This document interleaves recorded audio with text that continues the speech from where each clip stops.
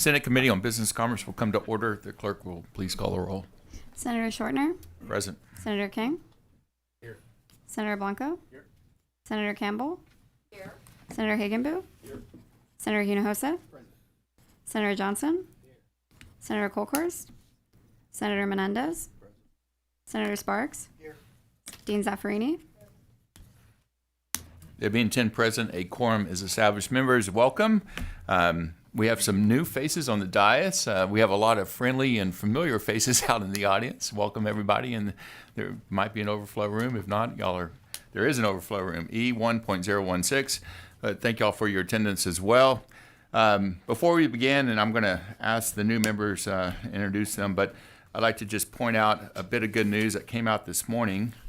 The ALEC report on the energy affordability report noted that Texas now ranks 10th in electricity affordability at 9.79 cents per kilowatt hour. That is a blended rate that includes residential, commercial, industrial electricity sectors. The U.S. average is 13.69 cents per kilowatt hour. So Texas remains open for business. The lowest rankings of the 50 states was California at 27.04 cents per kilowatt hour, 49th in rankings, and Hawaii at 38 cents per kilowatt hour. Again, that's Hawaii's is almost 4 times more than Texas is on an average retail price per kilowatt hour. So again, Texas is doing some great things regarding affordability, reliability, resiliency in our electric grid. And so that was a good bit of good news I wanted to share with the public regarding the average retail price and the affordability of electricity in Texas. We have new senators. We have a number of individuals that moved on to different positions and they are being filled by very capable men here on the dais. Senator Sparks and Senator Hagenbu and Senator Hinojosa. Senator Sparks, welcome, sir. Kevin Sparks from West Texas. If you'd like to introduce your staff and say a few words. Yes, thank you, Mr. Chairman. So I have staffing me Weston Hall. He's been with me actually since day one, and very capable. I'm really excited to serve on this committee, and I appreciate the opportunity to be a part of, be a part of what is likely one of the most important committees, because it has to do with really all the economics across our state. And while I am thankful that we've reached number 10 on our electricity rates, my question would be, what keeps us from being number 1 in the state of Texas? And so, anyway, glad to be here. Thank you, Mr. Chairman. Thank you, Senator Sparks.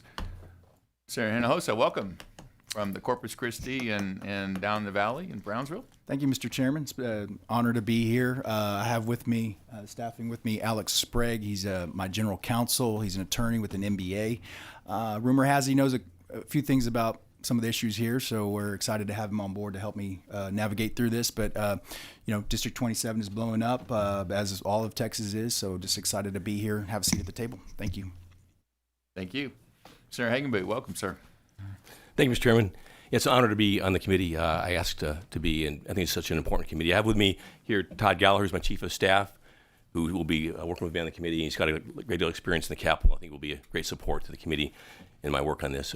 But obviously, business and commerce has a huge impact on the state of Texas in its future, and a lot of interesting things we got to work on. I understand this session, and I look forward to working with you. Appreciate it. Thank you, Senator. We are going to, of course, recognize and miss Senator Nichols and Senator Creighton and Senator Mays, who are various different endeavors across the state of Texas, and thank them for their service to the state as they move on to their future obligations and current positions. Welcome, Lois. How are you? Senator Colkhorst. So we have a. Nichols is gone. I know, yeah, we're like senior. So let the record reflect that Senator Colkhorst is here. So this is the Business and Commerce Committee's first interim hearing, and today we will be discussing our charge on securing critical infrastructure and supply chain integrity. The committee has dedicated substantial time to discussing Texas's power grid, including strategies to ensure the integrity of the grid and the supply chain that supports it. Recent reports have raised concerns about potential risks or vulnerabilities to the grid and its supply chain posed by hostile foreign entities. Today, we'll hear from state agencies, experts, and industry to further understand the scope of the risk and recommendations they might have to mitigate or eliminate those risks. After this first portion of the hearing, we will also receive updates from ERCOT, the PUC, and OPIC regarding Senate Bill 6 rulemaking, the new batch process at ERCOT, the Texas Energy Fund, 765 lines, and the continued load growth we're experiencing as a state.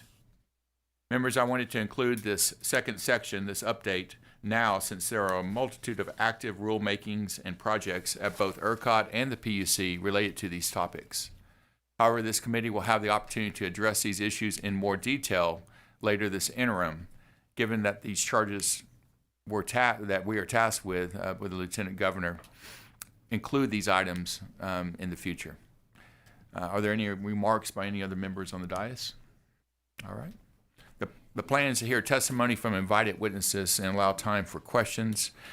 If members, we could please let them finish with their testimony before asking questions. That would be the best way to handle in an expeditious manner the agenda today. With that, we'll begin with our first agenda item. The chair opens the floor to Chad Seeley, Senior Vice President of Regulatory Policy, General Counsel, Chief Compliance Officer, and Corporate Secretary of ERCOT. That is a mouthful. That's a lot. Connie Corona, Executive Director, Public Utility Commission of Texas, and Will Wasdorf.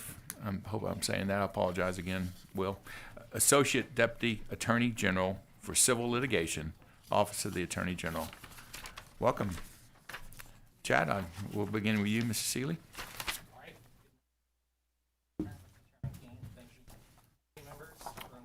Can you pull that microphone a little bit closer? Quite a bit closer. And turn it on too at the bottom, if it's not. Let's see. I got it. There we go. No, that's this one, Senator. Go ahead. Now it's on. All right. Usually people don't have a problem hearing my voice. Good morning, Chairman Schwartner, Chairman King, committee members. Thanks for allowing me the opportunity to come forward and explain what ERCOT's been doing as far as implementing the Lone Star Infrastructure and Protection Act. There's been 3 Senate bills starting back in the 87th legislative session, one in the 88th and one in the 89th legislative session. And every time has impacted ERCOT and the critical infrastructure, which is the Texas power grid, on how we've moved forward and implemented that. You should have in front of you a slide deck that I'm going to walk through. We did have a chance to meet with every committee member's office last week and go through these slides. So I will go through some of the highlights and then happy to answer any questions.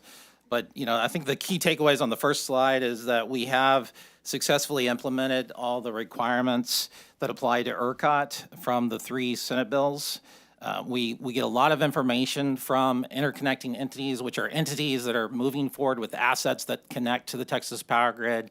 And then we also get a lot of information from our market participants that participate in the ERCOT market in different ways as well. The slide deck really focuses on 2 types of attestations we get. The first attestation is related to the market participants' corporate structure and their affiliates, and whether they have any relationships with the foreign countries indicated in the Lone Star Infrastructure and Protection Act, which is China, Russia, North Korea, and Iran. And then the second attestation that we get from all market participants deals with grid equipment and grid services. And so through those 2 attestation processes, we're able to get every market participant, every entity that comes and registers with ERCOT has to go through this process before we execute an agreement. And those that were already existing as market participants had to also give us this information. So we do have a lot of information that came in through these 2 processes, and I'll go through that as quickly as possible. So in the 87th legislative session, Senate Bill 2116, which was co-sponsored by Senator Campbell and Senator Hall, gave us the foundation for the Lone Star Infrastructure and Protection Act, which really, again, focused on the corporate family structure of market participants. associated with any type of citizenship, ownership, or headquarters criteria regarding China, Iran, North Korea, Russia, or any country deemed by the governor. The governor has not designated any other countries, so our focus has been on those 4 countries that are designated in the statute. You can see on slide 2 the time frame on how we implemented the LISPA from Senate Bill 2116. And again, we focused initially on interconnecting entities, which are the entities that go through our resource process, interconnection process, to put a physical asset connected to the grid. That was our first focus. And then ultimately, we ended up going through our protocol framework and applying it to every market participant that registers with us. And again, they have to fill out an attestation and highlight their affiliate relationships. And the main focus of that first Senate bill was tied to do those corporate family structures have any direct access or control to the Texas power grid. So you can have a relationship tied to one of those citizenship, headquarters, or ownership attributes, but the market participant has to confirm that there's no direct access or control when they're filling out the attestation. And that's how we implemented it for all of our entities. As we move forward on slide 3, the 2 other bills that I'll highlight quickly, in the 88th legislative session, which Senate Bill 2013, that was co-sponsored by Chairman Schwartner and Chairman King, put the second type of process in place, which is dealing with critical grid equipment and critical grid services. And we then move forward, as you can see on slide 3, how we implemented that through all of our protocols. And every applicant that registers with ERCOT has to give us a 5-year look back on grid equipment or grid services when they come in as part of an attestation process. And every existing market participant had to also give us a 5-year look back and has an ongoing obligation for any equipment or services that they procure that hits the triggers in the statute to update us every 180 days. Last session was Senate Bill 2368, which was co-sponsored by several senators. And really what that did was increase the visibility of what ERCOT can do as far as its investigation authority, asking additional information. There was a $1 million administrative penalty that the PUC could enforce as well, and strengthening the partnership between the PUC and the Attorney General's office. As we move forward, and let's focus on the first attestation on slide 4, you'll see that we have kind of 2 snapshots of data. So the first snapshot of data was when we implemented the first bill for LISPA, we had to get all this information on corporate structures from our existing market participants. And that deadline was July 11th in 2023. And you see on the left-hand side of the chart, we had over 1,500 market participants at that time, and those that timely submitted, those that were late, and those that were non-responsive. The chart on the right deals with the non-responsive market participants and the action that we took, and it breaks down the types of entities that failed to give us any information. And ultimately what we did was terminated those market participants for being non-responsive. So that's what's on the top part of that slide. On the bottom half of the slide, we wanted to true this up for the committee, and so you see that this is real-time information updated through February 2026. And what you can see is between 23 and 26, ultimately we have about another 650 market participants that have registered with ERCOT. And in the chart, you see that there were 113 market participants that did report a corporate affiliate structure that was tied to corporate headquarters and ownership or some type of control tied to China, North Korea, Russia, or Iran. But all of them, but one, indicated that there was no direct control or access to the power grid, which is part of the statutory framework. As long as there's no direct control or access to the Texas power grid, then it's okay for them to have that relationship under the statute. If you move forward to slide 5, you'll see again, we took the 113 market participants and we broke it down for the committee. So you see the type of registration type. A super majority of that is resource entities. Resource entities are the owners and operator of the assets on the system. And then ultimately on the right-hand side of the chart, you'll see basically the country designation tied to that. So you see China at 24%, Russia at 24%. Chairman, you okay if I continue to give the update to the committee? What's that? Are you okay if I heard Yes, the go ahead. sound go off? Are you Yeah, okay go to ahead. continue? Yeah. Okay. The indeterminate number was that the first iteration of our attestation doesn't require you to disclose which country your designated company is from. We've sent out RFIs to get that additional information, so we'll be able to fill that gap in. And as we go through our stakeholder process year, we'll enhance the attestation so we go ahead and grab that information going forward. But for those that did disclose it, you'll see the breakdown there on the right-hand side of the slide.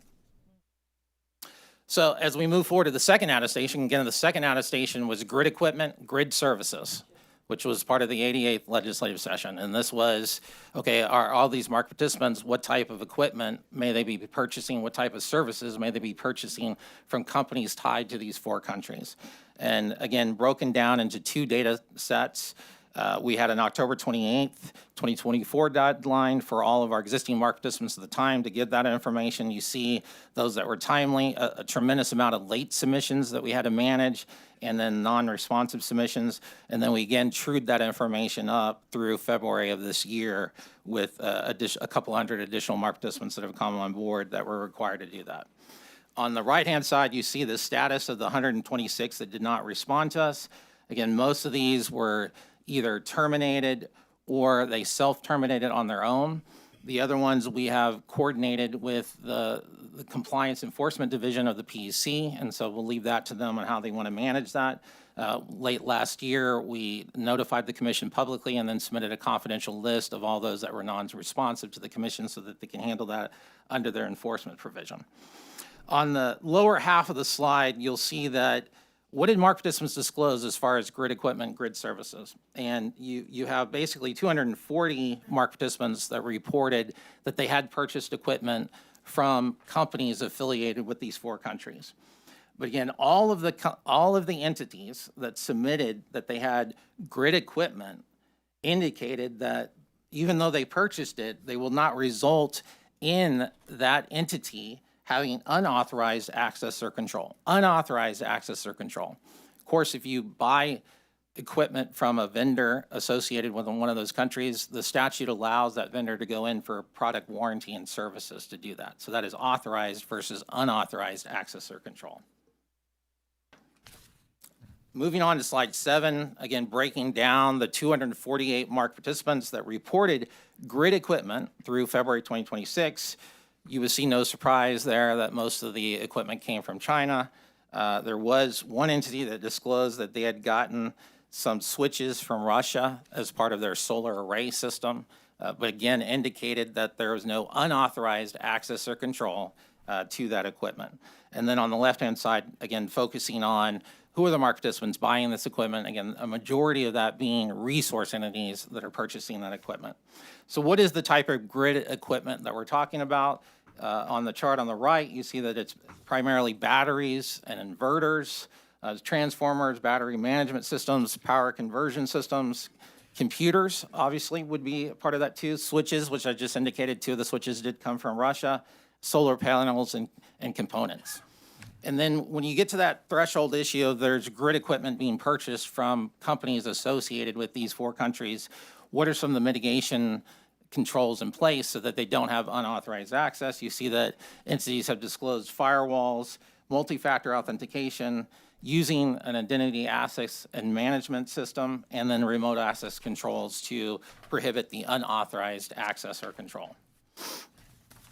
On the next slide, I wanted to spend a second to describe to the committee our internal processes. And again, we're focused on 2 types of attestations. Every week, we do a sampling of our market participants and our interconnected entities.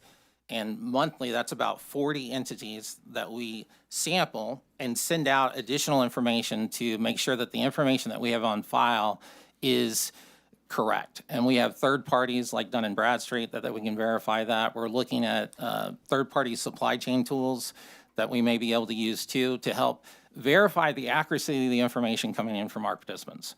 We have the ability to send additional requests for information if we see inconsistencies, and then obviously engage with the market participant in those discussions. If we get to the point where we see discrepancies, the statute allows us to take immediate action against those market participants. We can obviously terminate or the control room, if there's a significant reliability issue, can send instructions to the transmission operator to ask the operator to open up the breaker at the resource entity, or we can obviously use our enforcement process by referring things over to the PUC and the Attorney General's office. A very similar robust process is in place for the attestations for grid equipment and grid services. You'll see that located here on this slide as well, the process that we go through.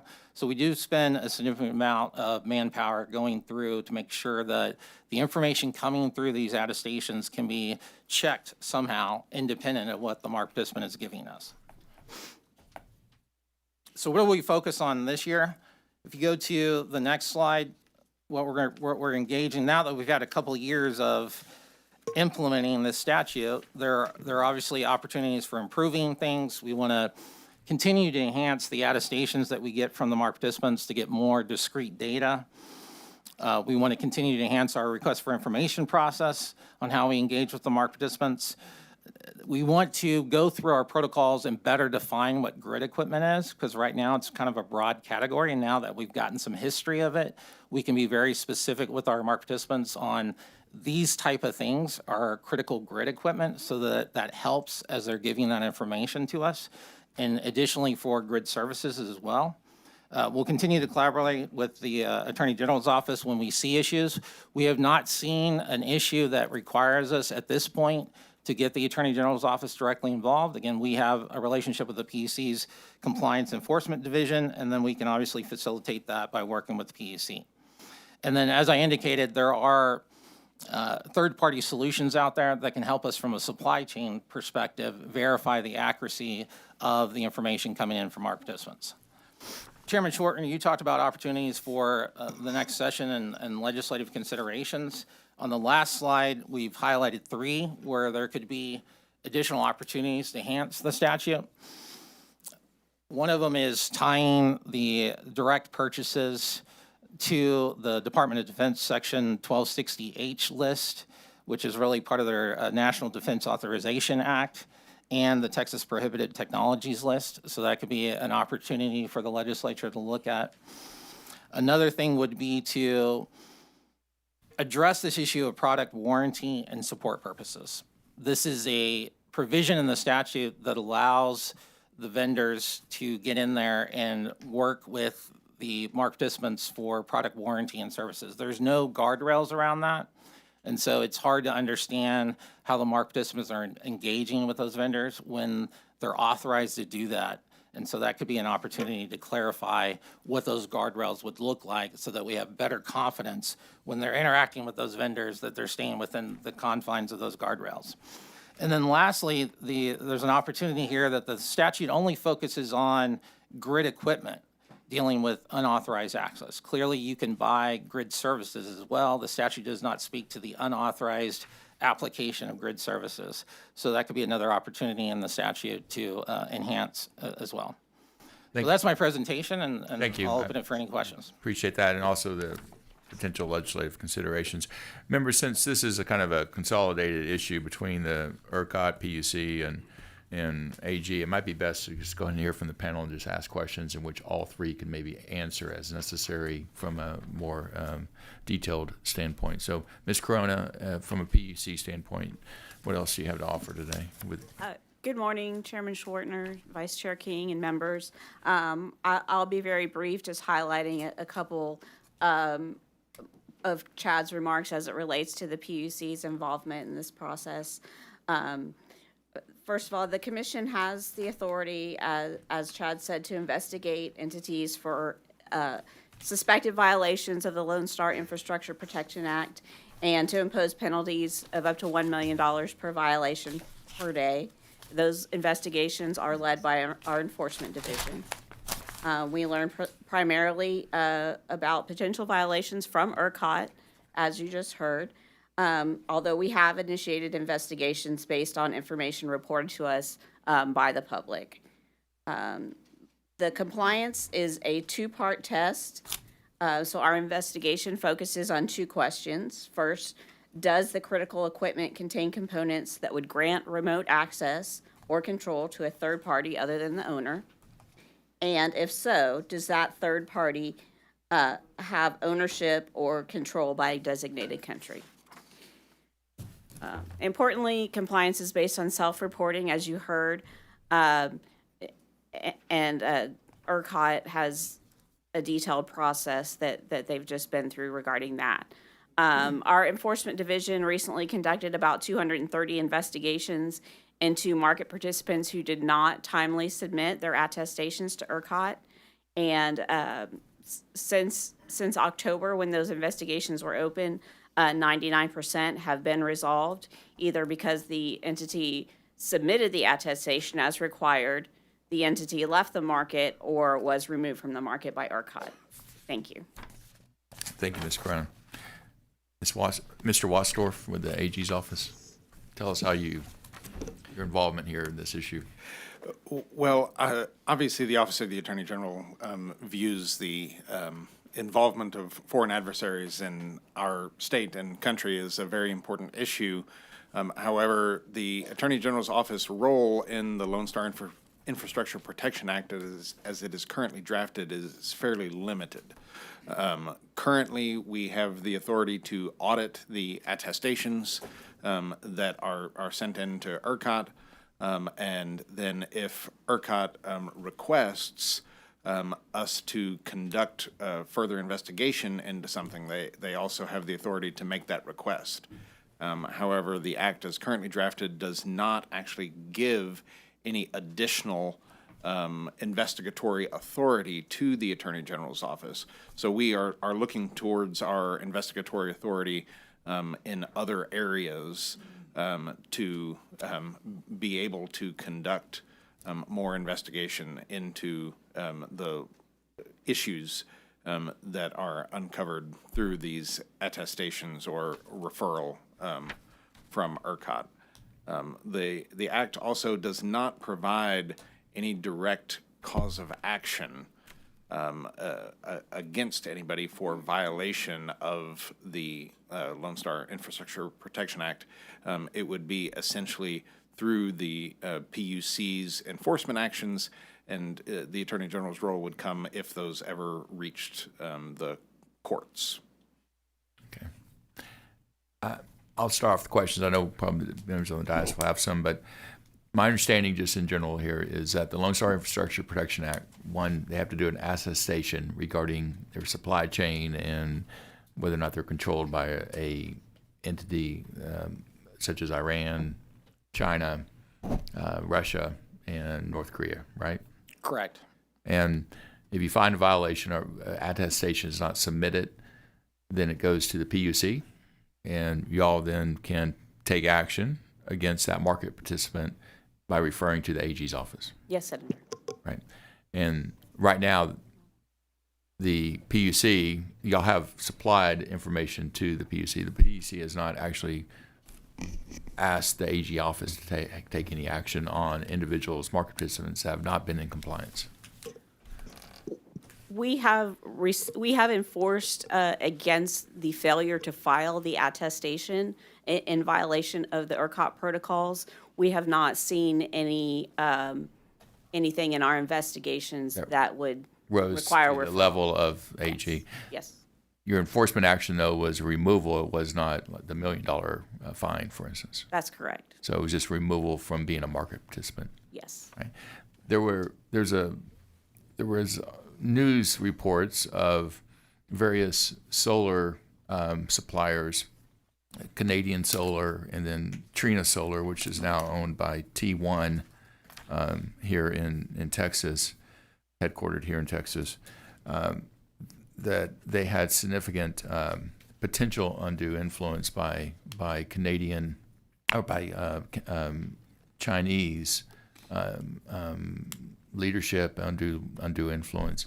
So that they are not actually market participants. Am I correct in that? In the sense that they're subject to the foreign entities of concern federal regulation, but they're not market participants in the sense that the Lone Star Infrastructure Protection Act would incorporate them. Correct. Those entities you refer to are not market participants, but I would say the process I described on one of the later slides. Can you get your microphone closer? So The process that I described on one of the later slides would apply to all of our market participants, and they have to list all their affiliates. So if there was an affiliate relationship, then we would understand that and be able to ask the market participant for additional information, but not a entity that is not registered with us. Right. So a utility scale solar farm that utilizes Canadian solar equipment as part of their supply chain would have to delineate that based on being an affiliated supplier of that utility market participant. Correct. solar On farm. that second attestation on grid equipment, grid services, if it met the requirements in the attestation, they would be disclosing that information to us. Right. Okay. So besides the attestation, that's basically it, right? It's just are we using Dun and Bradstreet? I think I read that somewhere to verify the attestation and make sure that what they're saying is true to some extent. Or are we just taking their word for it? No, we do use that as a way to verify the corporate family structure when the information is available. In the corporate world, not everything shows up dynamically. Yeah. There's lots of subsidiaries, right? Exactly. So we obviously are relying on the attestation, and then we're using the best intel through third-party solutions that we can to do the best to verify the corporate family structure. As I indicated on one of the other slides, we're also, as technology continues to improve, we're looking at third-party solutions that would allow us to look on the supply chain side to verify that as well. So that would be another check on that second attestation that deals with grid equipment, grid services. Right. That was part of the second piece of legislation that Correct. updated the Lone Star Protection Act. Okay. We have a number of individuals. Dean Zaffarini, you can start, please. Thank you, Mr. Chairman. This is to the panel as a whole.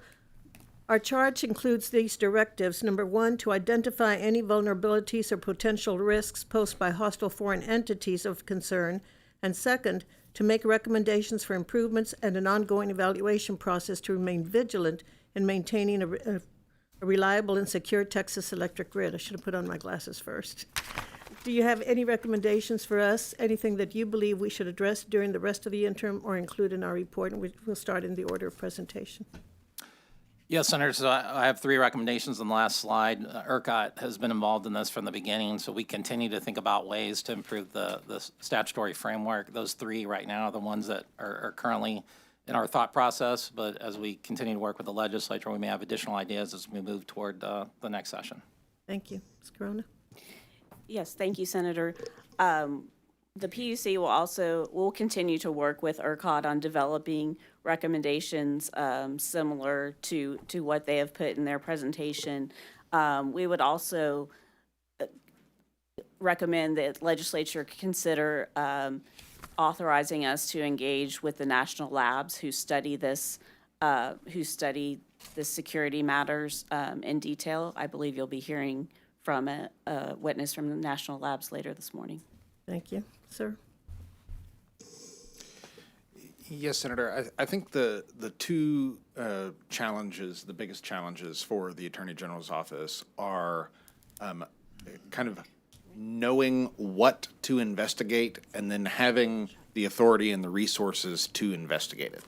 And obviously, the system is set up to provide these attestations.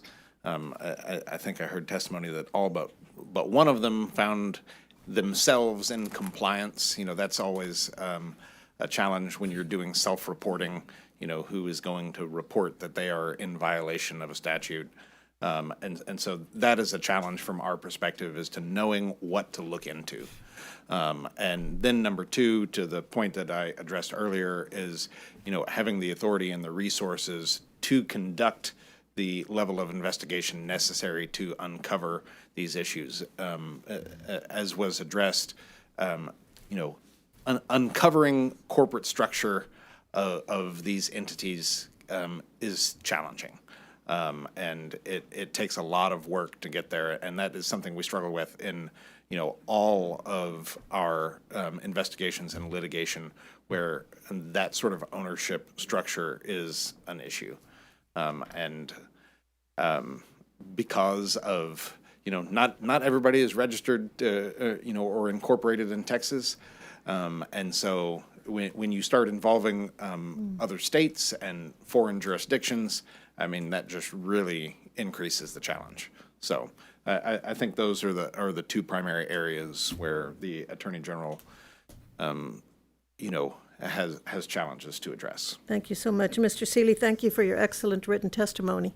You answered my questions as you went along, actually, except that I have one you didn't answer, and that is on page 8 of your written testimony, where you have the evaluation processes in 2 divisions, and in the cells on the right end, you have 3 steps for each category. Could you give us the number breakdown for those categories? The number breakdown of, For example, in how many cases do you take no additional action, et cetera? well, I would say in the predominant, I don't have specific numbers, Senator, but I would say in the predominant case, no additional action is necessary because through the RFI process, we're able to get additional information beyond the attestation that gives us comfort. That could be, the actual corporate documents that prove that how the relationship is set up and that there's additional information verifying from a corporate standpoint that there is no direct or access or control. We obviously have talked about referring it over to the PUC, so we have sent information over to the PUC for their enforcement process. And again, very few have been terminated as a result of being in violation of the act. And that's in both cases, both evaluations? Correct. Thank you, sir. Thank you, Mr. Chairman. Thank you. Senator Campbell? Thank you, Mr. Chairman. Well, I wanted to ask, first of all, no one is considered a participant unless they have been vetted and proven not to be associated with the hostile country. Both, and you spoke of direct once, but you didn't speak of indirect. But nobody can become a market participant unless they've been vetted. Is that correct? That is correct. Every application, every interconnecting entity has to go through this attestation process. And following up really with what Chairman Schwartner said, we're just taking their word most of the time. It sounded like when you were explaining things there, I was hearing, that sounds okay. That sounds like there could be a gap. You do the best you can. In some cases, you use the third party. I mean, what do we really have that keeps us, the vulnerabilities, if you will, to having a hostile country be able to sabotage in some way, be it with a small piece of equipment, be it with services, be it with indirect connection with a legal participant? I mean, how do you really shore that up, firm that up, that attestation? Because I believe that's not a good way to shore it up. And the PUC doesn't look at new applicants. They look at you investigate complaints, somebody who's already a participant. And I'm holding on your question. Is that right? With respect to the Lone Star Infrastructure Protection Act, yes, we take referrals from ERCOT regarding existing market Well, I'm talking participants. about the Lone Star Protection Act because he said, I mean, does every applicant prior to becoming a participant also go through the PUC for him to be vetted? Did you say that? Or are they only investigated with a complaint? Is it complaint driven? PUC's investigation of a participant, somebody who's already hooked up. Yes, with respect to this act, that's correct. Okay. So I think that there are a lot of red flags of vulnerabilities that we're not shoring up. You're not shoring up. And whenever you give us, I mean, do you believe every attestation, if they say no one is going to service the equipment, be directly or indirectly associated with us if you're a foreign entity, and they say, absolutely. Do you believe that? Not necessarily all the way through, which So is what- why we've made recommendations to continue to enhance the statute going Okay, so forward. a couple of things there. When you say not necessarily, that's a gap. And it's flexible. I think it could be a big hole. And when you say then, you make recommendations. Well, number one, we can't wait until session starts, then a bill gets passed, and then it goes into effect September. Why can't you do some of these things just on your own? Why do you have to have legislative authority to consider prohibiting market participants from purchasing the equipment or services from foreign threats? Why isn't there enough leeway for you to do everything possible to shore up our grid and those wanting to hook up to it? So, Senator, I believe we do have that authority, and on the previous slide, we've talked about items that we're going to move forward in the stakeholder process in 26. On the last slide was legislative recommendations to enhance the statute. So this year, we are planning to engage our stakeholders to continue to improve the protocol framework that we have on specifically defining the grid equipment, grid services, and additional information we can get through that process. Okay. So before you get to that roundtable discussion with everybody on that, what happens if they do it tomorrow? What are you doing to secure it today? I had legislation on Lone Star Protection Act, started it. Senator Kolkhorst added to it, strengthened it, and I'm just seeing some holes here. I'm not trying to be critical. I hear it. Maybe I'm the only one that does, but it sounds like you're hesitant, like, well, you're going to start so we can enhance it more. It needs to be enhanced now. So I want to be clear that if we detect a real threat to grid security, as far as a market participant that's connected to the grid, either physically connected or through our systems, then we can immediately cut that access off. We have that authority now. What we're talking about here is a process in which information comes to ERCOT, and how can we verify that the best we can? And it And so- sounds like, now, I don't mean to, I'm sorry I'm cutting you off, but it sounds like they get on as a participant with maybe attestation is true, maybe it's not, and it really piques your interest when you find out, oh, they are a participant and they are connected. Well, that needs to be fixed prior to happening.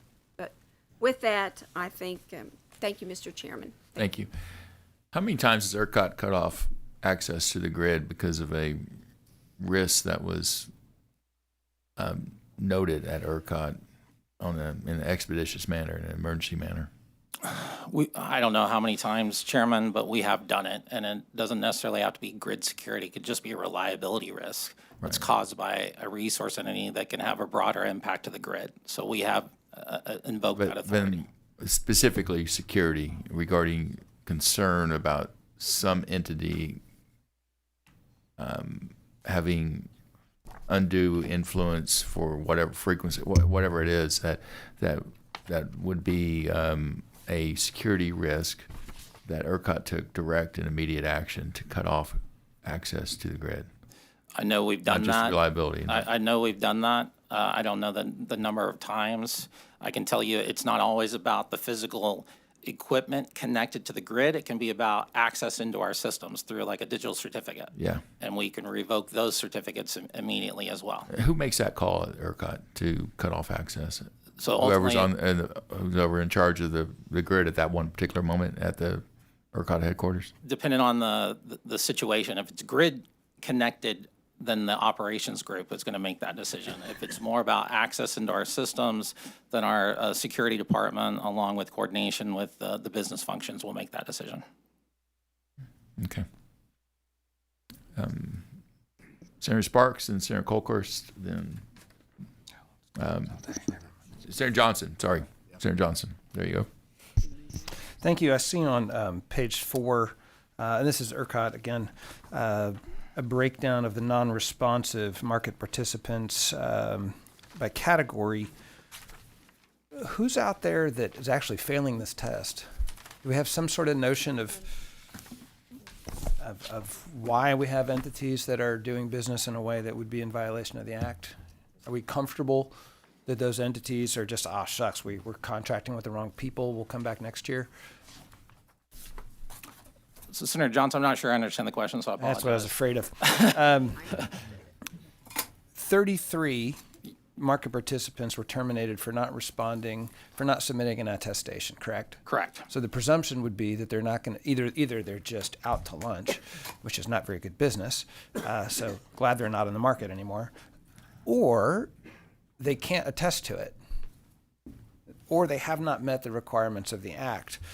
Do we have some notion of 21 of these were resource entities. Of what kind of entities were operating in such a way that they couldn't meet the standards? Are we comfortable that there's nothing nefarious going on?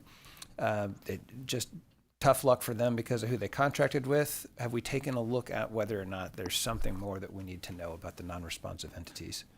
Yeah, for the non-responsive, I mean, the process to terminate the relationship happens pretty quickly. So that means they no longer have any access, either physical or remote access. Right, to they're our out. systems. They're out. And who so are they? as far as that process, through our registration process and our security process, there's an assessment there. So I'm not aware of any ongoing risk tied to that. No, I didn't imply it. I'm just wondering who they are, if we have some idea if they're... The type of specific asset kinds owners. of players. Yes, we would have that information. I'm still probably not asking a very clear question. What kinds of players don't meet these requirements? Typically, it is, so if we talk about resource entities, it's typically a small player in our market that may not have very robust controls in place. Okay. And you're not concerned about who they are? And it's not a loaded question. I'm actually just seeking reassurance. As far as the ones that are terminated, we have no concerns. I mean, Okay. I think to Senator Campbell's point, there's always a risk of relying on a paper process. How sure can you be about any of that? Yeah, and from what I hear, you've got multiple steps, and we heard from Connie as well that you've got multiple steps to try to verify that the paper you're getting is accurate, and Correct. you're engaging that on a weekly basis. So I appreciate that too. All right, let's skip to page 10, your legislative proposals. This is a long road ahead of us, so I don't want to spend too much time on it. But just to try to understand your first point, consider prohibiting market participants from purchasing equipment from foreign threat companies. Does that mean prohibiting companies from buying solar panels from China? If they're designated as a specific company on those lists, then that's what it would mean.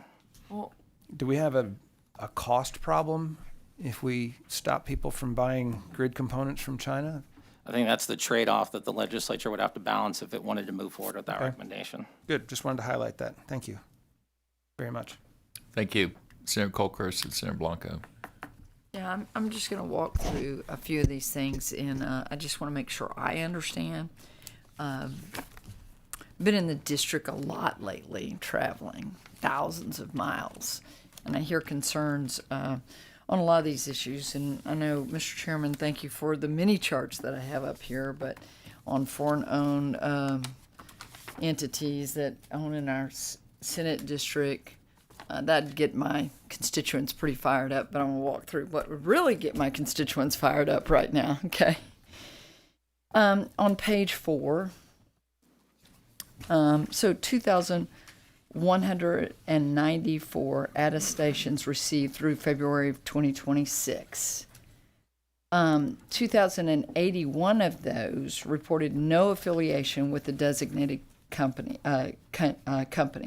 My question is, does that go all the way back to the supply chain? That is not the supply chain side. That is the corporate family structure side. Okay. So then I look up the 113 MPs reported an affiliated designated Lone Star Infrastructure Protection Act designated company, right? Correct. So I turn to the next page, and this is a breakdown of the 113, right? So I want to kind of focus on the indeterminate. I wrote can't be good when it's indeterminate. So define indeterminate for me. And I'm not fussing at you. I'm just talking about our vulnerabilities out here. Yeah, so what that means is in the attestation that's part of the protocols, the attestation right now does not say identify the specific designated company from which country. So some of the market participants gave us that information and some did not. We have requests for information out to fill in the indeterminate number. So all it means is that pie chart is going to get filled in with the specific countries. Is there penalties if they don't reply for your If an entity, RFI. it's a very similar process, Senator. If they don't respond to our RFIs, then we have the opportunity to move forward with a breach action or move it forward to the Public Utility Commission as part of their compliance and enforcement division. So you do have that power in the bill that Senator Campbell passed and the follow-up bills. Those enhancements are there, and we had that authority previously as well. Okay, so let's turn to page 7. Okay. So now we're talking about critical electricity grid equipment, right? And so on the registration types of the 248 MPs that reported CEGE, 248 out of, why is that 248? I'm trying to match all my numbers up. Yeah, it's on the previous slide. So it's the Okay. 248 of the total 1,992. So if you go on the previous slide, you'll see at the bottom that chart, that's 1,992. Right? And you see that shorter bar represents MAR participants that reported grid equipment, 248. So that 248 carries over to the next slide. So of the other ones in that lighter colored, teal colored, they didn't report this, or they weren't required to. They didn't have any grid equipment tied to those countries. Okay, great. So of that, and I'll just say, as we look through this pie chart gives me 99% from China and 1% from Russia. Does anybody think that's good? I don't think that's good. Does anybody? Are those countries friendly to America? I don't think so. I mean, and I'm not fussing at you. Thank you for giving us this information. And then I think I even saw on some chart, there we go, page 5, that Iran is involved in some of this. What could be wrong? From Just the stating the facts. from the corporate affiliate structure. Yeah. Correct. Just doesn't matter. Anybody know what's going on in the geopolitical world right now? Doesn't matter. I don't care if they're a supplier, corporate structure, probably not good for our major infrastructure.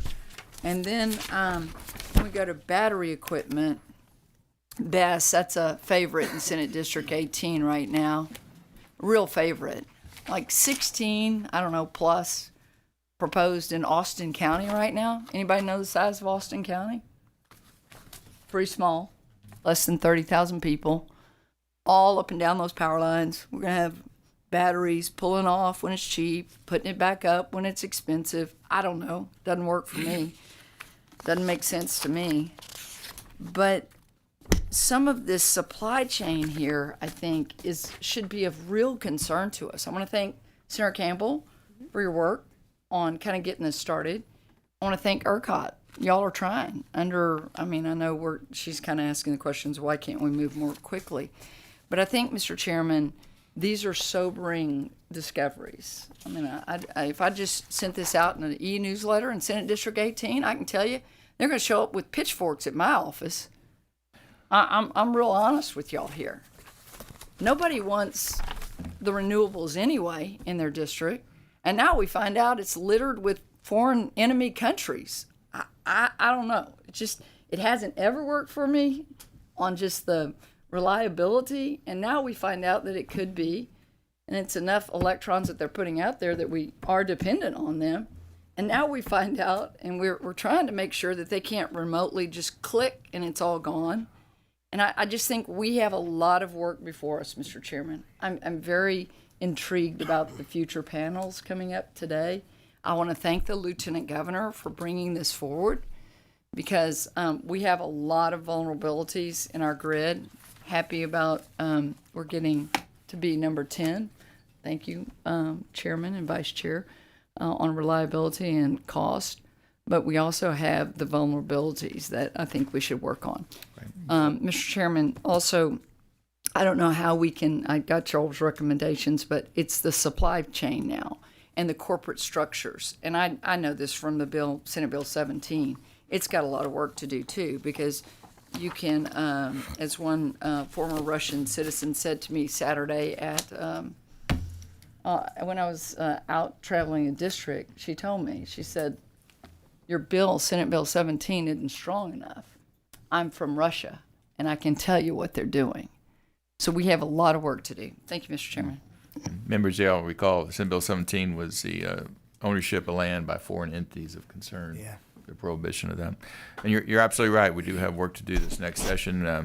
There's lots of discussion of what can be done to help secure our supply chain and grid and make sure that there are no untoward and undue influences by foreign entities that mean to do our country harm. Balancing that all out with affordability and reliability, and it's a complex mess. Mr. Chairman, can I also follow up on one thing that I think we lose sight of here in this building? I'm glad to see all of you again. Good to be back in Austin.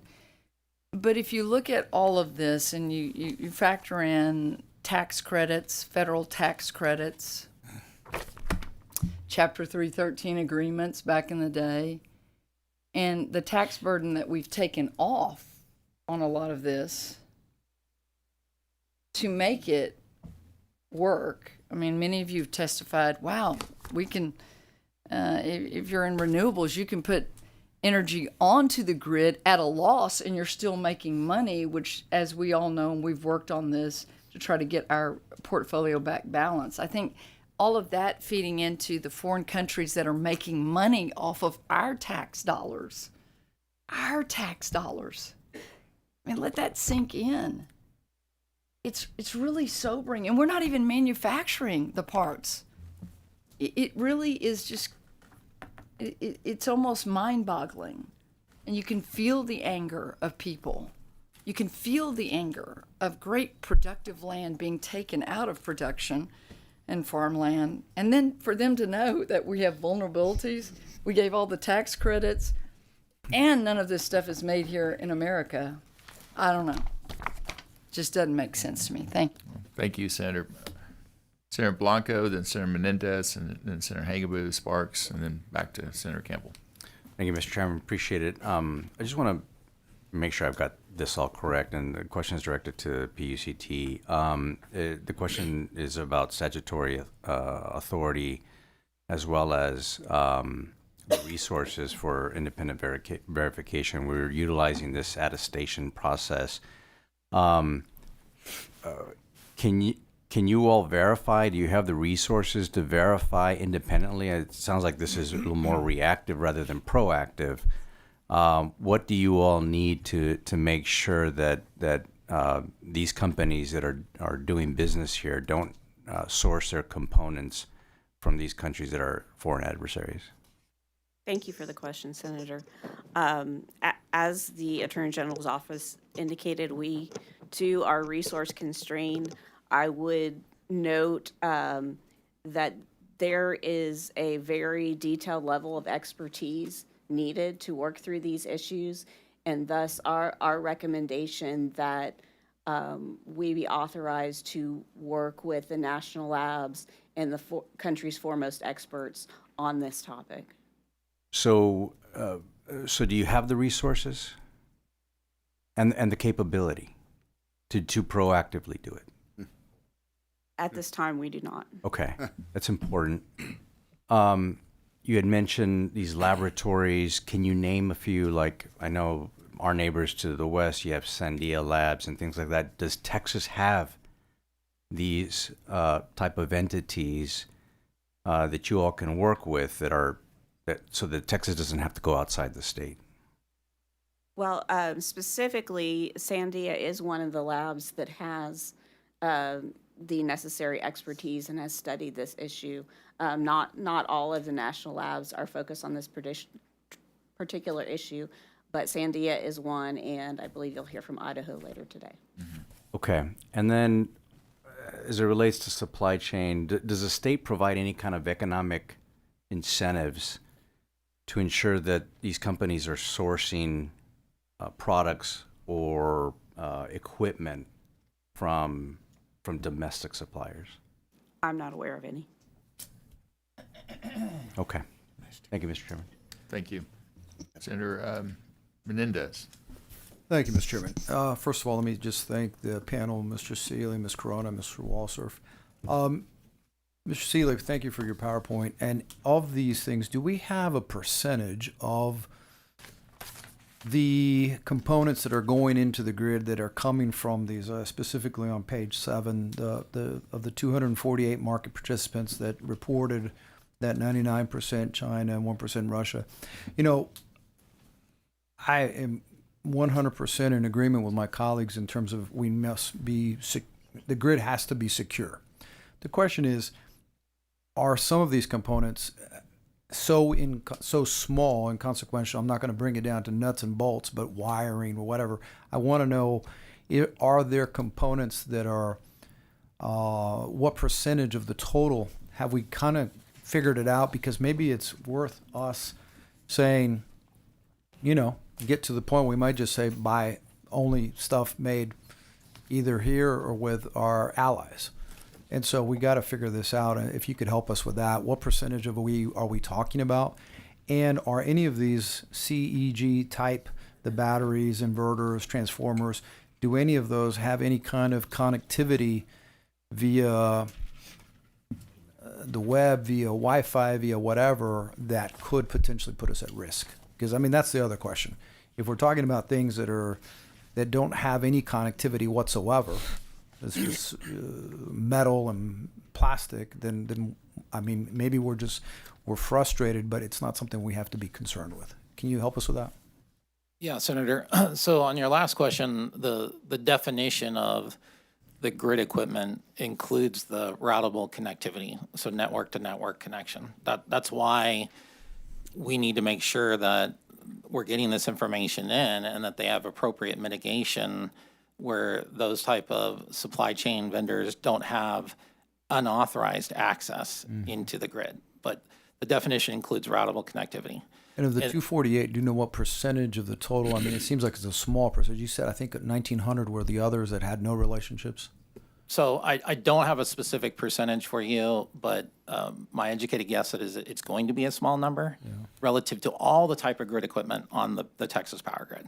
Okay. Right, all the transformers, all the breakers that are out there. So we could solve this potentially by just saying if you wanted to be working on the grid, you could not have any relationship. If you wanted to be in any form of product that has connectivity to the grid, you could not be from any foreign adversary, and that would solve the problem, would it not?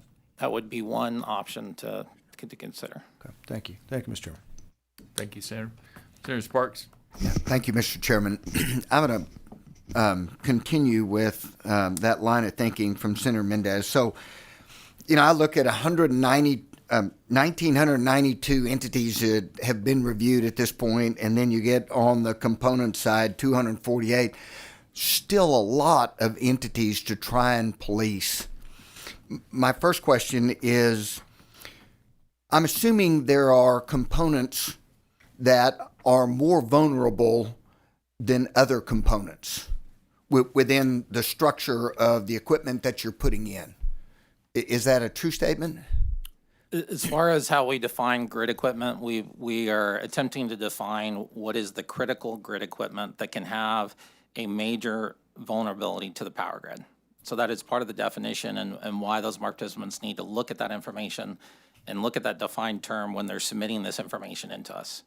So we're not, to Senator Menendez, we're not putting bolts on the list, right? We're putting the critical grid equipment that can have a broader impact to the Texas power grid. So, I mean, in general, rough numbers, how many components are we talking about that are that critical, that you'd put in the highest group of being critical components? Are there 20? There 100? I think, you know, the list on slide 7 are definitely categories of types of grid equipment that we're going to specifically define in our protocols going forward, but the list is broader than that as well. Okay. Because I'm 1,992 entities. I don't know how we ever police that. You know, I look at other things that the state does, and when you go out a request for purchase or whatever, in a lot of places we limit it to folks that we have worked with, or you've had to have complied with XYZ in the past, and this just looks like we're entertaining any and everybody. I understand Senator Johnson's concern that if you limit it too much, you're going to run the cost up, right? It's valid. And unfortunately, my understanding is they're not there are a lot of these components that nobody makes besides people that, we're not friendly with.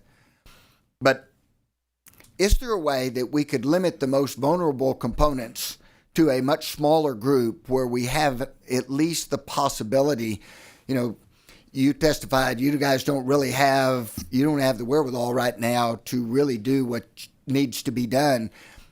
I would argue the grid, electricity, is the most critical thing facing the state of Texas, in that if your electricity goes down, you don't pump gasoline, you don't pump water.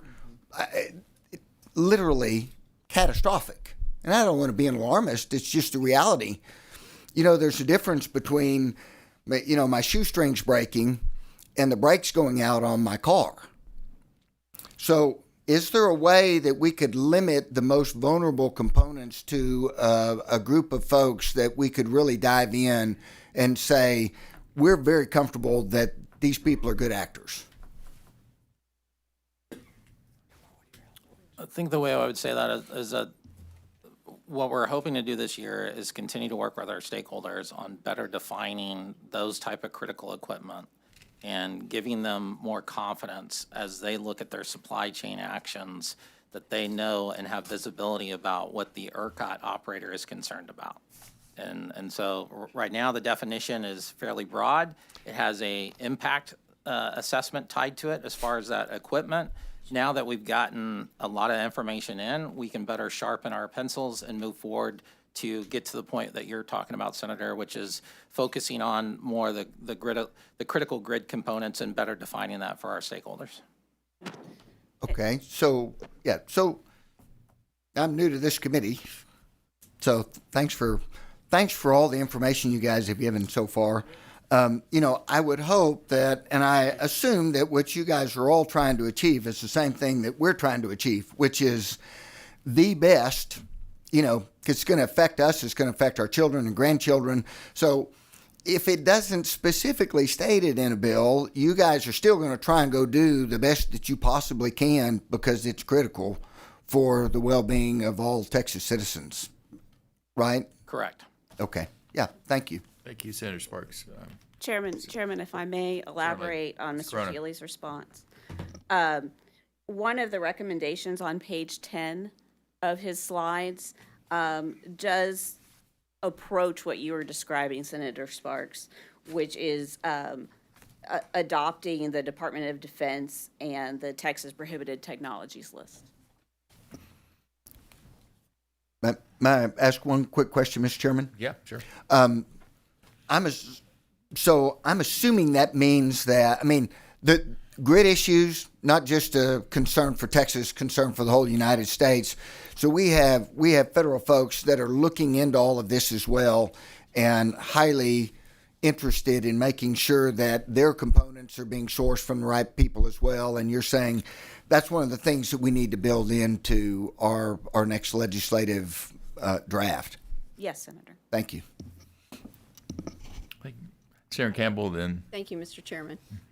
Mr. Seeley, I just want to make sure I understood something. You said that on this chart, when Senator Colcourse was asking about undeterminate, you said that like the 24% China because they volunteer that information, the other you don't. Yet you're tasked with making sure people that are from one of the 4 hostile countries or anything that the governor decides is hostile, that they are not a participant. Well, how do you know if you don't ask them? If the application does not ask if you are China, North Korea, Iran, or Russia, well, am I missing something there? I think what you're missing, Senator, is that we are asking that through a request for information to get that information to fill in the rest of that. And then as we move forward to do a second iteration of the attestation, that we will be specifically putting in that attestation going forward, identify the countries that your designated company is from so that we don't have to ask for it through a separate process. Okay. Why don't you ask it on the initial application that they're testifying to, the attestation? I think like everything, Why don't you just ask them? it was like question number 1. Sorry, Senator Cannell. It was a lesson learned from how we implemented the original LISPA statute with our market participants. This attestation is part of our protocols. And so, but we still have the authority to ask for the information separately through the separate process that it was enunciated on another slide. Well, So we're going to get that information. Okay, but I really still don't understand, don't have to have the understanding right now, but I don't understand when that's the primary focus. Does a country that I've named, hostile to America or to Texas, does the primary application, it does not ask if you're one of those four. Why don't you go back and just ask them? Why don't we put it on the question? We are doing that, and we're also, But not, at this moment, it is not. it is not on the attestation right So I now, would which just is part of the recommend that protocols. being done now. Okay. And it might save you some time in requests for further information. Thank you, Mr. Chairman. Yes, thank you. I'm hearing lots of good ideas regarding improved oversight and compliance and ensuring the safety of our infrastructure. Everything from just, again, a more robust process versus prohibited suppliers to even designated suppliers for certain infrastructure. It's just a matter of how far down this road we want to go, and from a cost prohibitive, there are maybe some components that are almost solely sourced in China, I would think, on our grid. Chairman. Senator King, and then that's okay. Thank you, Chairman. Just a quick question. Are any of the other ISOs, RTOs, the other ERCOT sharing this, are y'all sharing this type of information with each other? They do not have a similar robust process that Texas has implemented, but, you know, through my peers, we have conversations about grid security and similar discussions, but they don't, Texas is first mover as far as putting this type of framework in place. Does the federal government have any clearinghouse posting you can go to that these companies, are they doing anything along that? I think that's the Department of Defense does have the recommended company technologies list that prohibits the federal government. And do y'all consult with that for? We have partnerships with both federal and state agencies, and we're aware of those lists. But as far as what's in the statute, that is not a prohibition for market participants at this point.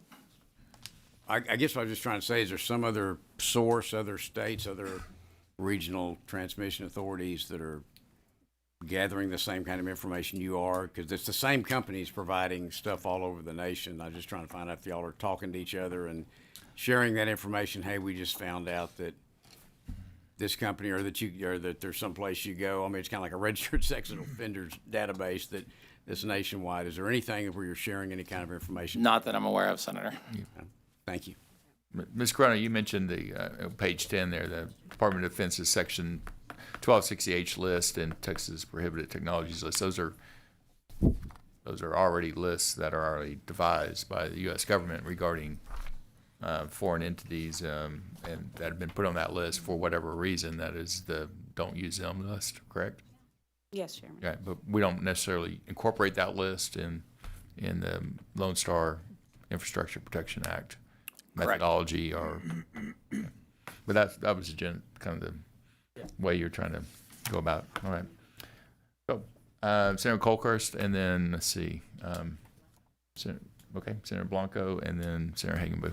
I think Senator King was answering some of my questions if any other states keep this kind of information, and your answer is not nearly as robust, or this is kind of our first attempt to. We've learned stuff through the questionnaire and stuff. Is that correct? That's correct, Senator. And I just want to build off of what Senator Blanco was saying about incentives to, especially on the, I call it supply chain, CEGE, of making it here in America potentially. I'm just thinking outside the box. Mr. Chairman, I think we were having a hearing on the Senate floor in the interim. It was when I first became a member of Business and Commerce, and I think you were the newly minted chairman, that we discussed onshoring and trying to work toward manufacturing parts more in America. I know the current administration is really working about onshoring. We've heard that very loudly from the Secretary of Department of Commerce, but perhaps this is an opportunity to work through as we gather this information to see our vulnerabilities, to incent more manufacturing here in America and in Texas. As I read through things, I get very worried about young people not having jobs because of AI. It's good old days of going back to manufacturing might be something. So I want to thank my friends and colleagues for a lot of good exchanges here and potential movements forward. Senator Hinojosa, or actually Senator Blanco, then. Thank you, Mr. Senator Chairman. Hagenbuch. I just want some clarity. Senator King and Chairman Schwartner brought this up. Why is it, on page 10, the first recommendation, why the Department of Defense Section 1260H? Is it broader than what the governor has designated? Are you looking down the road for future governors? I guess my question is, and I get the concept that these are the list, if this is the DOD list that said these are the bad guys. We don't contract with bad guys. Currently, Lone Star designates the governor to create that list. Why is it the recommendation that we go with the DOD list rather than the governor? Well, in the recommendation, it's both the Texas Prohibited Technologies List and the Department of Defense. So I think they work hand in hand. And I believe the governor just updated the list in January of this year. You'll see a lot of similar entities identified on both lists. I think the point is that the statute does not have that feature directly embedded into it. If the legislature so chooses, that would be beneficial to the overall security of the Texas power grid to prohibit market participants from buying critical grid equipment or services from companies identified on those two lists. Okay, so it's not about who designates the list. It's about, what is it about? It's about mapping the obligation of the market participants to the list, so that if you want to constrain and protect the ultimate supply chain for the Texas power grid, then you would say market participants don't buy critical grid equipment from entities designated on these two lists. Got it. Okay. Yes, and I would add that the recommendation, as I understand it, would be to add these two lists to the current prohibition, not to replace the current prohibition. Okay, great. Thank you so much. Appreciate it. Senator Hagenbuch. Thank you. Sarah. Thank you, Mr. Chairman. Yeah, I'm colorblind. Sometimes can't tell if it's red or green. Yeah, two questions for Mr. Seeley and then one for Ms. Corona. Mr. Seeley, so on page 7 there, just quick and follow up on that is, so with these components, batteries, inverters, transformers, we're trying to make sure that, so I understand that somehow there's some foreign entity that can't flip a switch and they'll turn off the grid, or kind of like the Israelis did with the pagers, that kind of thing. Is that kind of the idea here? That is correct, Senator. Yeah. So you've identified that there's these 248 players and they have these components. Okay, that's good. We know that. But do we go any deeper to actually look? And I understand you have these mitigation things here. Do we go any deeper to actually look at those components at a deep level to see right now whether they have any issues? Do we physically look at them or audit them? We do not go out and do any kind of physical inspection of this grid equipment.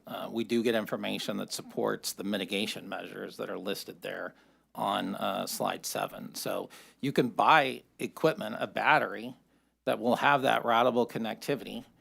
The issue is, does the vendor that you bought it from have unauthorized access? And so that is what the statute requires. And in order to prohibit unauthorized access, market participants put these type of mitigation measures in place. But the statute still allows for the vendor to come in and do product warranty and services. So is that, do you have any concern that any of those 248 market participants and however many components these add up to, any sense of assurance that we've made sure that the ones that are existing in place, don't have any abilities to disrupt our system? Based upon the information that we get to understand the mitigation measures, those are what the market participants have in place, that they're attesting that those vendors don't have unauthorized access. And here are the measures that we have in place, from firewalls to multi-factor authentication, but we have no boots on the ground to verify that. Okay, thank you. All right. Thank you. And Ms. Corona, you talked about the national lab, and we had some questions about this, about working with other states or with the federal government. We're trying to do this from a detailed sort of audit basis, bottom up. But do we work with or should we work with intelligence and other information we get from the federal government that has other ways of us figuring out whether some of these entities may be doing these things? So maybe coming at it from different directions to see if we can identify which ones might be more likely to be, doing the various things or things that are going to upset the system. Do we work with any other government agencies like that or federal agencies? The Public Utility Commission is active in the critical infrastructure security discussion going on among other PUCs, federal agencies, and so on. And to the extent we can expand on that, I would certainly recommend it. Thank you. Thank you.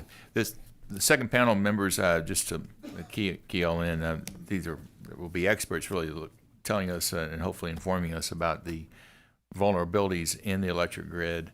And then, of course, we have a third panel of industry participants and the fourth panel of leadership of PUC and ERCOT. So just key all in. Let's see. I wanted to ask one last question. I don't see any other lights on. Of the AG's office, there is an active investigation by the Attorney General's office regarding cattle batteries, which members, that's the largest manufacturer, I think, of batteries in the world. They have 37% of the global market share, biggest EV and energy storage battery manufacturer in the world. What made y'all open that investigation, and can you give us any details of where that investigation is? And I think y'all did reference the Lone Star Infrastructure Protection Act in your initial, I guess, announcement of the investigation. So please fill us in about the cattle battery investigation, which is a Chinese company, of course, and I believe is part of the Chinese military? I'm not 100% sure. This investigation actually goes to the point that Senator Hagenbu was just making.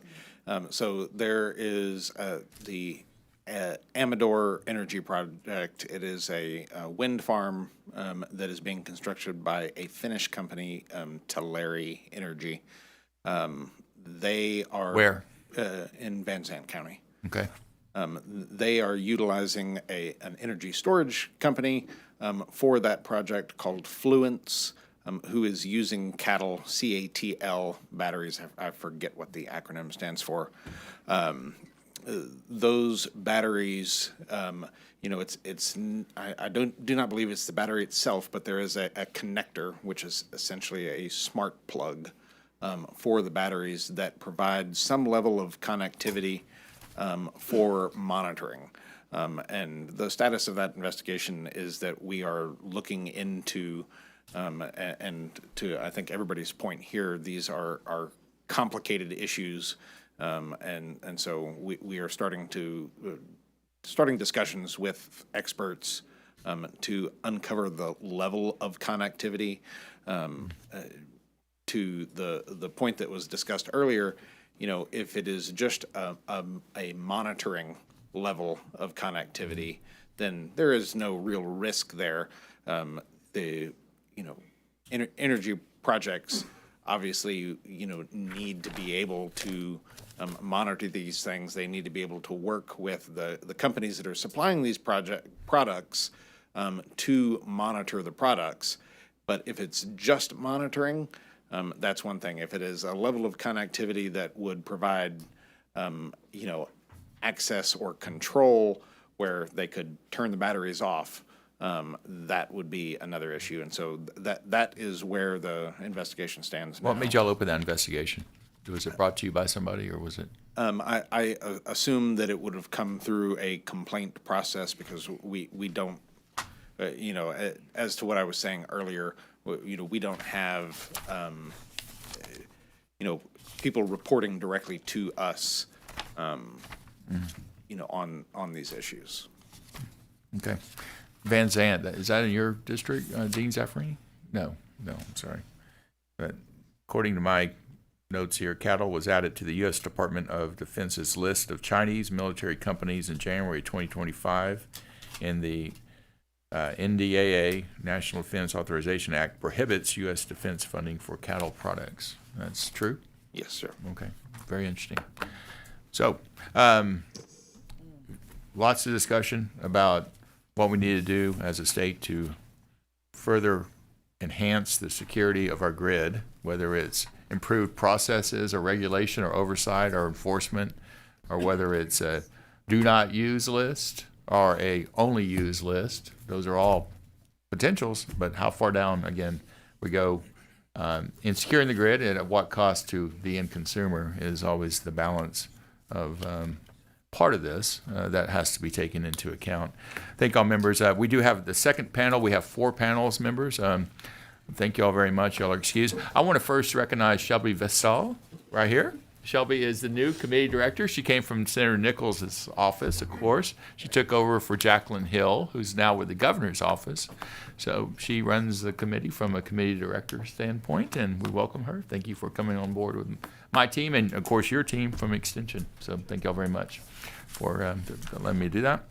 And so the second panel, members, we are going to call one of the most renowned experts in power grid security, Dr. Emma Stewart, Chief Power Grid Scientist at the National Homeland Security, Idaho National Laboratory. And then we have from University of Texas, Dr. Brent Friend, full professor of practice, assistant dean, McCombs School of Business, and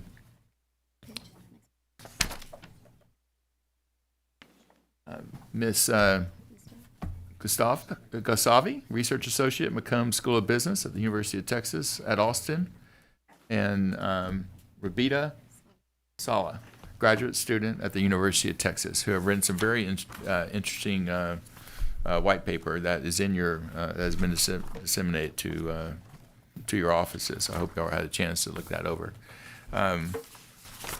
First, of course, we'll start with Dr. Stewart. Thank you so much for your willingness to come and testify and give us information. You heard the last fairly robust discussion.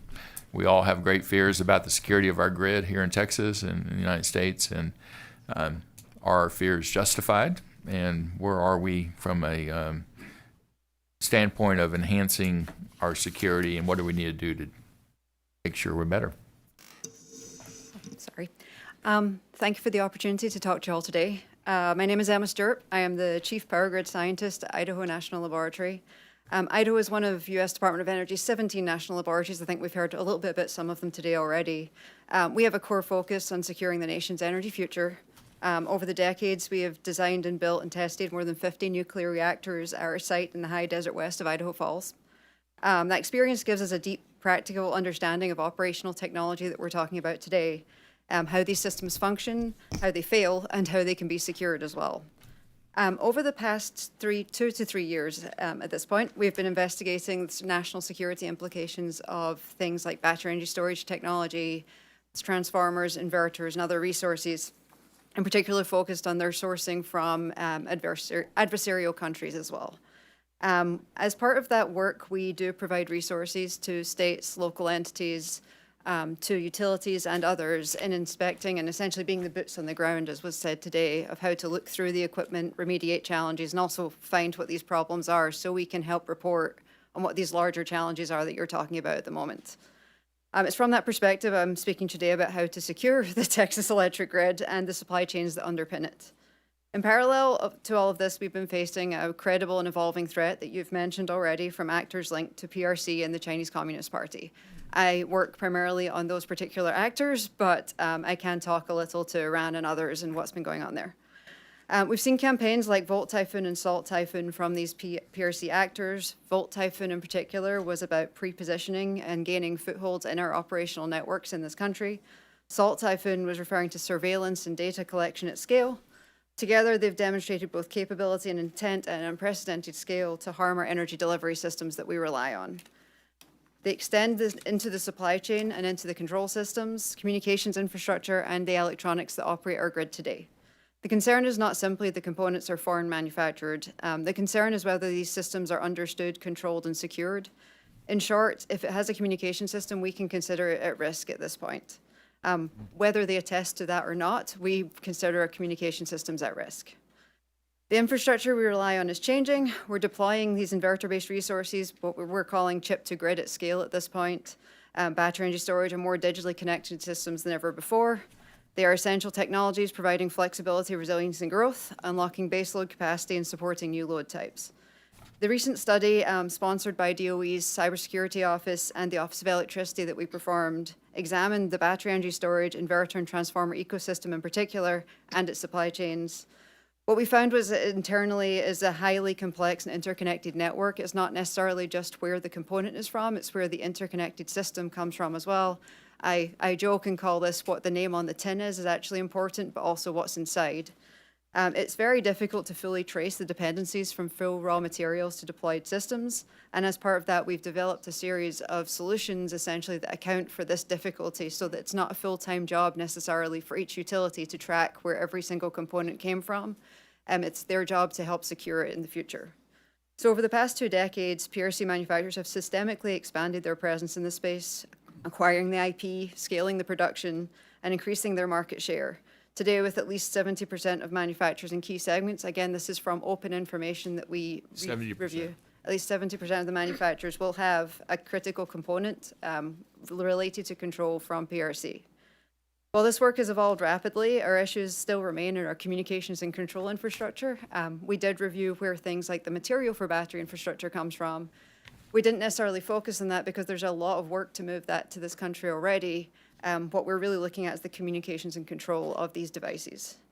Supply chain risk, again, is not really where it's purchased. In this case, it's the operational and strategic risk of how to remediate this as well.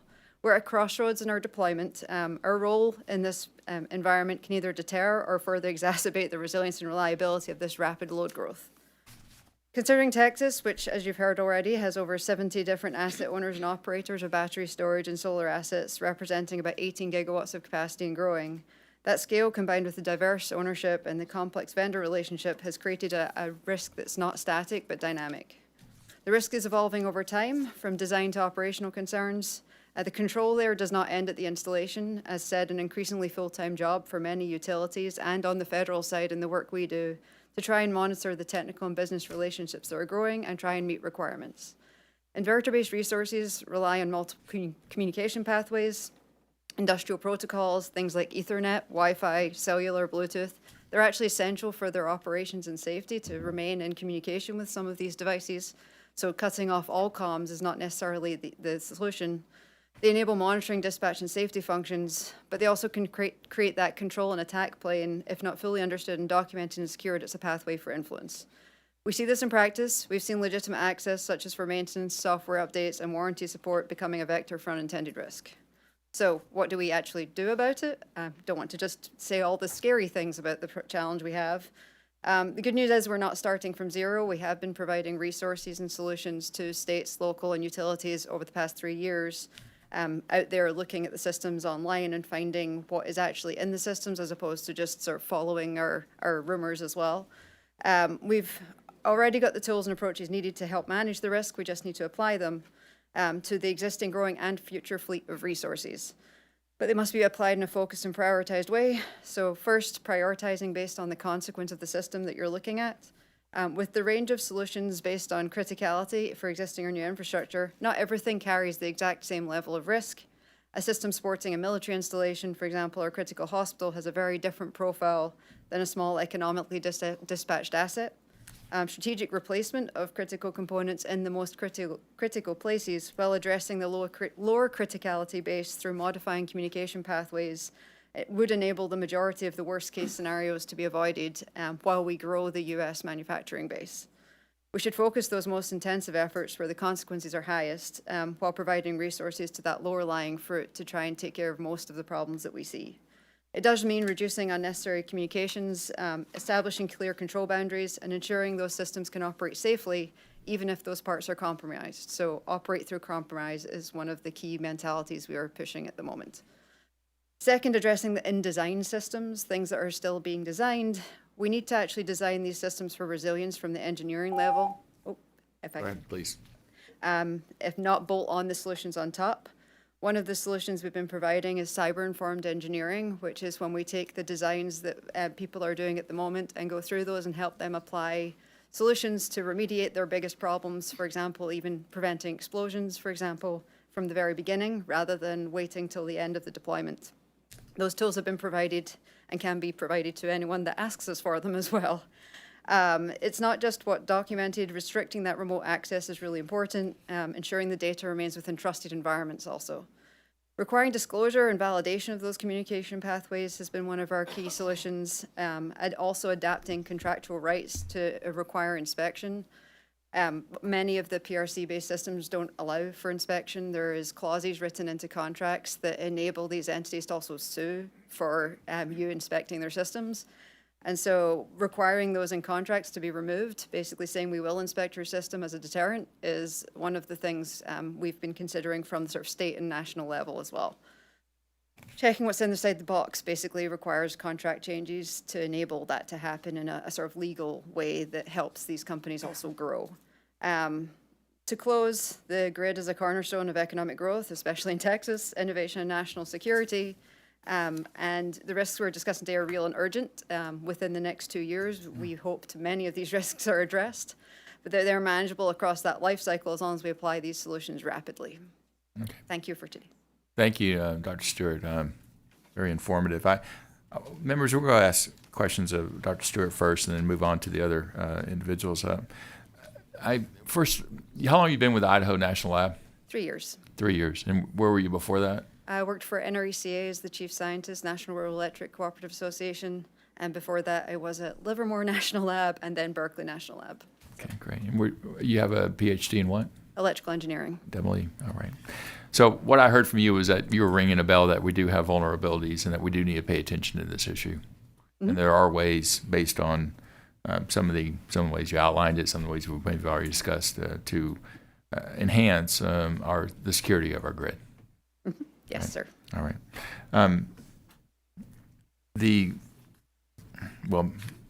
I'll go ahead and ask. I'll have members go ahead and ask. Senator Blanco, did you have questions down there? Or Senator Menendez, go ahead.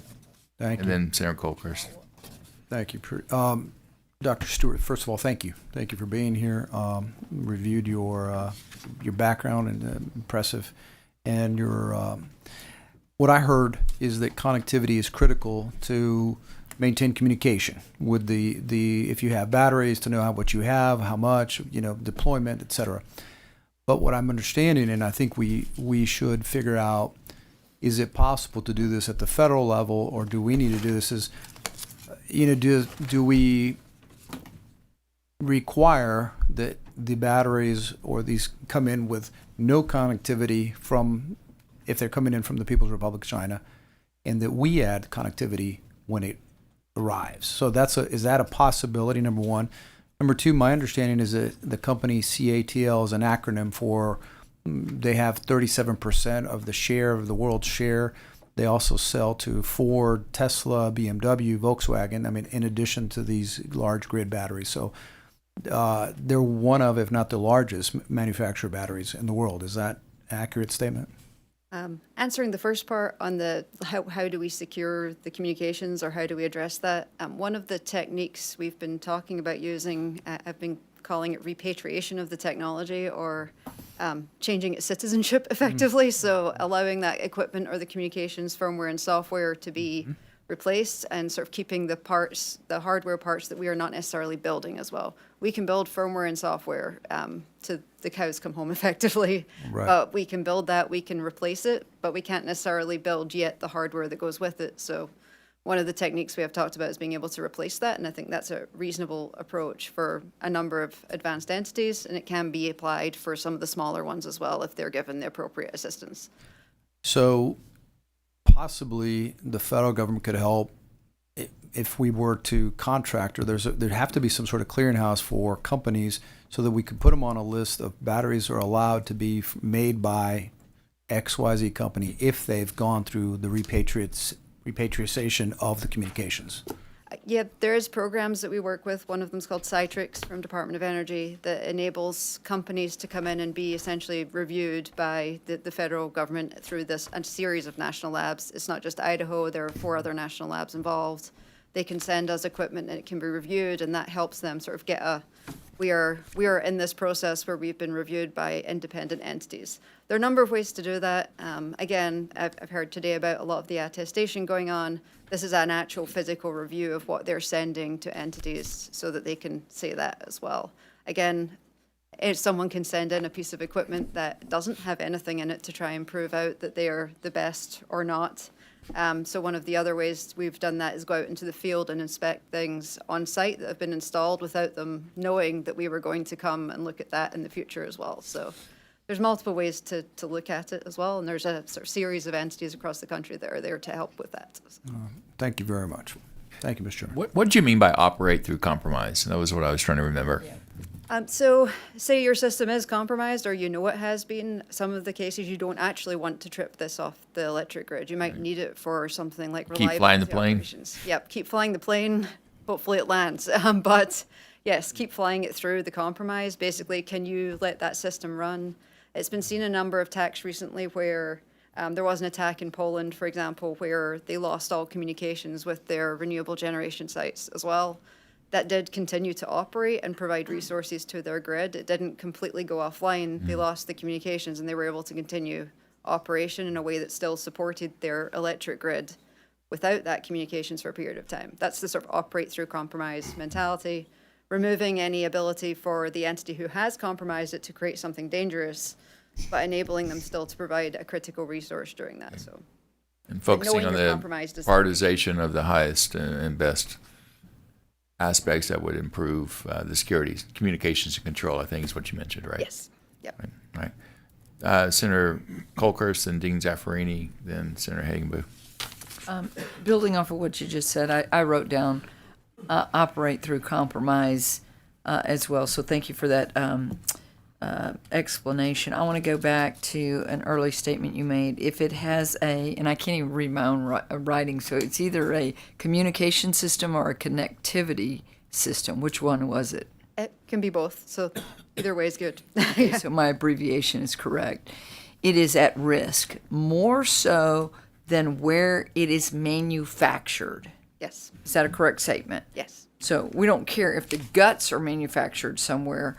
It is the connectivity and the communication system that is the problem, correct? For the lowest lying sort of majority of the issues, yes. The lowest There are lying. some versions of vulnerabilities So- that are. okay. I would say so. For the majority of the vulnerabilities, yes, that would be the biggest challenge. If you can stop it communicating with an entity, then they can't necessarily trigger any of the vulnerabilities within the system. So communications for these particular types of resources has been the biggest lane for attack, essentially. So the lowest lying, and you would build off of there, okay? Connectivity, the interconnective system, and that's, I wrote down, that's what's inside, right? Which we just spoke about. 70% will have a component from the People's Republic of China. Yes. Everybody's shaking their head. 70%. So, yeah, we have a lot of problems there. And then I want to build off the question. PRC has contracts that will not allow you to inspect their systems. Can you say that again or explain it so that we really understand? So we're getting, and I'm going to build off one other statement you have in here, and then you can answer this. You talked about today the Texas grid is the epitome of this opportunity, experiencing rapid growth and structural transformation. Load growth driven by artificial intelligence. Mr. Chairman, we're going to have some hearings on that, aren't we? Mm-hmm. Okay. And crypto miners and industrial electrification and economic expansion. And you talked about that we're having to use inverter-based resources, including battery energy storage system, that's BESS, not a favorite in Senate District 18 for the record, everybody, which possesses unique capabilities to manage modern loads, but also have a high dependence on foreign entity of concern supply chains, in particular PRC-based manufacturing. Okay, right? And so then I go to that statement, which I put a star by, PRC has contracts that will not allow you to inspect their systems. So when they come over and we're about to, have battery energy storage systems all over Austin County, most of those contracts are said to, you can't inspect them because we're concerned, so we're going to inspect them to find out the connectivity, the communication system, the connectivity system. Oh, if you do that, it's a breach of contract, correct? Yes, so when an integrator, say whichever name they come with, they can be a US-based integrator or not, say the one that buys the big tin that the battery come in.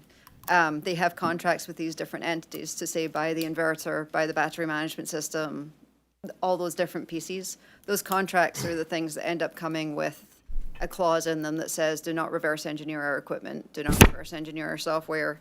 It's intended originally as a protecting IP style or intellectual property, meaning they don't want us to reverse engineer and take the IP from their system, which they've probably stolen from us. Go ahead. yes, that's quite likely. So I will add that's quite likely.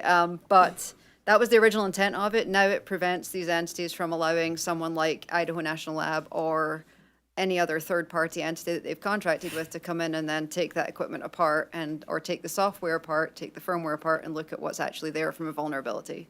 If they do that anyway, which has happened, there is potential for them to sue around that, and that can be a challenge for these companies to then continue to operate through being sued by large entities against them. So yes, there is a prohibition there, and we have been working or recommending that companies are allowed to remove that from their contracts from a sort of state or national level. That is a push of. So I'm just going to ask this question. Could we give protection that you can't be sued if you go into? Yes. You could. You could give believe that. you could, yes. I'm not an expert on how these protections happen, but yes. So ideally, it would be that we would not allow any of these communication systems to be manufactured. Ideally, over time, there would be a manufacturing base built in the U.S. that is secure. I would also say secure designs being built here is also important. The way power electronics are designed is just not generally secure by design initially. The way they're just designed, even if they're built here, there is challenges in these designs because of modern technology. So you could pass a bill here in Texas that gives protection to any company that wants to either reverse design or go in and make sure that these connectivity systems, which are the highest risk, as you say, we need to start there as the foundation, give them protection to go in. As we found out, 70% of this have these kind of parts in them, right? It would help us avoid much of the technical risk that is associated with Thank these you. components. Yes. Dean Zaffarini. Thank you, Mr. Chairman. Dr. Stewart, on page 1 of your written testimony, you talk about the United States facing a credible and urgent and evolving threat from the People's Republic of China. Following up on Senator Menendez's questions, what is it that Texas can do in cooperation with the United States to address that threat? There's a suite of things that can be done, in particular for battery technology in particular, and inverters, storage, grid equipment. There's a suite, I think I put into the testimony as well at the end, of things that could be done from a technical perspective. Again, what I work on as a majority is the technical risk of these components, not necessarily the economic risk of manufacture from material. But there is a suite of things. This, one of the items we just talked about from the contract protections and inspection, is one of the largest things we could do to help find the actual dominant risk in our system. Being able to inspect these systems and enabling that to happen. Securing the communication systems, again, is the biggest thing that we are suggesting through our work as well. We can't require anyone to do anything, but we can say that those are the biggest things to look at as well to remediate this risk. Communication systems are our biggest challenge. Thank you. More specifically, you said that there's a risk that technical controls might fall by the wayside. And specifically regarding that, what can we do? Can the legislature do? I'm sorry, could you? You said that technical controls may fall by the wayside. Well, yes. And I'm when, asking, my question is, what can the legislature do to mitigate that risk? I think a lot of what we're talking about today on the technical controls, the same thing is basically helping require things like inspection, giving people coverage for doing those controls in place, helping entities inspect, providing resources as well to help do those things, because it's almost a full-time job for many of these small utilities and others to manage the relationships that are in place. Sharing information is also one of the large things that can be done. I think we heard a lot of things today from ERCOT and others on what information is being collected. That being able to be shared would be extremely helpful to the analyses that are going on nationally that can help sort of pass up and pass down the national risk registers that you're looking at for different companies also. In your written testimony, you used the term Frankenstein networks. Could you explain what that term means? Companies, when they build these battery systems or any other type of grid equipment that has lots of equipment in it, the networks of businesses that come together to build those, I think CATL has been mentioned already, CATL, the networks that come together, it's never just one entity. They will potentially be bought by another. They can be operated. The electrons are flowing into one particular part of the electric system. That interconnection is controlled by another type of business opportunity. The communication networks are then potentially talking to CATL or to an inverter company or to others. The network of business opportunities and communication networks that come together is essentially what I was calling a Frankenstein network of entities coming together. Thank you so much. You also indicated that there are discrepancies between documented and observed communication capabilities. Yes. What are those discrepancies? When an entity installs a system on the network, they create a document that will be called an as-built or a diagram of what they actually have connected and built on the system. The engineers come in, they help diagram this, they'll stamp it. It will have a list of what communication systems were commissioned on the network and what other PCs were commissioned as well, be that the inverter, the electric protection system, the breaker. That will be documented. The other part of the documentation is usually the data sheets that come with these devices. Those data sheets will list out what potential communications it has, the networks, the protocols it uses, the safety requirements for it as well. And so when we've been reviewing sites and comparing things to the data sheets and the as-builts, there are differences between those from what we actually find on the site. Those are not necessarily malicious differences we found. It's things like the as-built doesn't document that there was a Wi-Fi device in there that was disabled. They just didn't fully remove it from the system because that would actually break it. So they don't always remove hardware that's found because of various technical concerns, but it might not be documented fully because, say, the as-built didn't have it. It's something that should improve over time, as in if we require people to document every communication system that's there, even if they're not using it, then that should be in things like attestations or other items as well. But what we have found is differences between all these sets of documentations at multiple sites, not necessarily one particular location or one manufacturer. It's common throughout the industry. Thank you. You briefly mentioned a balanced and realistic path forward. Could you expand on that, please? One of the things I've spoken about a little is the rip and replace type. Rip and replace is something that's suggested. When I'm saying balanced, I'm generally meaning I don't necessarily believe from the research we've done that rip and replace or completely banning components is necessarily effective. I find that to be a not balanced approach, because that's essentially saying get these things off the system immediately or change them out.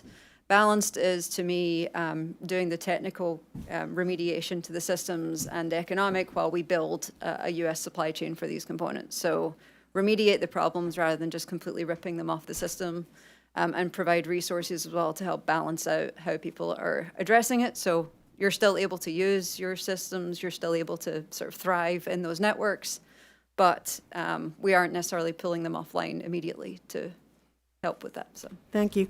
Do you have an opinion regarding whether Texas is at a greater or lower risk by having its own grid? Oh, well, that's a question. Sorry. Yes. The interconnection of Texas, having sort of a limited number of transmission interconnections to other entities, does provide a sort of an opportunity for the balancing region to have challenges, yes. So there being a sort of limited interconnection to other entities that have helped before is a challenge. But being able to also isolate from other regions' challenges is another opportunity also. So it depends on which approach you're looking at for how the grid is working as well. I think the supply chain discussions that I'm hearing today are advanced from a management of the electric grid situation as well. So I think the push from the policy side to improve the supply chain is a positive from the overall reliability of the system as well. So it's a challenge from which lens you want to look at it. So Do you have an opinion regarding whether the risk changes with seasons? winter is definitely a challenge for regions that have traditionally been warmer, for example. So as the system has evolved, winterization has been a challenge for networks that haven't necessarily experienced the warm or the extreme colds that have been experienced in other regions. That can change over time. Same with extreme hot conditions, that can affect things like how your HVAC is operating. So regions that see extreme swings in temperature do experience higher reliability risk, yes. But in terms of security risk, is there seasonal impact? The seasonal impact has mostly been mitigated by the installation of advanced resources at this point, because different resources can do different things at different times. So the significant spread of resources in Texas is helpful to its operation over time. Okay, thank you so much. Thank you, Mr. Chairman. Thank you. Senator King, then Senator Hagenbuch. Mine's a real dumbed down question, but I mean, you and I and a couple of deer rifles can take out Austin's electricity for a couple of weeks. Are we missing out also on just being attentive to the physical security? I mean, substations, you can shoot them with a deer rifle from a half mile away and nobody knows it, and all of that time. Are we missing out on the physical security side? Hopefully at this point, people do know you've done it. That's a good start. But yes, this is a long-standing challenge, people taking rifles to transformers. This has been a sort of long-standing, people like to take pot shots at them out in fields. They're interesting targets. But I mean, the substations too, you can shoot into some of those big units, and there's not a long supply of those, and sometimes they don't even find you've hit them for a few weeks because it's a slow oil leak or something like that. And but yet they're all just chain link fence. There's no walls around them and this type of thing. Physical security and also sort of remediation of sort of natural hazards. So your squirrels are also a huge challenge as well. Squirrels and deer rifles. Squirrels and rifles are huge challenges. They're actually probably a greater challenge than the cyber challenge at this point as well. There's been more, I will say there has been more physical and natural hazard incidents than there has been cyber. Well, that's what always worries me, because I mean, if you go Google rifles and shots and substations, you find a lot of them pop up all around the country, and it just seems like that's such low. It's not near as complicated to build a haydite stone wall around something as it is to figure out all the where all the parts supply come from and overseas. There are national standards for substations as well that are, I think many here meet those as well. Like critical substations do have physical protections around them that are meant to help with those challenges. I will say it's a much harder challenge from the physical aspect. There is some really good tracking now of like reporting to things like EISAC of there's some strange things going on around my substation. Information sharing helps with that as well. I think some of the protections that have been put in place around sort of size of wall, size of protection, cameras, ingress, egress type things, that has been helpful over the time, but a very, very determined person with a strong rifle, yes, they can have impact on the system. So. Yeah, thank you. Thank you. Along those same lines, besides physical concerns that we should be paying attention to, and the concerns raised by control and operations by foreign influences that mean us harm, there have been concerns raised by constituents and others regarding things like solar flares, and where does that actually fall in the concerns from your standpoint, being an expert in the grid, relative to the immediate physical versus the potential for foreign influence and control and bringing down a grid versus a interstellar type event? Do you have anything to say about that? Just because we hear it quite often, actually. I'd say location in the country helps with some of that. There is a sort of geographical aspect to where the solar flare can have a different type of impact on the system. That being said, in ranking these things, yes. It's recently been called a 5-alarm fire that we have by the chairman of NERC, essentially, but we I would agree. There is probably 5 different things happening at the same time that should probably rank equally, which unfortunately have grown over the last years, and some of them are to do with things like that. I would actually rank that slightly lower given the challenges of what we're considering there. Physical security is still extremely high in that list. Cybersecurity is also. Solar flares, some of the things we do to protect against all of those other items should help with that item as well. But at the same time, our design standards should help meet the concern of a lot of that. Physical, cyber, entities of foreign influence, and interstellar concerns all to our grid. And squirrels. And squirrels. And squirrels.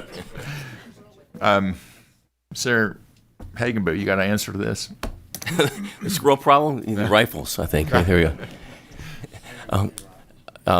Thank you, Doc. Thank you, Mr. Chairman. Thank you, Doctor, for lending your expertise here. I know there's a lot of things we have to think through over the long term. Just think in the short term. You mentioned the idea of spot checking or sort of surprise inspections physically of these various components. And then we talked about in the last panel about we had 248 market participants who had some of these components, batteries, inverters, transformers, those kinds of things, which we aren't right now. We've identified them. And we're trying to do things to mitigate them through firewalls and things for new communications. But would you recommend that we prioritize those, probably the ones that are connected to communications, and actually do physical unannounced inspections of these components, or at least sample it to see whether we can, at least we feel, like we at least sample to some degree and have some on the ground inspection of these components?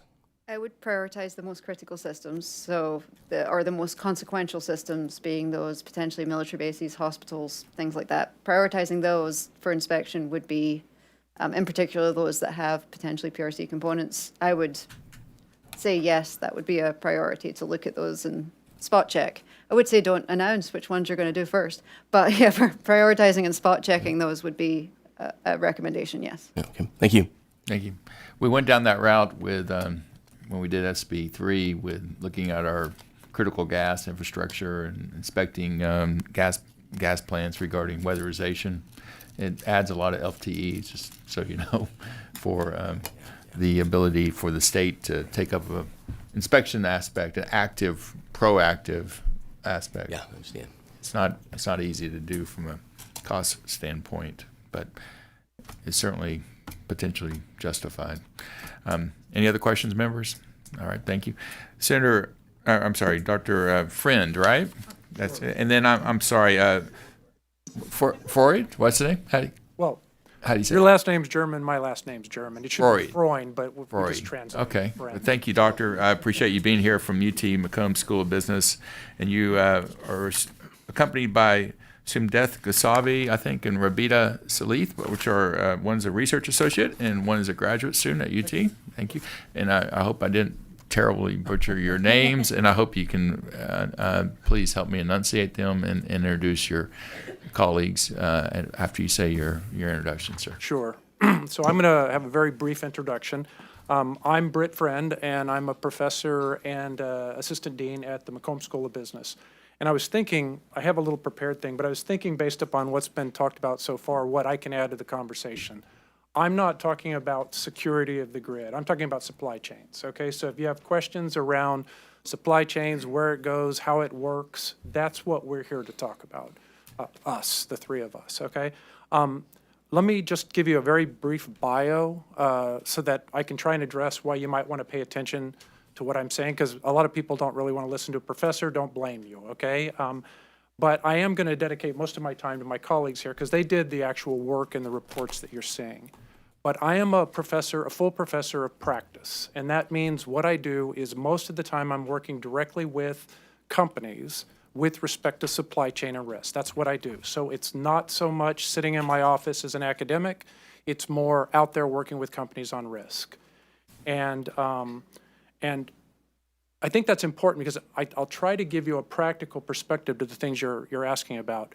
There's a lot of discussion about things you can do to protect the security of the grid, but there is a practical portion of this, which is if you place too many restrictions, you're not going to meet your electricity growth requirements. It's going to get too expensive. Companies aren't going to want to do it. So those are the kinds of things that I would be here to discuss if you have questions about.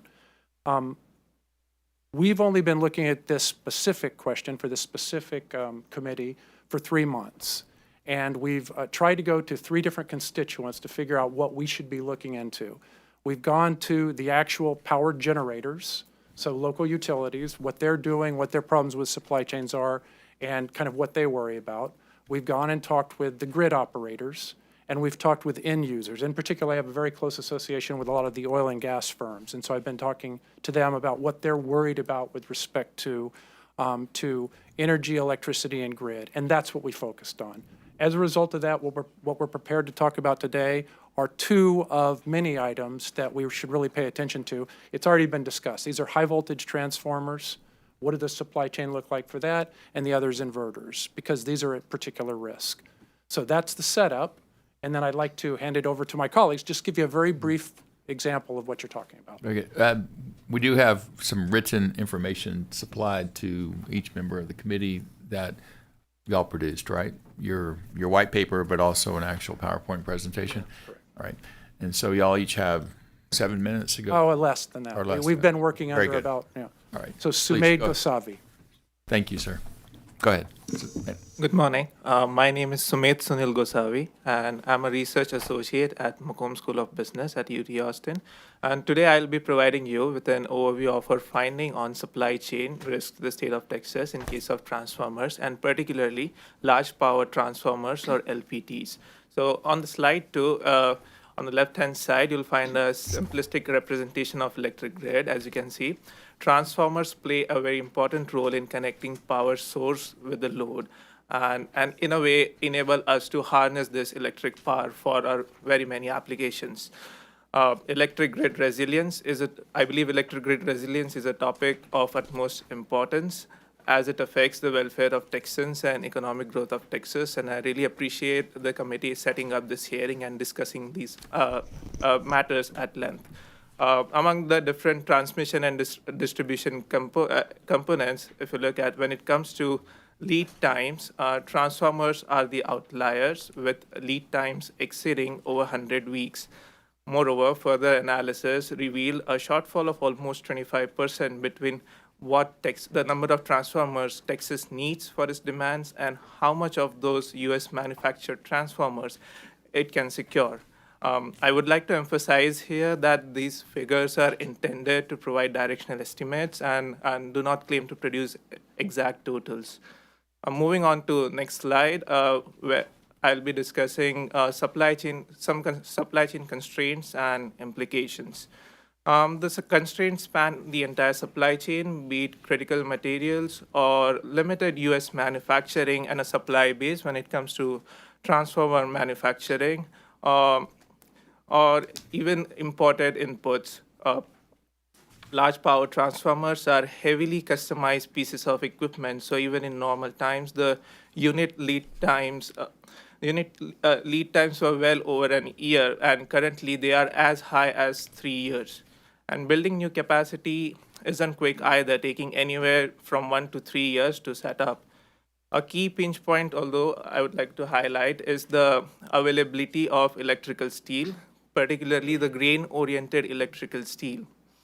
So the highest efficiency, it is a core material of the transformer which carries magnetic flux between coils and is essential for the transformer action, for transformer to function. The highest efficiency grades are primarily manufactured and sourced from Japan and South Korea, with US options being limited. There is a sole US supplier which provides medium grade GOES, which is costlier and provides no material efficiency advantage. So domestic producers still rely on imports.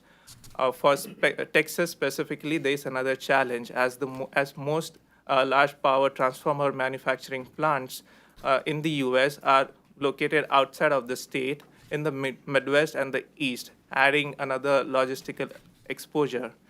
Implication of all this, utilities are increasingly turning to imports, as you can see on the graphic, to meet timelines.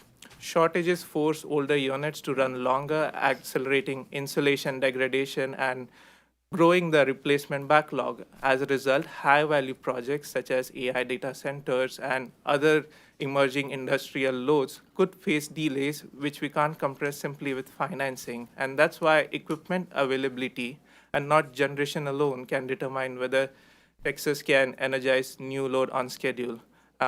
Finally, wrapping things up, I believe transformers have become a bottleneck for any application which runs on electric power. And if we can get transformers when needed, projects wait, capital sits idle, and some investments ends up going elsewhere. Thus, transformer supply resilience directly affects Texas's ability to translate infrastructure demand into sustained economic growth. And that's it. Thank you. Thank you. Yeah, we've been aware that supply chain has been kind of crimped, whether it's transformers or the natural gas turbines. But Dr. Stewart, do you follow the supply chain? Is that getting better or worse? Turbines and transformers and other critical infrastructure because of the just growth in the United States and in particular Texas? It's varied. For utilities in particular, it's probably getting worse at this point because there's other entities coming in who have more ability to spend money in a bigger way. So the transformer supply chain is The becoming hyperscalers, you mean? hyperscalers, yes. Yeah, right. And Bitcoin and others, Yeah. Bitcoin miners. They can spend the money on the larger transformers, so they get them more. So that's one of the challenges of who gets the transformers more so Right. than how Who many pays there them are less? as right. well. So Market will fix this eventually, I guess, right? hopefully. To some extent. Can I comment on that real Sure. quick? So Professor? one of the things that I think everybody needs to understand is there's competition for the production capability, right? That's the simple matter is there is way more demand than there is capability right now. And so those with deeper pockets have better access to this, and they also have to reserve capacity years in advance. So if you talk to local utility companies, the challenge they have from a supply chain perspective is they don't have the deep pockets that the hyperscalers do, or they don't have the deep pockets that ExxonMobil does when they want to build a power plant for something they're doing. And so you've got this strange combination where there's limited capacity, there's way more demand than that, and who has the most money? The more restrictions you place upon the purchasing ability, the more they shift. Like if, let's say a local utility is required to follow certain rules, but ExxonMobil isn't. As soon as that happens, the producer of the transformer, the producer of the inverter says, well, I only have so much capacity, so I'm not going to supply you, the local utility. I'm going to supply this firm that doesn't have that requirement. And that's the challenge we face. The more we play, I'm not arguing against overhead at all, but the more we place constraints upon the system, we have to realize the enemy gets a vote, and the vote they get is who gets what of the limited capacity we have. I think it's important to understand that. Yeah, market dynamics. Yeah. Jim. Senator We had one more. I just don't want to Yes, repeat yeah, out. if I'm you don't aware. mind. We're- Okay, we're- sure. Before we leave, I haven't forgotten. I can see her right there. Yes, Dr. Freund, and I appreciate you keeping track of us because we can get away from us. But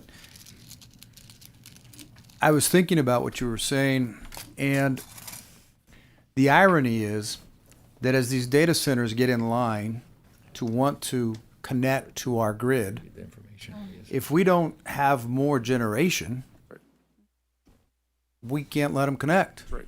So we have the largest municipally owned utility in the nation in San Antonio. They're waiting for transformers. Yep. They can't get transformers. So if they can't get the transformers, the data centers can't get built anyway. So then the question that I have as a state, could we play a role? Because here we go building a $10 billion fund to help incentivize capital to build generation, right? Thermal generation. But if you can't get the transformers, what good does the new power do? If you can't, if all the municipally owned utilities can't get the transformers to take the power and distribute it, whether it be San Antonio, Arlington, all over the state, or co-ops, because these are smaller and smaller pockets.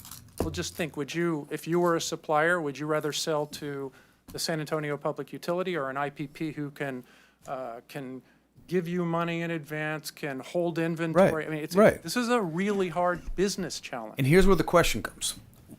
Because you are a practitioner in the supply chain, Right. I would love for you to give us advice, not to knee-jerk reaction now, but to think about how could the state play a role? We've already decided to create this $5-10 billion fund to incentivize new generation of power. But if we don't, we're not solving the transformer glut or lack of capacity. What can we do to play a role in influencing the manufacturers, whether they be GE, Vernova, or the others that are allies, to say, it doesn't do you any good to sell to the data centers if we don't have more power, because we're not going to let them connect. I mean, the truth is, I can't give you a short answer on that, but we are in fact looking at this, and there's a Senate bill that was passed last year that kind of formalizes and looking into that, and we are attempting to help with that bill as well. So we are looking at that, happy to help, but that's a complicated question. Yeah, It is. we're trying to manipulate the market in a way. And money talks in the market. I mean, go ahead, yeah. One thing that helps is a demand signal. People knowing what is actually needed from the size and like the series of components that we actually need to build over time. There's also initiative in reconductoring, essentially, which is putting new conductors out on the line so there's more capacity that can actually be carried around the country and around Texas. There's more sort of things that can be done, but prioritizing all of these different initiatives so that there is a demand signal for manufacturing is a useful thing for them to know, because I think if they don't know we need them, it's really hard for them to decide how many they're going to build or invest in those large factories that are needed for it. So. Dr. Freund, last question is, from your research, do state agencies have enough safeguards to mitigate the risk that we heard about with ERCOT, with the connectivity issues that are putting us at risk, do you think? So see, I'm a professor, okay, and so I always hedge my bets on this stuff. And so what I would say is this: an affidavit system is difficult, and the reason it's difficult is because it's primarily concerned with what we would call tier one suppliers. So what's, as you called it, what's the name on the tent? Mm-hmm. But the fact of the matter is, the name on the tent, you can set up a fund and you can set up a new company in Texas and we can start manufacturing transformers. That's the name on the tent. But if the tier 2, tier 3, tier 4 suppliers, they have to go to the same place, then that nameplate on the tent doesn't matter. What matters is that tier 2, 3, and 4 supplier. And frankly, you said 75%. You look at some of the critical components, it's higher than 75% that are going to go through what we have deemed as potentially hostile locations. So don't get too caught up on the tier 1 suppliers. You got to understand what the tier 2, 3, and 4 suppliers are looking like. That's my observation. If you could help in the answer, the complicated question, help us also with recommendations for the connectivity problem and the communications problem, because I think that's where the key is. Thank you. Thank you, Mr. Chairman. Thank you. You okay with that? Yes. Mr. Gosavi, first, your paper on page 3 mentions the Senate Business Commerce Committee, kind of in the middle there, that the governor directed us to set up closed door hearings. We're not doing closed door this hearing, which is open door, open to the public, filmed and streamed nationwide. And it's the Lieutenant Governor. Just so you know, no closed door hearings are being done by the Senate Business Commerce Committee. It's kind of a little point that we need to make sure is clarified. Senator Johnson. Thank you, Mr. Chairman. I appreciate the difficulty of answering Senator Menendez's question of, what do we do to fix it? If it were easy, we already fixed it, right? But I think it is important to understand how we got to the problem that we're supposed to fix. And I've been reading about transformer shortages for 5 years. And I don't want to build a conclusion into my question, but we also have big companies just willing to throw money at these things when they're competing with municipal utilities. Why didn't the market work? Where's all the transformers? So we had this conversation on the drive over this morning. Well, I don't think there's any nefarious intent here. I mean, I'm not suggesting it. No, but I know. Seriously, been 5 years. So let's suppose you're a company and you're trying to figure out how to efficiently allocate capital. For that company, if you can purchase a transformer and it's faster and easier to do that, and you can focus on some other part of the value chain and you make more money, that's what that company is going to do. And so it's the nature. Hell, I'm a MBA professor, so I teach MBAs. And when I teach them to go out there, what I teach them to do is do exactly that analysis. And that analysis says, in the short term, it is much easier and faster for me to simply go to this third-party supplier that can quickly fulfill this. They're cheaper. Let's do that. So I never make the investment. And then you get so far down. And you're referring to third-party supply, offshore. Yeah, sure, offshore. Why are we having to have the chip? Now I'm preaching. I need to be careful here. Preach on. But think of TSMC, Taiwanese Semiconductor Manufacturing Company, right? Why are they so dominant now? They're not dominant because everybody said we don't want to make semiconductor chips. They're dominant because TI, and at the time Motorola, then Freescale, and then Intel said, well, here's some less important chips. We don't make as much money on those. Let's third-party those to someone else who will make them for us so we can focus on the big money makers. So they do that. But over time, TSMC then gets hundreds or thousands of different companies where they're making all of these different semiconductors, and eventually they get better than the original people on doing this. That's what's happening here. It's the way, you said the market didn't work. It did, we just don't like the outcome of the market, right? Fair enough. It didn't produce the outcome that we want. Right. So this is, in part, a market construction problem, and typically our solution is fine, we just collect a bunch of tax dollars and we throw it at some companies so that they can finally produce what we want, which isn't that satisfying of a result. So do you have some prescription for us so that we can start producing some transformers? And it's probably too hard a question at the moment. I don't catch you in the headlights. If I did, it would be. That is if I gave what it, we it'd be need a to do. flip answer, right? Yeah, no, and I don't. Yeah. We don't. I don't want to put you in that position, and we don't want to enact policy around flip answers. But I do want to see some transformers built. And Dr. Steer, I see. One of the things that has happened in some of the studies that were done is transformers are all, there's a lot of custom build for transformers as well. There's not necessarily, when you look at mass manufacture, you want things to all look the same so they can. There's not a Home Depot of transformers? There's not a great, well, there is, but for Home Depot builders. But there is like thousands of configurations of transformers. And also in the large power world, some of the parts are still hand built and hand wound. It's not necessarily a well automated industry at this point. So one of the things that has been done is looking at how to create modular designs so that they can be mass manufactured much quicker, so that lots of entities can get the same design rather than needing to custom build the different configurations each single time as well. And that's one of the challenges. So. Is this something that could only be achieved through federal policy? No, it can be achieved in lots of places. Is Texas big enough that we could encourage modular design to yes. Work with all the different components of our grid? Yes. Well, it's something maybe we should consider. Thank you. Sorry. Senator Campbell. Thank you, Mr. Chairman. So we know we're here, we're talking about how we can secure the Lone Star State's energy, really. But Dr. Stewart, I wanted to ask you, because you're not going to be here in this question, which probably fits another panel. But I want to ask, when we're talking about building transformers, doing things the way we always have, and how we can secure that from hostile activity. But if we look at something different that's out there, Dr. Stewart, for instance, the bring your own power concept that comes from like Bitcoin mining, where they have energy that they can provide to the data center, and it saves being pulled off of our grid. What do you think about that? The safety of that? And it provides a different source of, or way to deliver energy, which can actually be sold back to ERCOT.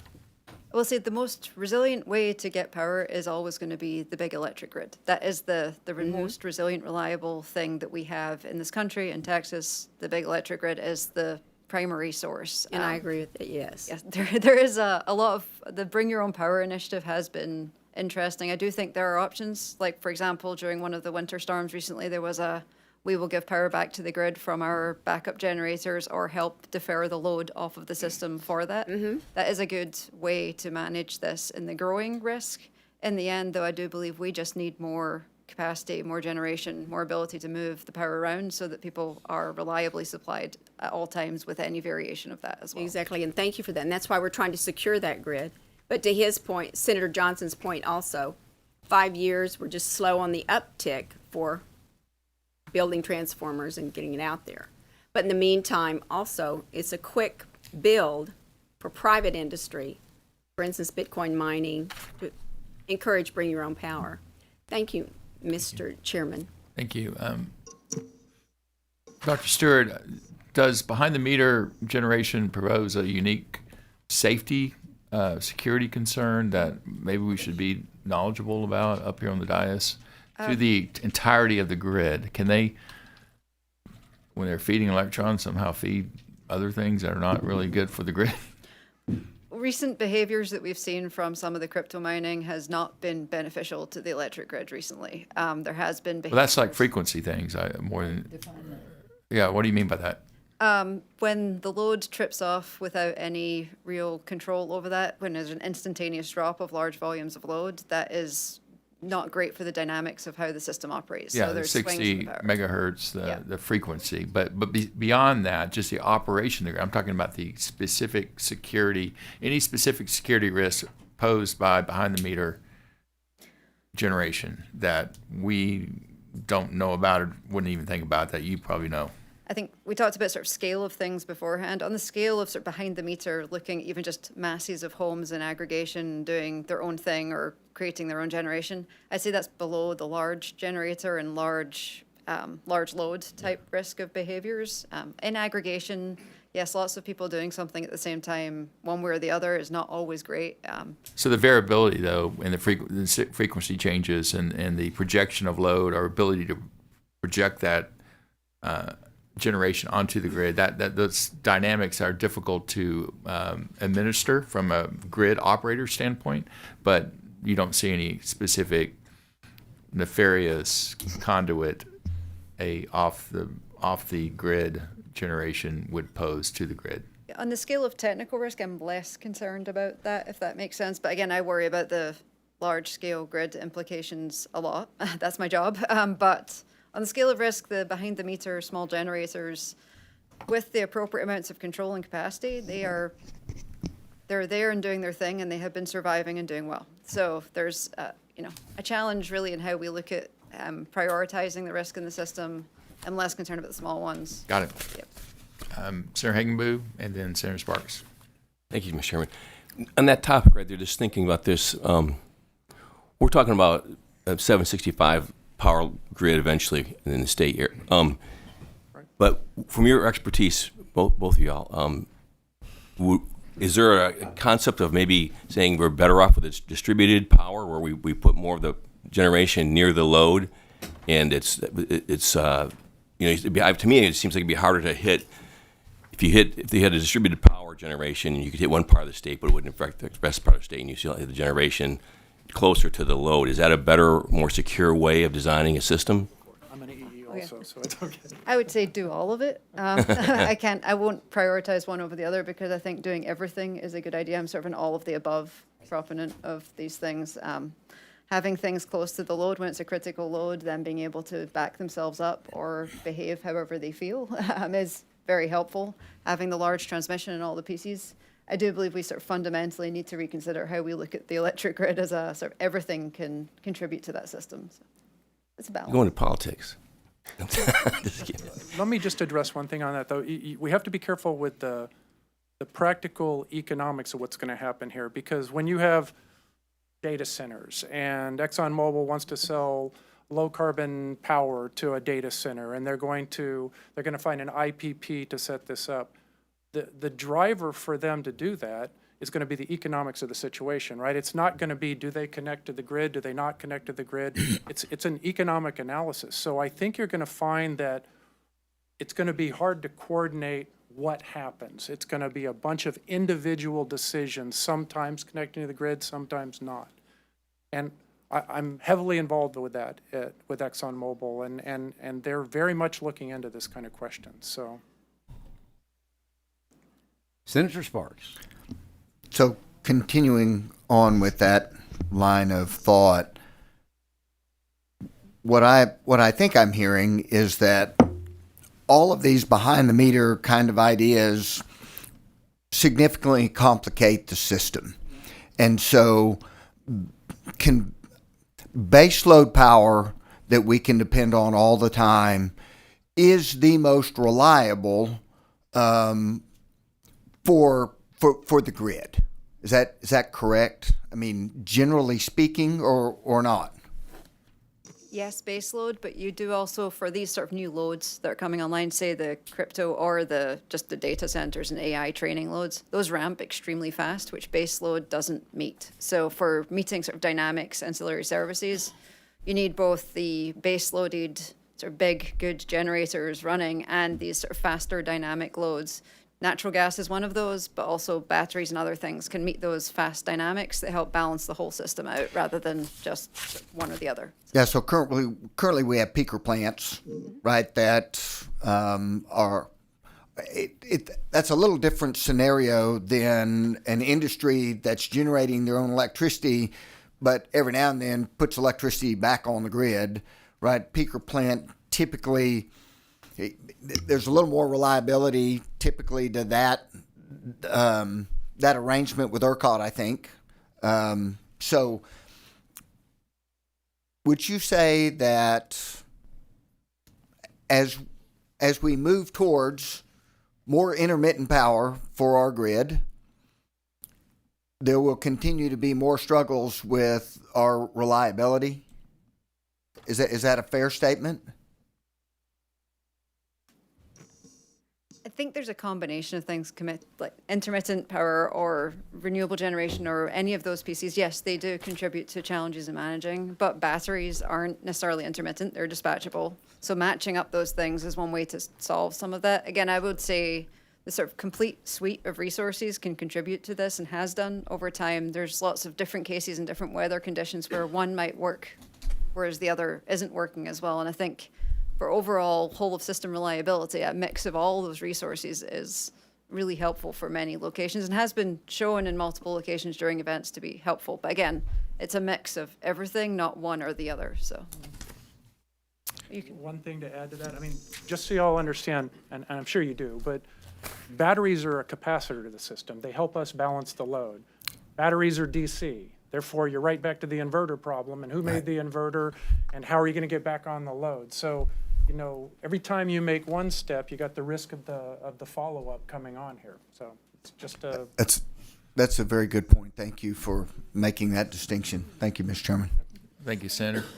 I don't see any other lights, so we'll go to you. Thank you so much for being here. Please state your name, and you have up to 7 minutes. Good afternoon, everyone. Rita, right? Yes. Yes.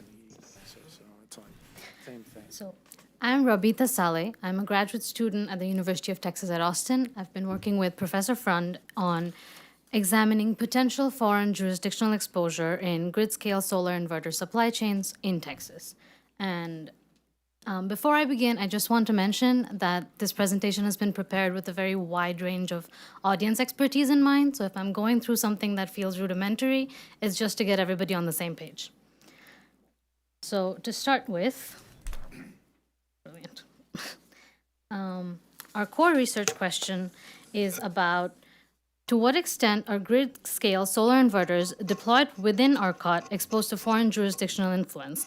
And we're looking at that on 3 dimensions. So we're looking at manufacturer origins, we're looking at manufacturer footprint, and we're looking at firmware control. To understand why this matters, we'll start with demand.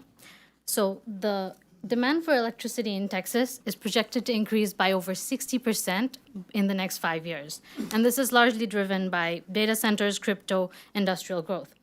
To meet this demand, ERCOT is planning to meet this demand through a lot of renewable expansion, particularly in solar and wind. Solar, which currently makes up about 11% of our generation mix, is projected to grow to nearly 30% by 2029, and it's becoming a major component of the grid, which makes securing our inverter supplies that much more critical. So if we go to the page on inverter-based resources, that's slide 5. Just a little bit about inverter-based resources and inverters in general. solar panels produce DC electricity and our grids run on AC. So the primary job of inverters is just to do that that conversion. However, beyond that, inverters are digitally active components. They are online and they act as the digital control interface between solar plants and the grid. So they're digitally active, they're online, and they conduct this real-time control of the solar array. The other thing to understand about them is that they require remote manufacturer access to be able to update their firmware, and that's critical to their operation. Now, given that they are digitally active, it's important to note that this access is authorized, as was described in the earlier panel. This access that the manufacturers retain, this is authorized access. However, the extent to which we can feasibly verify the exact nature of the code embedded within these updates that are regular, that have to be there, that is limited in the states at the moment. Once we recognize this, the manufacturing origins of these inverters become highly relevant. And so when we look at the global supply market for these, that's when things become a little more complicated. Orange is not good in this particular case, okay? So if you look at this particular diagram with the page 12, that's page 6. I apologize, that's page 6 for me. Oh, that's in the report. I'm so sorry. You have two different documents. The PowerPoint is just the smaller one. On slide 6, we have this diagram for inverter market concentration, and this is the global supply chain, and we see that 80% of it is dominated by Chinese firms. This level of supply chain concentration from a single, potentially hostile jurisdiction is significant. And when we combine this with the digitally active nature of inverters, the concerns about potential foreign influence become that much more tangible.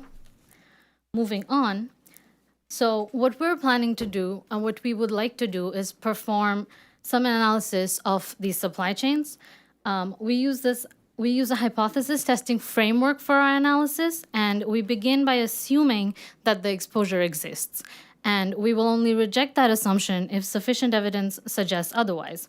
So this reflects prioritizing a no alarm error in which we fail to identify risks that exist over a false alarm error in which we're overestimating risks. Finally, our approach is to be a qualitative study.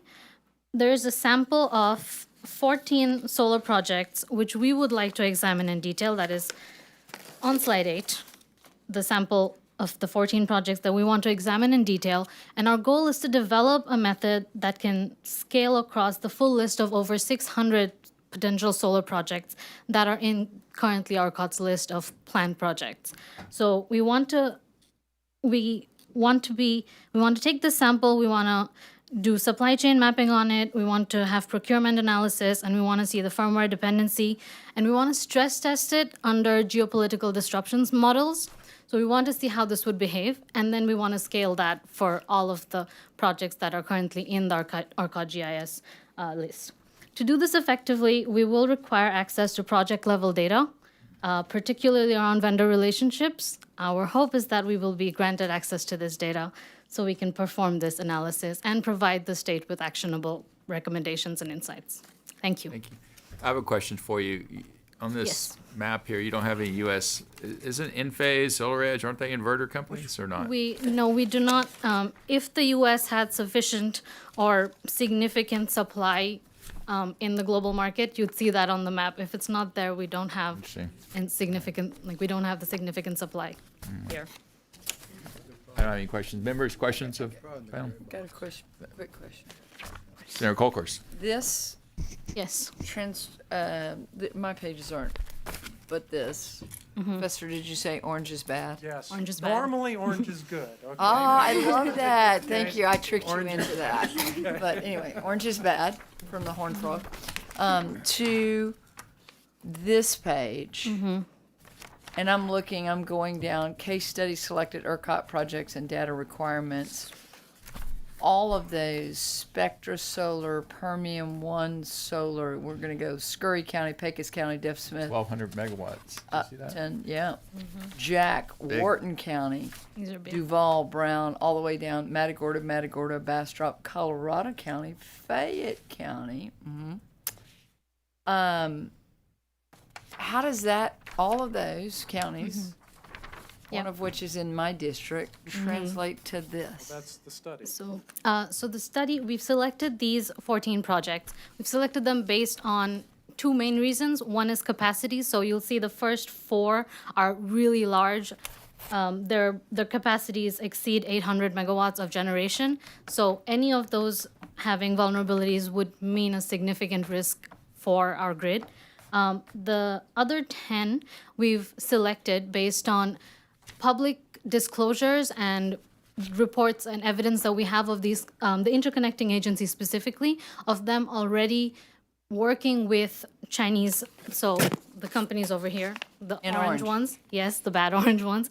We have got evidence of them working with these companies, but they're not particularly always in the US. Sometimes they're working with these companies globally as well, and sometimes they're working in the US. There are reports of these interconnecting agencies or the companies that represent these interconnecting agencies, because every interconnecting agency, most interconnecting agencies are developed particularly for that solar plant, but the parent companies have had evidence of working with these orange bad firms. Maybe a summary, Senator, is that a lot of the discussion so far has not been based on actual raw data that we're talking about. So our proposition is that we actually go get actual raw data on this, and we explore those 14 projects. We understand exactly what their supply chain looks like, and we identify from raw data what's happening.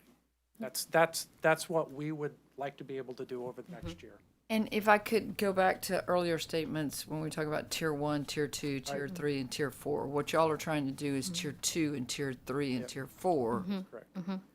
which the Lone Star infrastructure policy really doesn't get to. No. There's the affidavit system, and I don't want to speak for ERCOT, but there's the affidavit system where they are making an affidavit with respect to what their supply chain looks like, but we actually want to dive in and look at it. I would like to add to that. So under ERCOT protocols, and this is 16.1.4, under 1B, it mentions that if an entity obtains a contractual representation from the seller of CEGE or CEGS that the equipment was not sourced from, basically, the tier 1 company can say that the tier 2 company has provided me with an attestation that this is not sourced from a concerning jurisdiction, and that serves as a protection for the tier 1 company, and they're not required for further due diligence down the supply chain, as long as there is no obvious evidence present of the relationships in question. And you also made a statement that you need to get the information. You need to be able to attain the information. What do you need to attain the information? So, as we see in the table, we have the interconnecting agencies. We want to know exactly what vendors are providing the inverters for these projects. That's the information we need, essentially. Yeah. I'm thinking, Mr. Chairman, that's Might need the power discovery for that. Yeah, I'm not thinking that they're going to just willfully exactly right. fork that up to y'all. Okay, like Actually, along those lines, Dr. Stewart, in your work, you've taken apart these inverters and all parts of the electric system. How far down the rabbit trail have you gone regarding sourcing and looking at where they're coming from? And there obviously is a corollary there, a kind of a coordination when you're looking at it. So how far down the rabbit trail have you gone regarding what they're trying to begin? We've been using things like shipping logs, international shipping logs that you can get from public or open resources as well. We've been going through the Bloomberg supply chain data. So the documents we put together, we're reviewing probably 10 to 15 different open source sets of information that go all the way down to sort of where the chip came from for the inverters in particular. So open source information. Also, one of the things we were reviewing is conference records.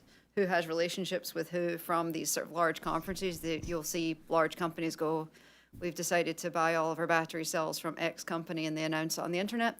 So we've been using those items as well to say who's got relationships around, and then sort of statistical data to say what those types of sites may have in them from there as well. Have you tried the Mother May I approach? Yes, and in some cases that works. Really? In some cases. The other thing we look through is interconnect information as well. I used to be an interconnect engineer in a previous job also, where we would do the analysis of what equipment was being put where. A lot of that information will be redacted now for critical energy infrastructure information in particular. But in interconnect studies, you can often also find who has built the relationship with who at each site as well. And that sort of gets into the Frankenstein networks that I was referring to earlier as well. Thank you. I interrupted you, Senator Colkhurst, and then Dr. Senator Stewart, Hagenbu. I want to follow up in kind of, we've done a weave in this panel, and it's been a great one. I want to thank your staff for the excellent panels that they've put together today. I think it's really been very balanced and very good. Dr. Stewart, you talked with Senator Sparks about baseload. There was an exchange there. I think we all have definitions of baseload. Would solar be baseload? I would not consider anything but a large solar site with a battery baseload. If it is a large solar site that has a battery that can consistently output at a certain time, I would consider that baseload. Like But 24 large- hours a day? Yes. At midnight? But with batteries, I would consider that. Yeah, baseload. you can't produce otherwise. How about just batteries? Are they base load? I How many consider hours do they dispatchable. discharge? Long duration energy storage could be considered. 8 hours? Yes. 6, 4? Yeah.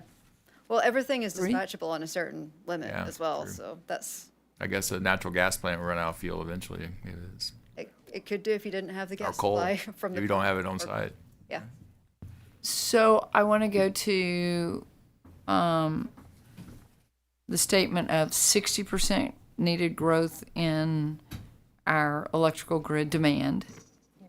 In 5 years, did you say? Yes, that is projected by 2031. Okay, in 5 years. Base loads, batteries, inverters, all of these different things. To ask this question about the reliability behind the meter, I see, this is very complicated, right? So in your opinion, as we look at the security of this, we also need to look at the balance. Is that correct? Yes. And is there any other state in the United States that has as many solar projects projected?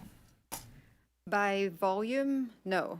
By percentage of overall, there are 2 or 3 states that are around the same. It What do you depends mean on- percentage? Percentage of their grid or percentage? Percentage of solar to the load, if that makes sense, or as in, it could be 15% of your overall load, as opposed to, so when you look at solar penetration, they talk about capacity over load, essentially, so the percentage of your load that's served by it. And what do you mean by our volume?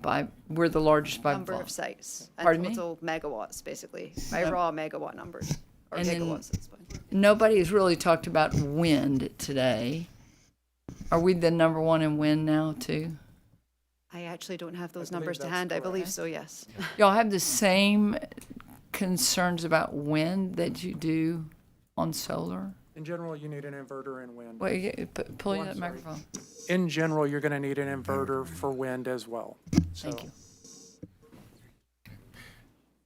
Senator Hagenbu, and Senator Sparks, and Senator Campbell. Thank you, Mr. Chairman. So just to thank you for your presentation. It was good, very good. So for solar and wind, we need inverters to bring them into the system, essentially, right? If you'd like a general, now this is. Well, mostly I think it's general. just In general, simple. if it's not thermal, you're going to need an inverter. Okay, In so great. So we need inverters, and huge. They're all made by China, essentially, right? So you can't make those all U.S. manufacturing right away. Maybe it'd be nice eventually. So, Dr. Stewart, you talked about the idea of I forget the exact word you used, but basically replacing the software, because these have to have connectivity, be networked in, and have the software updated, which is the kind of thing I think you'd be pretty concerned about.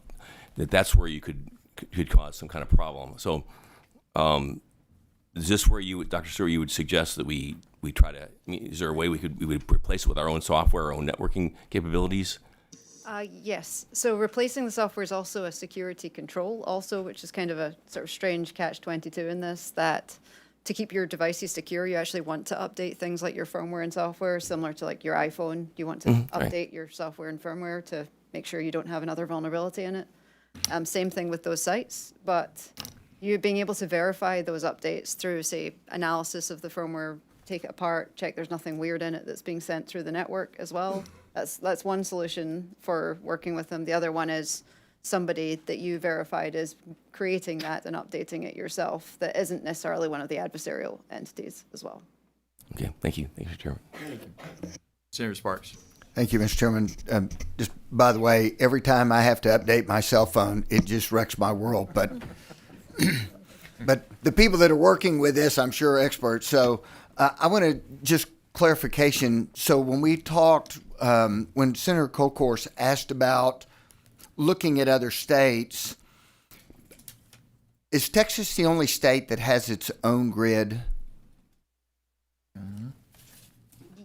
Potentially. So most of the other states are, most of the other grids are multi-states. Is that a fair statement?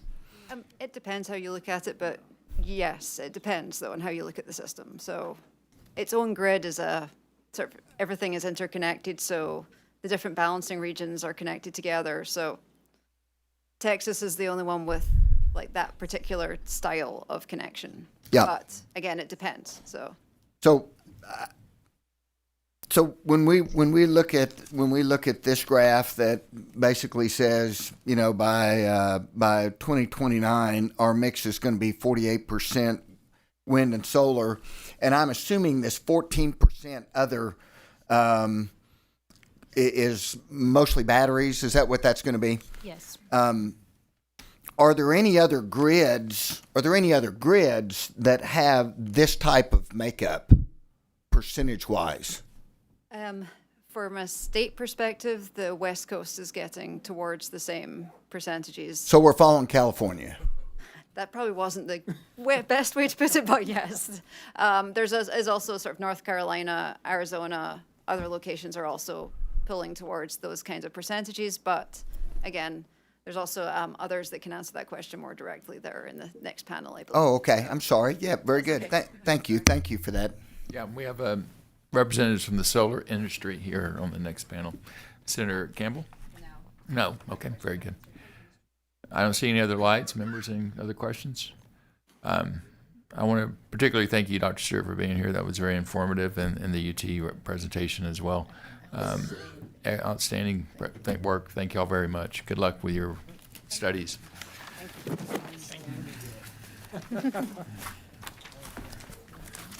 Okay, the third panel, and then everybody's kind of shuffling around, which is fine. The last panel actually is going to be not this panel, but the last panel is going to be ERCOT President CEO Pablo Vegas, and then Chairman Gleason and Benjamin Barkley from OPEC. So we'll make sure that we're here for that. Next panel chair calls Mark Stover, Executive Director, Texas Solar and Storage Association, and Sean Gallagher, Senior Vice President of Policy, Solar Energy Industries Association. Thank you all for being here today. Hang on one second. Let me get to I have a few notes. Ms. Gallagher, appreciate it. Good seeing y'all. Thank you. Thank you. How about, who wants to go first? Y'all flip a coin? I think that's your call, is it? Senator Mark Gallagher, you can go first, please, sir. I'm sorry, Mark Stover. Okay, I was like, I guess we didn't get us confused there. Yeah. Yeah. Go ahead, I might sir. take a name change. Mark Stover, please. Yes, sir. Thank you. Good morning, Mr. Chairman, Mr. Vice Chairman, and committee members. Special welcome to the new members of BNC. Look forward to working with you. My name is Mark Stover. I'm the Executive Director of the Texas Solar and Storage Association. Appreciate the opportunity to be here today and appreciate the committee's work on grid security over the past few sessions. As was discussed, and I think as you know, solar power and energy storage are the fastest growing technologies, generation technologies in Texas. Presently, we have roughly 37,000 megawatts of installed solar capacity and about 17,000 megawatts of energy storage capacity. Solar now provides roughly 15% of ERCOT's power on an annual basis, and on a daily basis often provides 40% of the grid's power or more. Energy storage serves a variety of functions, including grid stability services, and often provides 10 to 15% of the grid's power on a daily basis, typically in the early morning and in the early evening, late afternoon. Solar and storage projects are increasing grid reliability and helping to drive affordability, and solar and storage projects generate significant economic benefits such as new local tax revenue for Texas communities, as well as multi-generational income for Texas landowners. As this committee continues to examine grid security in Texas, I want you to know that the industry shares your goal to protect the grid from foreign adversaries. All energy infrastructure in the United States operates within a global supply chain, including the clean energy space. However, there has been strong progress in the onshoring of solar battery and inverter technology in recent years, including in Texas, and we support a robust supply chain at home to help protect our industry from foreign risk.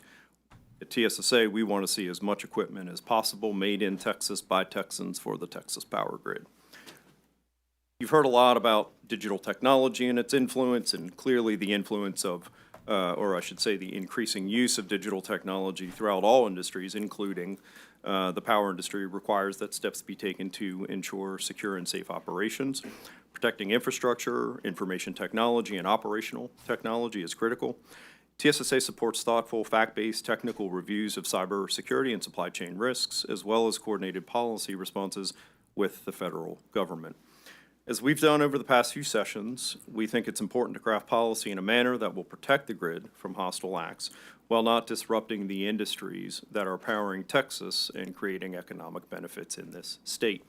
In terms of solar and storage projects interacting with the power grid, the Lone Star Infrastructure Protection Act addresses ownership and technical issues associated with power generation. Passed in 2021, this important legislation, which, as we know, was led by Senator Campbell, ensures that ERCOT market participants do not procure equipment or services that would allow access to or control of critical grid equipment by countries of concern. Further, generation assets cannot be owned by countries or entities of concern. This bill, as we heard, was the first of its kind in the United States, and we believe it is a very important tool to better ensure grid security, and we commend the legislature for its work. As was discussed, LSIP has been strengthened since its initial passage, including last session, and it is the responsibility of industry to follow the law, and our members are actively engaged in compliance. You've heard a lot from a subject matter expert regarding cyber and technology. We appreciate Dr. Stewart's testimony as well as her work at Idaho National Lab. And I want to be clear that work also involves the engagement and the collaboration of industry. And you've got a witness here next to me who will discuss the federal issues, FEOC mainly, so I will defer to him. In closing, as the committee continues its work, we stand ready to work with you to ensure that we can protect the grid while keeping the economy growing and meeting increasing power demand. I'm happy to answer any questions. Thank you for your time. Let's have Mr. Gallagher go ahead and speak as well. And can y'all just clarify the relationship between the Solar Energy Industry Association and the Texas Solar and Storage Association? You're not a subsidiary or a No, state we actually representative. don't have any official relationship. We're friends, I guess, is the way you could describe it. We focus on Texas. They focus on national level and multiple states. So Great. Sean could talk about I want that. to make sure people on the dais understood Yep. that. Yeah, thank you. Mr. Gallagher? Well, thank you, and good afternoon, Chairman Schwartner, Vice Chairman King, and committee members. My name is Sean Gallagher. I'm the Senior Vice President of Policy at the Solar Energy Industries Association, or SEIA. SEIA is the National Trade Association for the Solar and Storage Industries. We've got member companies engaged in the Texas wholesale electricity market, as well as serving residential, commercial, and industrial customers here in Texas. We also represent a large number of companies engaged in manufacturing, including here in Texas, which I'll elaborate on in a moment. And I appreciate the opportunity to speak with you today on these issues of utmost importance, the integrity and security of the electric grid. Mark mentioned that Texas is the fastest growing solar and storage market in the country. Texas is also the #1 solar manufacturing market in the country. And these solar and storage resources in Texas are increasing grid reliability, and they're preventing price spikes, as we saw during the August 2025 heat wave. And the Texas solar and storage manufacturing sector is furthering our energy security and our national security because we're doing stuff at home. We're committed to the important work of ensuring that these technologies are as secure as possible. It's been a high priority for SEIA for several years, and that cybersecurity risks can be effectively mitigated. There's no industry in America in the 21st century that isn't focused on threats posed by cybersecurity. As you heard Dr. Stewart say, any digitally connected device is vulnerable to cyber attacks. Solar and storage are growing in Texas, so it's prudent that your committee would want to know that these increasingly essential technologies are secure, and we share that priority. That's why we work at the federal level, for example, supporting the North American Electric Reliability Corporation, or NERC, that's the federal reliability regulator, to improve reliability standards that enhance inverter-based resource security. We're also active at the state level, where we support the development and implementation of resources that identify actions that states can take to enhance security in solar deployments. Both NASIO, which is the group of state energy offices, and NARUC, which is the state PUC group, have put out cybersecurity standards over the last couple of years that we've participated in developing. Texas has been a leader on this issue by passing the Lone Star Infrastructure Protection Act in 2021, thanks to the leadership of Senator Campbell. And LISIPA is the gold standard among state laws, and frankly anticipated some of the FIAC restrictions that were passed by the Congress last year. SEIA members, of course, have to follow this law, and we're unaware of any alleged noncompliance with LISIPA by SEIA members here in Texas. In addition, following the passage of the One Big Beautiful Bill Act, many energy technologies, including solar, battery storage, nuclear, and others, that seek to claim federal tax credits are subject to Foreign Entity of Concern, or FEOC, restrictions. And these new requirements, similar to LISIPA, bar entities linked to China, Russia, Iran, and North Korea from claiming tax credits, and they impose strict limits on how much equipment sourced from these countries can be used in power generation and storage facilities that claim credits. We believe these rules will further strengthen grid security by incentivizing procurement of non-FIAC equipment and by stimulating domestic production of key pieces of grid infrastructure. So as part of our work to fortify cybersecurity, SEIA is focused on strengthening our domestic supply chains. And Texas has emerged as a solar manufacturing powerhouse, hosting large-scale facilities that produce critical components for the energy industry. Thanks to your leadership, there's now 49 operational solar manufacturing facilities here in Texas. There's over 9,000 manufacturing jobs right now, an investment of over $2.6 billion in operational solar and storage factories, and there's more on the way. In fact, there are now about 14 gigawatts of inverter manufacturing capacity here in Texas right now.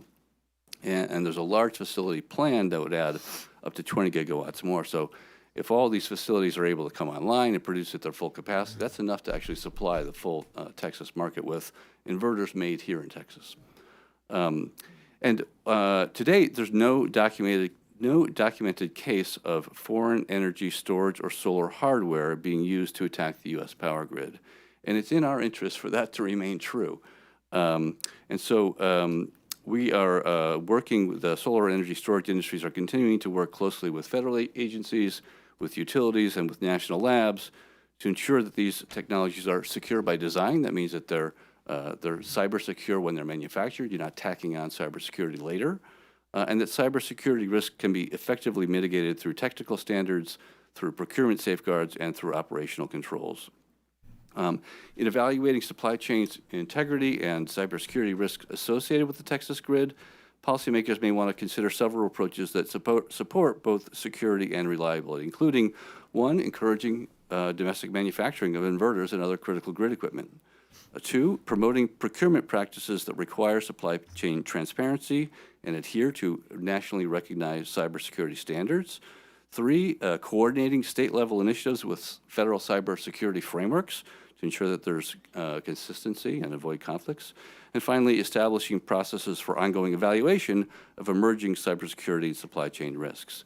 These measures should focus on strengthening safeguards and mitigating potential risks without disrupting existing generation resources that are currently supporting the grid and needed to meet the growing demand here.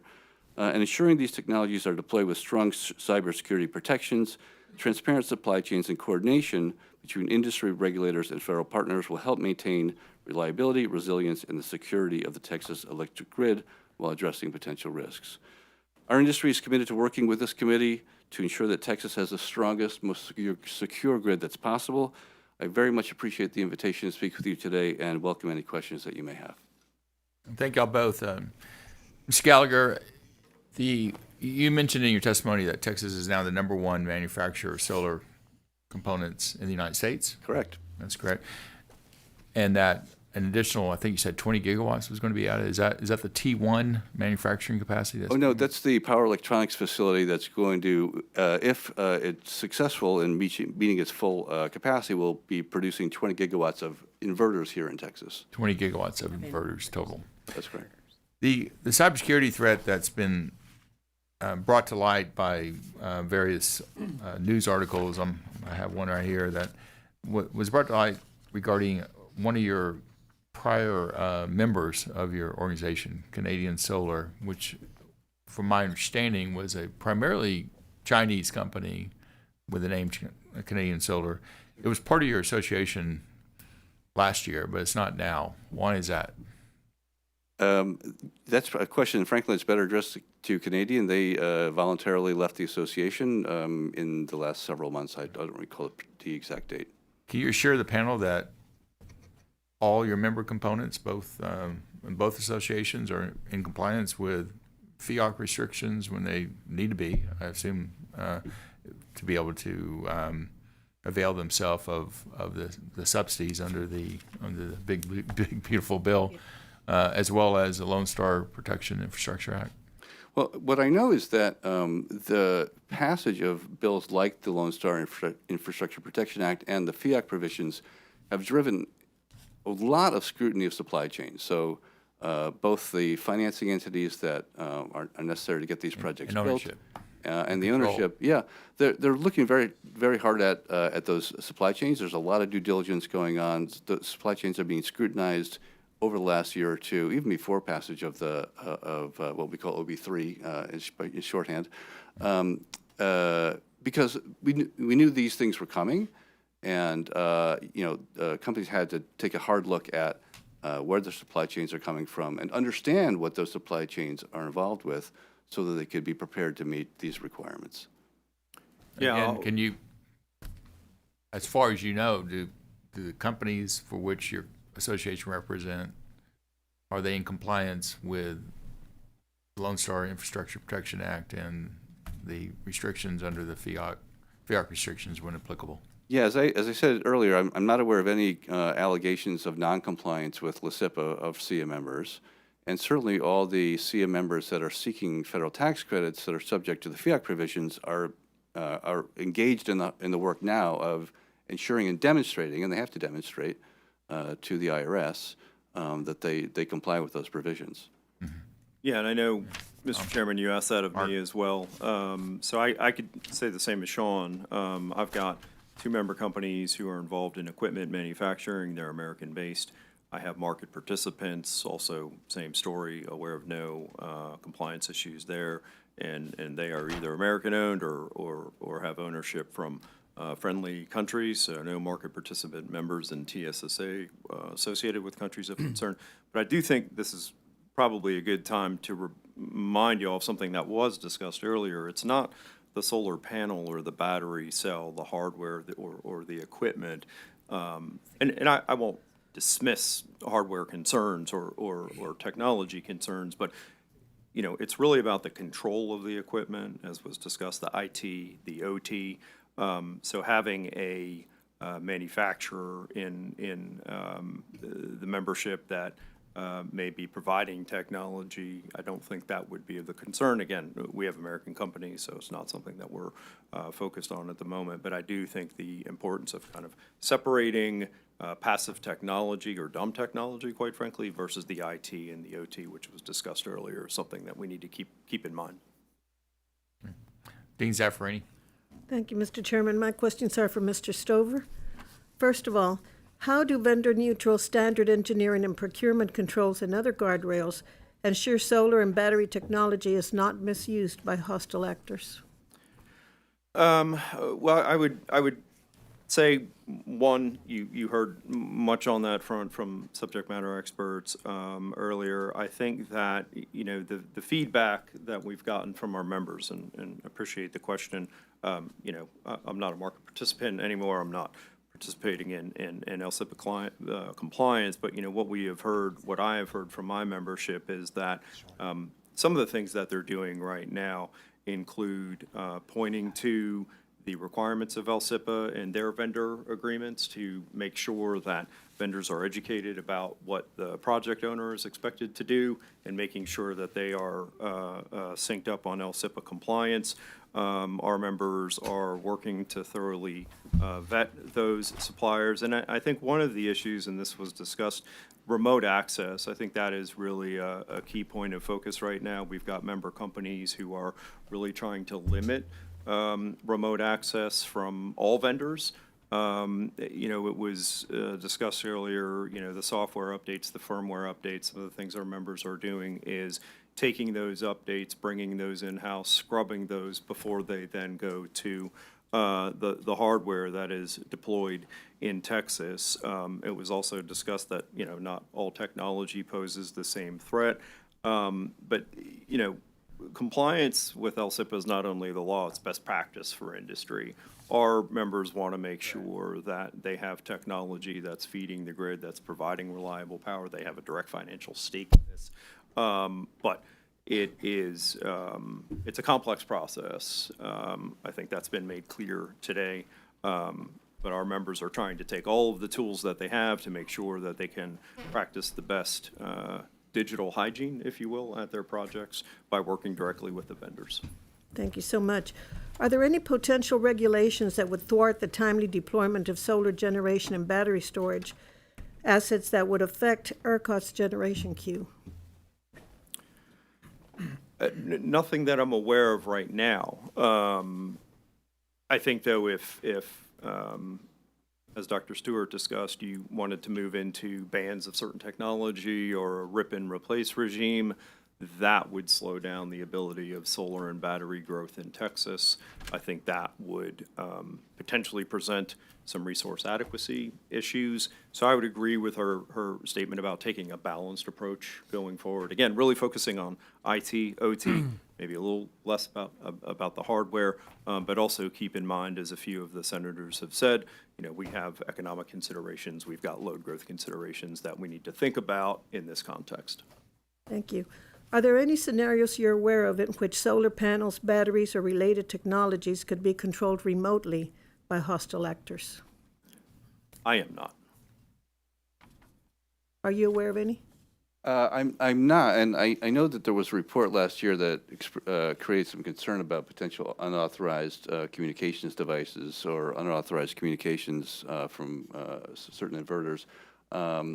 That was looked at closely by the Department of Energy and some of the national labs, including, I think Dr. Stewart's group may have been involved. They found the National Renewable Energy Lab tore apart inverters from about 30 different manufacturers to see what was inside them. And they basically found that there were no unauthorized communications devices, or at least no unauthorized communications capabilities in those inverters. So that was good news, frankly. Can I stop you? Dr. Stewart, can you come up here? Thank you for asking her. Thank you. Have a seat. You know my question, right? What did y'all find in those inverters? So I actually talked about, without saying what we found, we did find that the documentation that went with them and the things like the data sheets that were there and the as-built were not always correct or matching. So we did find that in a number of places. In fact, almost all places, there was challenges between those. Overall, in the inverters that were torn apart effectively, there was 2 findings that were not documented well, but where if you managed to dive into the data sheet around what you're allowed to do on the electric code versus not, I think there's challenges between just sort of understanding what's on those data sheets and what gets left behind versus what's actually operating as well. So I wouldn't say we found absolutely nothing. We did find certain discrepancies between documentation, but not necessarily rogue communication devices sitting in lots of inverters as well. The other thing we did find was a sort of misunderstanding between what a kill switch actually is, because the original news report mentioned the finding of there being kill switches in all the equipment. We believe The news report by Fox News. it was Reuters, I believe. Reuters and then Fox at the picked it original. up. Yep. Yeah. In the original Reuters article, there was a mention of kill switches. We believe they were actually talking about the rapid shutdown devices that are in solar devices that are effectively kill switches. But they are there by electric code to turn the system off if there's a fire, so you don't electrocute people. So there was some misreporting in some respect. I'd say it's misunderstanding between how cyber researchers look at equipment and how we reporters look at it as well, and how reporters look at it, yes. So, That's probably but I will say there wasn't no findings at all. There was just a varied range of findings, and things like the communication systems do actually need to be secured.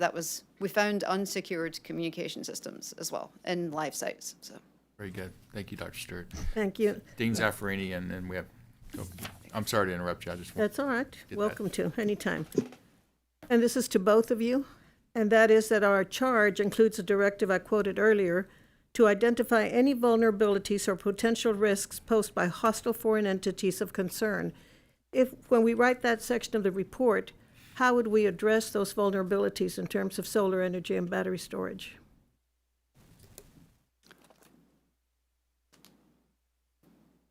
I'm trying to think about how to best answer your question. I think the starting point is that, as has been discussed before, anything that's digitally connected is potentially hackable, right? And we know that there are bad actors that are trying to hack into everything from your laptop to the electric grid or to the Colonial Pipeline, for example. And so the focus needs to be, as Mark's mentioned, not so much on where a particular machine comes from, but how it's controlled, who has access to controlling it, and how it's operated. And I think that's probably the framework that I'd suggest. Thank you. Yeah, and I would just add that I think as we look at that question and figure out how to move forward, relying as much as possible on folks like Dr. Stewart, and we have subject matter experts in industry. We've got at our companies now, we have, C-level officers who are dedicated to cyber risk and supply chain risk. So, help us bring you the experts who can have these conversations and find out what the most prudent path forward would be. It's also important to note that there's a number of existing standards, regulations, voluntary compliance, and other standards that help our members and others provide good cybersecurity. So, for example, NERC is the National Reliability Regulator. Their critical infrastructure protection standards set reliability standards that regulate the cybersecurity requirements for the bulk power system. They categorize assets into low, medium, and high impact. They mandate different levels of security requirements based on the severity or consequences if a resource is compromised. And so these cybersecurity standards are in place particularly for large power assets. And there's a number of other standards that have been adopted for both large and small inverters. For example, IEEE 1547 is a guide for distributed energy resources. These are the residential systems. Underwriters Lab has a cybersecurity certification standard. that offers testable requirements for small resources. The International Electrical Code has a series of cybersecurity standards for industrial and automation control systems. The federal government has put out under a couple different agencies cybersecurity guidelines and frameworks. And so one of our recommendations is to try to make sure that all these different cybersecurity standards, best practices, and others work well together so that they can be adopted by the industry, and that the sort of low-hanging fruit is protected. Thank you. Dr. Stewart, since you're at the panel, do you have anything to add? Just on the previous question, one thought I also should have added was there are something like 1,700 models of inverter that are available on the market just now. There's an exceptional number of different models. So we've looked at a small subset of those. I'd mentioned earlier there's challenges with us actually being able to inspect equipment, take it apart, look at the firmware. A number of the large sites we haven't necessarily been able to look at because of those kinds of protections. Nobody wants their entity to be sued, essentially. So we do. I'm just saying there's a lot of inverters to look at as well over time, and some of the protections I'd mentioned would be helpful for us to be able to continue to keep looking at those and helping with that kind of diagnosis and removing fear, uncertainty, and doubt where we can. So. Yeah, and I would just add one more time, bring it back to onshoring. I mean, I think one of the best things we can do to ensure that we're operating a safe and reliable grid is having these technologies made in America, made in Texas. And of course, you're still on watch. You don't rest at that point, but knowing where that equipment is coming from is vital. Thank you so much. Thank you, Mr. Chairman. Thank you. Senator, we have Senator Johnson, Senator Colkhurst. Senator Johnson, no. Senator Colkhurst, and Senator Hagenboo, Senator Campbell. Just to follow up on that, would y'all's associations support legislation that allows the equipment to be inspected? And I think the word was because of that contract protection. And Doctor, you said that nobody wants to get sued. Would y'all support legislation that would allow us to look inside? Yeah, Keep them from being sued by the CRP and other people. One of our recommendations is for PRC. For developers and buyers of these kinds of equipment to demand clear and detailed bills of materials, both software and hardware bills of materials, to sort of help correct the problem that Dr. Stewart just mentioned, including a right to inspect the procured inverters to confirm or develop their own software bill of materials if needed. So yeah, I think we would likely support the right to inspect for entities that are buying these kinds of assets. Agreed. Yeah, I think that is certainly something worth exploring. And so, Doctor, is it like, I know that we love like saying, oh, there is no spyware in here, there's no kill switch and all that good stuff in some great thick report. But would that be good enough for the right to inspect, like to go in and do exactly like you say? Everybody's like, I don't want to get sued because that's in the contract. Oh, sorry. Hi.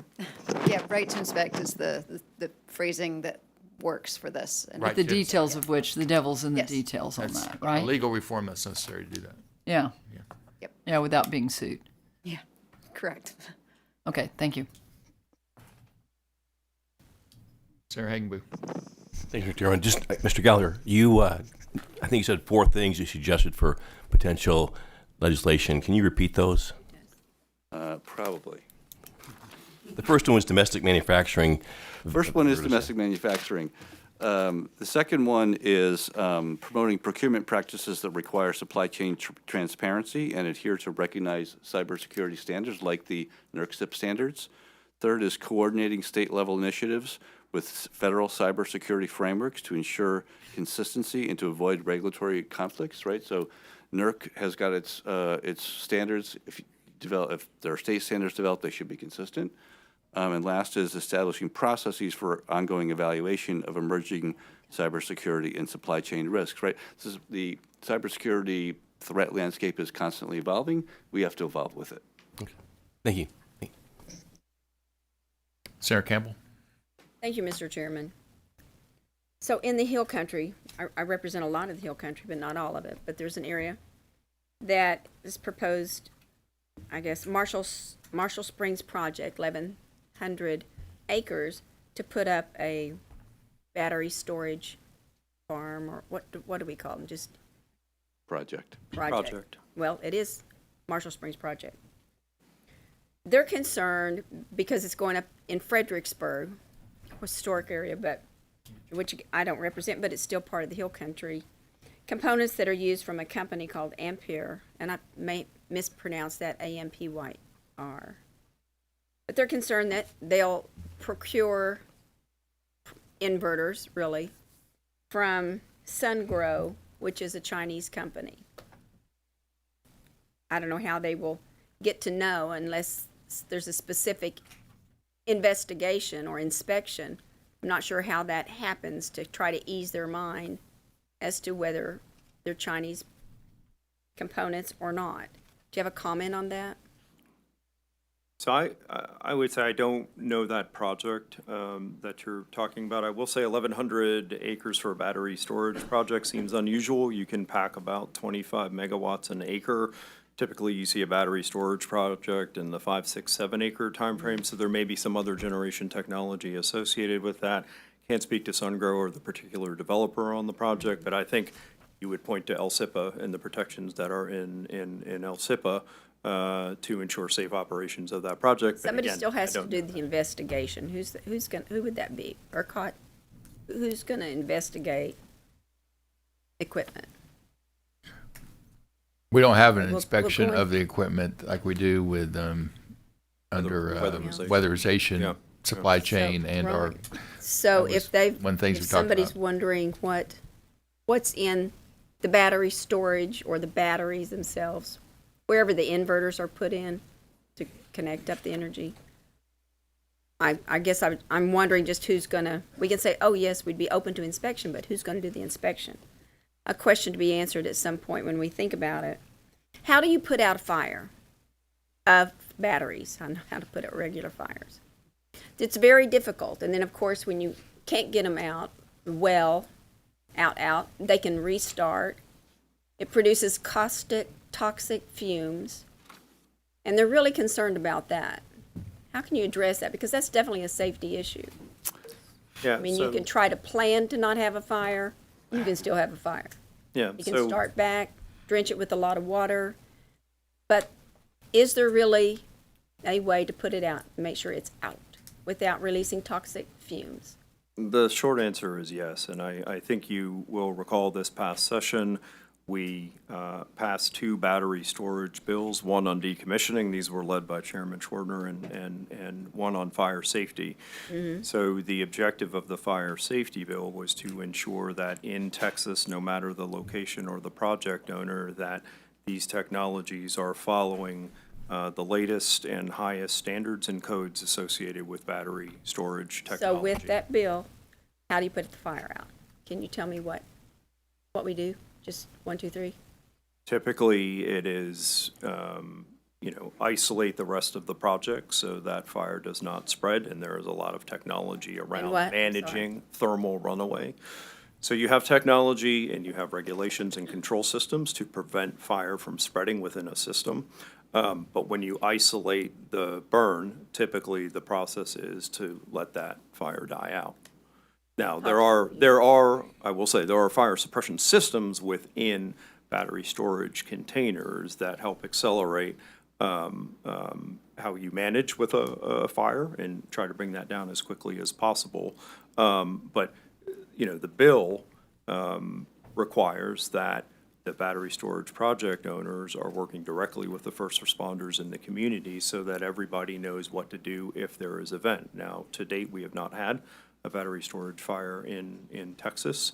And again, we have new codes, new standards, new laws that are designed to ensure we have the safest technology. And the battery project has to be compliant with the That is county correct. fire code? Yes.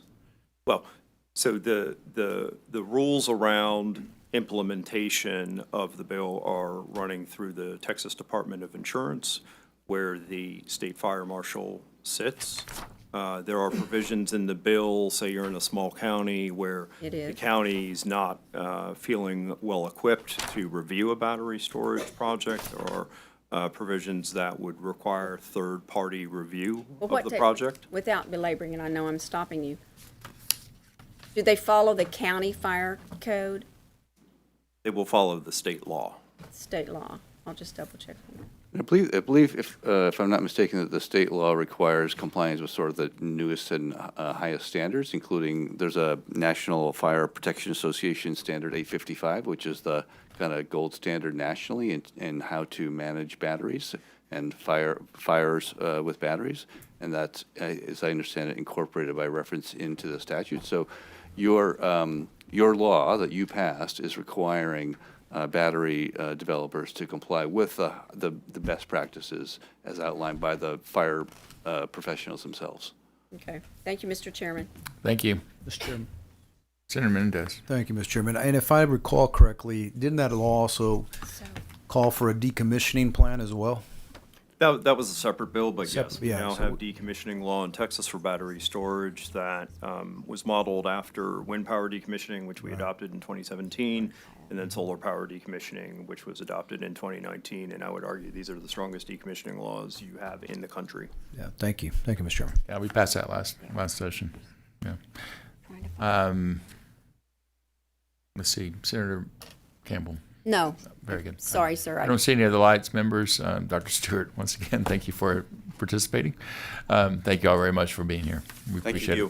Members, the last panel is really a very important and short update regarding some of the major issues that are currently kind of in the works between the various departments and ERCOT. And so whether it's 765 lines or the whole aspect of cost allocation, interconnection, load growth. We have Pablo Vegas, President CEO of ERCOT, and Tom Gleason, Chairman of PUC, and Benjamin Barkley, Chief Executive and Public Counsel of the Office of the Public Utility Council, to give us just a short update. All these topics will be discussed again in future BNC interim charges as we move through the year.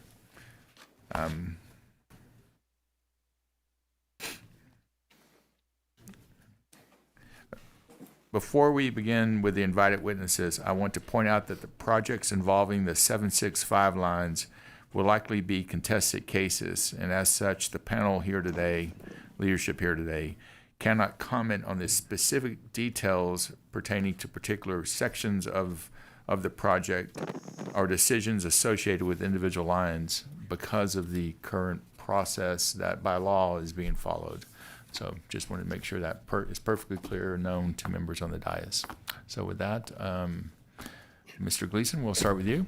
Thank you, Mr. Chairman, and thank you for that clarification, especially for the new members, that yes, those CCN cases will be contested, and as the commissioners act as judges in those cases, we can't comment on them outside of an open meeting. So, Mr. Chairman, I just have 4 things I want to cover briefly as an update. You all should have received some handouts that a couple of the items I'll go over. First, since the last time we met, we have had a couple of changes. We, as of tomorrow, will be fully impaneled with 5 commissioners. In October, Governor Abbott appointed Morgan Johnson to the commission. She was formerly of TCEQ and in the General Counsel's office at the Office of the Governor.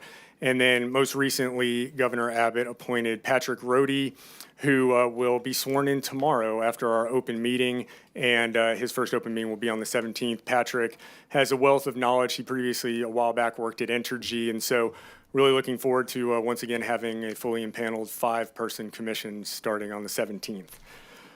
So, Mr. Chairman, with that, I'll move on to our Senate Bill 6 update. You all should have received from my staff kind of a roadmap handout of the 5 major rulemakings related to Senate Bill 6. I'm not going to go through all of it. I would just highlight, the ones that I would say were discussed most during last session. If you look at that handout, project number 58479 is the net metering arrangement rulemaking. You'll remember that deals with an issue that we really hadn't discussed much prior to the session around data centers looking to co-locate with existing generation resources. And the goal of that rulemaking is really to put some guardrails around those types of arrangements so that we ensure that the bulk power system stays reliable. You may also remember from that statute that once ERCOT receives all the information it needs to do a transmission study, that they have 120 days to make a recommendation to the commission, and then we have 60 days to either approve, deny, or amend those agreements. Secondly, large load interconnection standards rule. This was put out for publication last week. I'm sure you all have heard a lot recently about the batch process. I know Pablo is going to cover that in more detail in his comments, but this rule really pertains to that. The goal is to standardize large customer interconnection processes in ERCOT. And as we talked about a lot during the session, this rule is really aimed to help us figure out which of these loads is real, because we care about customer costs and we want to make sure that we are not overbuilding the transmission system for projects that really are not viable and will not come to fruition. And like I said, I think Pablo is going to cover batching and the batch process in more detail in his comments. And finally, talking about customer costs, the last rule I'd talk about would be the last rule in that handout that deals with cost allocation for transmission. So you may remember from the session a lot of discussion around our methodology for allocating transmission costs, what we call 4CP, for coincident peak.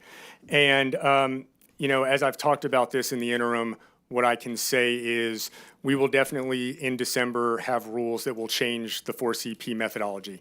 I don't know yet what that's going to look like. This is out for comment currently, and I wouldn't want to prejudge any of that, but we will move away from 4CP. I think it is clear that the current methodology doesn't really reflect costs being attributed efficiently and effectively to customer classes. And so we will make a move to change that. And the other thing I would say about that is, the bill requires us to have that rule in place in December.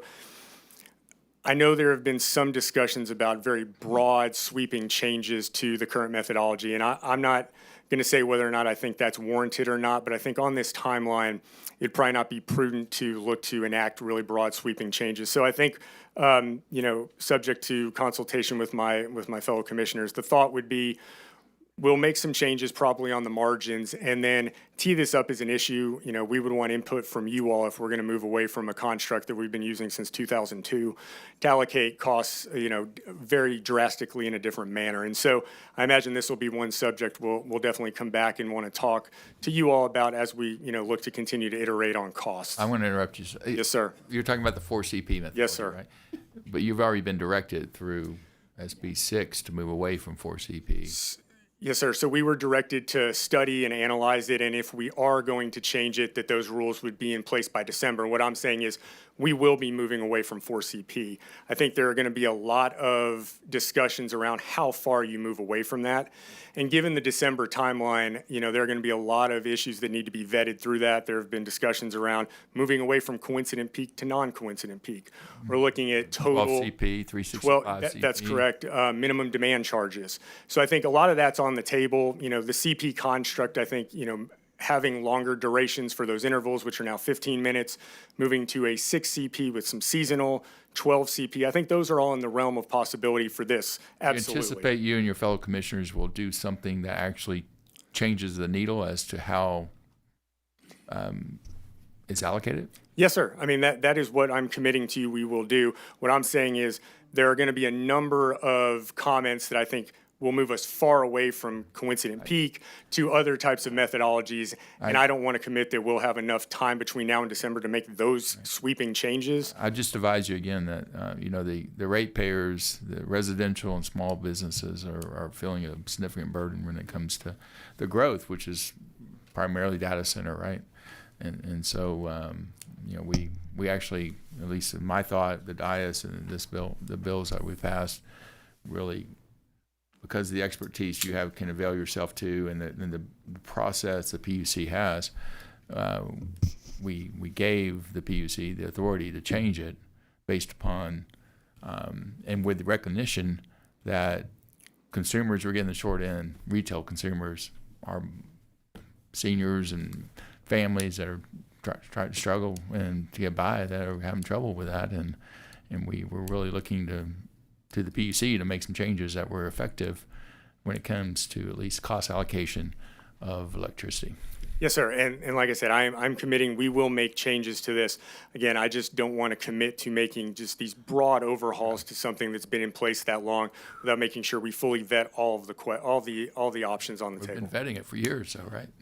I mean, in all honesty, yes, we've been talking about 4CP for a long time. I think recently, with all the data centers moving here, I think there's definitely been a recognition by all involved that we need to change this. I think we've got broad consensus on that. As you know, the devil's in the details on that. There probably will not be broad consensus on how to make those changes. And so again, what I'm committing to is I believe the commission will change the way in which we allocate costs for transmission. I just don't know that some of these ideas don't require more vetting before we look to implement them. Senator King or Senator? Me. Senator Colquhoun, you want to? I just have to echo what the chairman's saying here. I'm out there giving speeches on Senate Bill 6, thank you, Senator King, and assuring people that we got ahead of this. And Mr. Chairman, I cannot stress to you enough, I heard the words on the margin. And in this building, I know what on the margin means. Nothing for the common person. I've been here too long. And so my concern, like my heart is beating so fast for our constituents out there, because I thought that Senate Bill 6 gave us... It wasn't 6, right? It was Yes, 6. yes, sir. Yeah, I thought that gave us... I mean, I thought we were pretty clear on that, and so I just have to echo what the chairman says here is don't come back and say we need more time. Think about in our minds when we're out there, and I am out there last night, yesterday, the day before, okay? And what I'm trying to say here is we pass a bill in 2025, and by the time we kind of get to its implementations, 2026, December 2026, we're coming into session. If we give y'all more direction, then we're talking about 2028, and there's just, so perhaps... Since you are going to have all 5 members now, is that right? Yes, ma'am. Perhaps y'all should talk to the chairman and the author of the bill to make sure that y'all have a clear understanding of the authority you have. Yeah. And that's all I have to say. Again, I'm super sensitive to my constituents, our constituents out there, our constituents that we're hearing from with these large loads and data. I text messages today from constituents who say, please ask about data centers. I think we're number 1 in proposed data centers. Virginia's number 2. Am I right on that? I don't know who's number 2. I would definitely posit that we're number 1. We're number 1. Virginia's behind us, but barely. And so we've got problems. Thank you, Mr. Chairman, for bringing it up. Mr. Chairman, I look forward to y'all playing on more than the margins. Yes, ma'am. If I may respond. Yeah, and perhaps that was a poor choice of words. I think what I'm really trying to indicate is we've had a construct in place for 24 years, which I think everyone agrees is now outdated and doesn't really reflect what's going on and how we should allocate costs. There are going to be numerous options for what to do, and what I don't want to do is make a change that is broad and sweeping without fully understanding the full impact of that, right? Because any change to a construct that's been in place that long, I think it is incumbent on me to understand the full ramifications of what that change will be. And so, again, if we can get to that place by December, sure, but there are going to be a lot of opinions about what to do that I feel we're going to have to fully endeavor to look at what those impacts are, because the last thing I want to do, Senator, is come here saying we made this change and then we have an adverse impact from that we didn't discuss or no one really vetted, and then we're coming back here again and say, now we have to change it again. And so I don't want to commit to making such a broad sweeping characterization that we're going to have this wholly new system by December unless I'm sure that we have fully vetted all of the kind of first order, second order, tertiary impacts of making a decision like that. Senators, I appreciate what you're saying, Chairman, but I mean, Senate Bill 6, the last portion, Section 6 yes, sir. of the bill, The Public Utility Commission of Texas shall evaluate whether the existing methodology used to charge wholesale transmission costs continues to appropriately assign costs to transmission investments, whether the current for coincident peak methodology used to calculate wholesale transmission rates ensures that all loads appropriately contribute to the recovery of an electric co-ops. But the last part of it in particular, the Public Utility Commission of Texas shall evaluate whether the Commission's retail rate-making practices ensures that transmission costs recovery appropriately charges the system costs that are caused by each customer class, and shall begin the evaluated requirement no later than 90 days. And then finally, the most important part, the Commission shall amend Commission rules to ensure that wholesale transmission charges appropriately assign costs for transmission investment. So it was a very clear directive that we've discussed on this side so many times regarding how do you do cost allocation. I hope y'all do as much as you want to plus. Yes, sir. And my thought. And yes, we everything we do, we try to adhere to cost causation principles. That's always the goal. And again, I think where we are in that process right now, just having this out for comment, we need to look and see what all of the ideas are that are out there and fully, vet all of those ideas, because there's not going to be a shortage of them. Chairman King, do you have any questions? It was your bill, and we discussed it many times. Thank you, Chairman. You and Chairman Cole, of course, have expressed it really well. I just say this, and I know that, we talked about this yesterday, and Yes, thank sir. you for coming by the office. But that since 2021, I think we've passed like 160 or something electricity bills, and so I know we've been loading you up, but there's just been a lot going on. But the worst thing that can happen, the best thing that can happen is that we don't have to do a lot of electricity bills next session. The thing that would cause that not to happen, just because it's just the way it works, is if we come back having been gone for 2 years and the legislation that was put in place hasn't been implemented or isn't really, really close to being implemented, and then we all of a sudden we start asking questions and try to come in and do it ourselves, and so much of that, so much in the weeds that really it's better for us not to, but we're going to do it because, like Senator Colcourse said, it everywhere we go, people are asking us about data centers and costs and all these things, and we need to be able to tell our constituents it's getting done. So I would just say whatever resources y'all got to pull in, I got to believe there's support there for you to pull those in to get that done. And cost allocation, there are like 4 or 5 big things in SB 6 and then some other legislation, and that's a critical one. The other thing I'll just mention, Chairman, while I'm here on this, because I know this is going to come up in different portions, one thing I'm a little bit worried about, a little bit off that subject, but it applies to it as well. I'm worried about as we're looking at how y'all put in place who's going to get to interconnect, and as you look at the batch process or whatever you end up going with, that's all because of the data centers that are coming in, and we want those. We just kind of got to work the electricity side and water and all that stuff, but we want those because of the economic development potential and other reasons. But I'm a little worried about our traditional businesses. If we're trying to bring in another Caterpillar or another, Tesla or somebody who's going to be a large load, and we're trying to bring them into Texas, or you've got an existing TI plant that they're doing 50 megawatts right now, and they want to add 30 megawatts, and all of a sudden they're going to be 75 or 80 megawatts. They'll be over the large load threshold, or maybe they're just going to do a brand new expansion that in and of itself is more than 75 megawatts.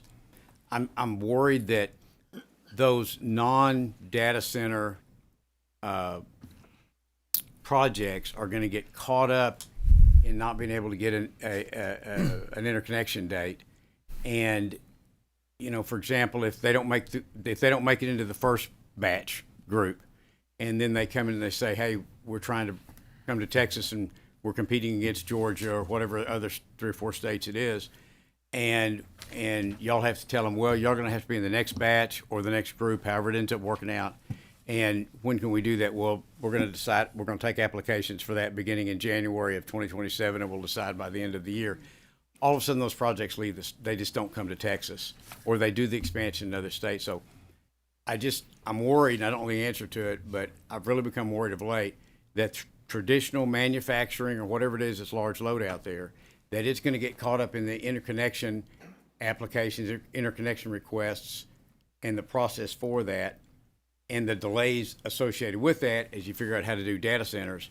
And we're going to start losing some traditional businesses that want to come to Texas or want to expand in Texas. Do you have any comment on that? Yes, sir. Thank you, Vice Chair King, for the comment. And yeah, I think yesterday in your office, I expressed, I share your concern because the discussion around a lot of this is focused almost exclusively on large hyperscale data centers. And the definition of a large load is 75 megawatts. So that brings in a lot of traditional industrial load. And historically, we have thought of industrial load as one big group.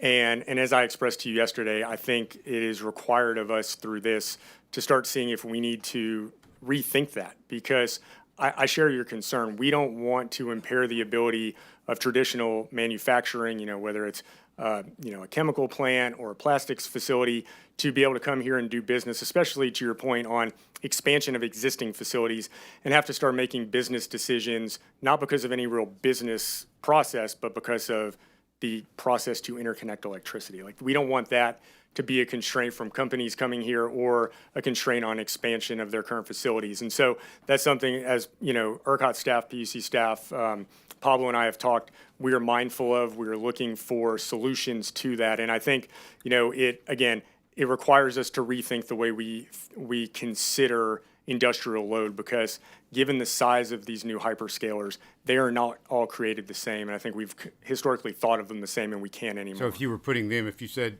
they're in a category maybe 250 or 300 megawatts up, that's going to capture all of those, but not the traditional auto manufacturing plant or something like that. Perhaps, we've talked about publicly the by the way, idea. just interrupt right there too.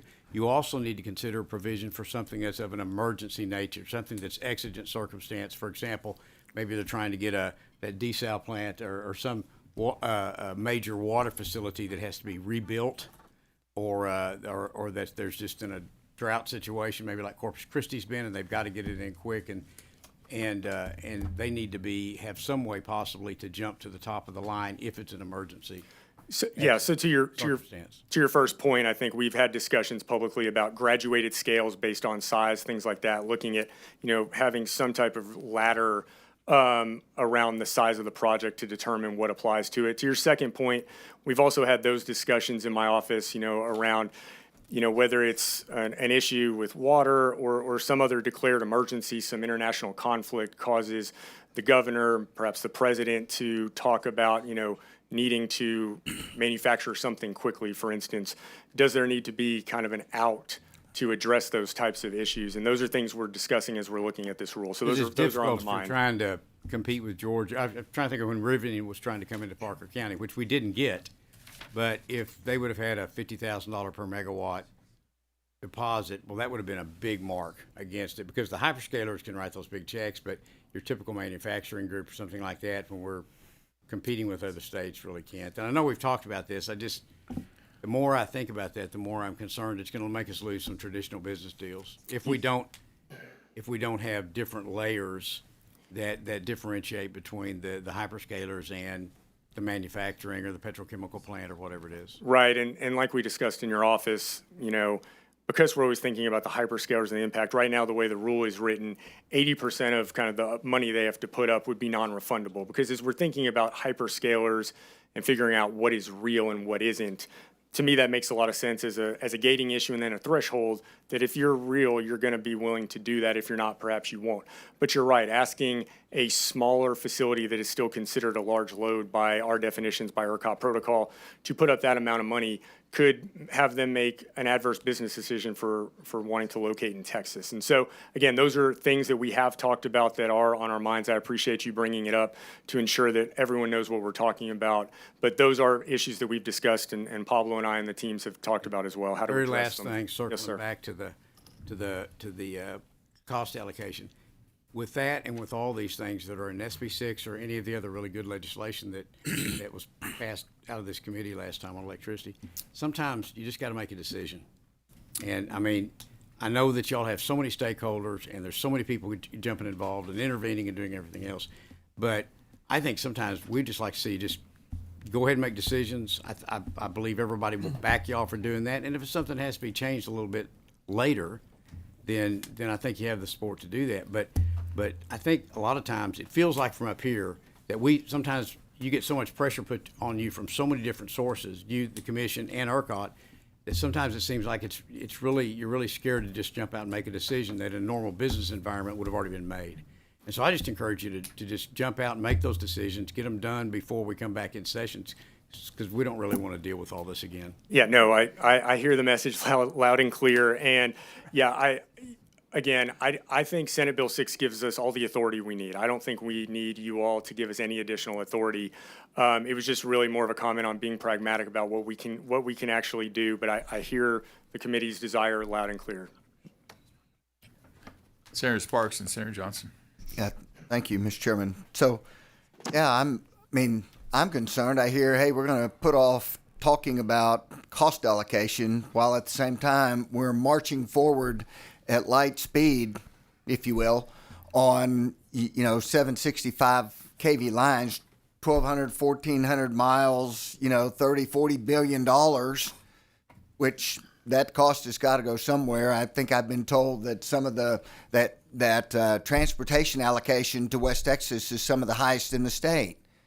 So how do we put that off?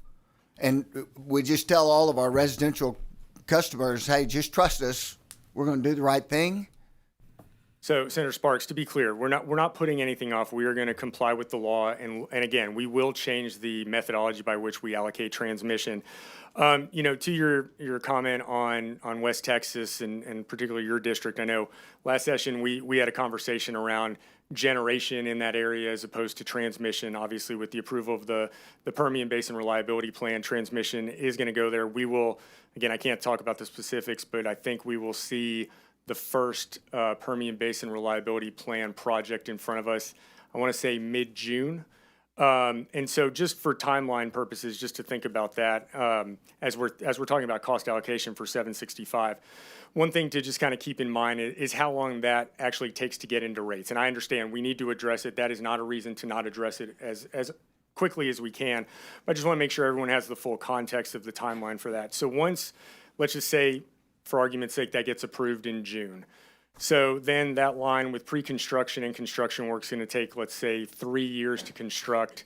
And then the utility is going to have a 1 year kind of historical test year to show us what their costs actually are. Then file a rate case, then have us complete the rate case and make a determination. So we do have some runway. Again, that is not to say we should not address this now. I'm committing to you that we will. With respect to, transmission versus generation, we don't have authority to cite generation.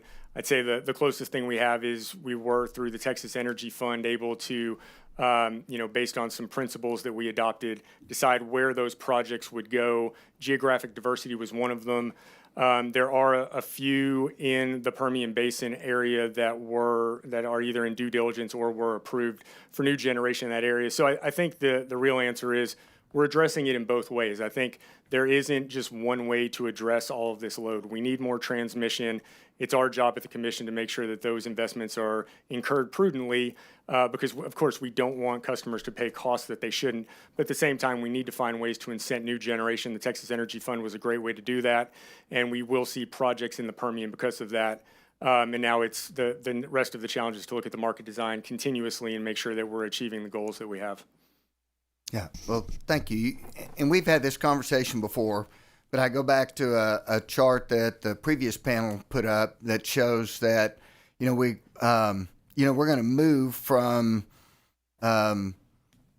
mostly or significant thermal dispatchable power, and over the next 4 years or less, we're going to get up to 62% of wind, solar, and batteries.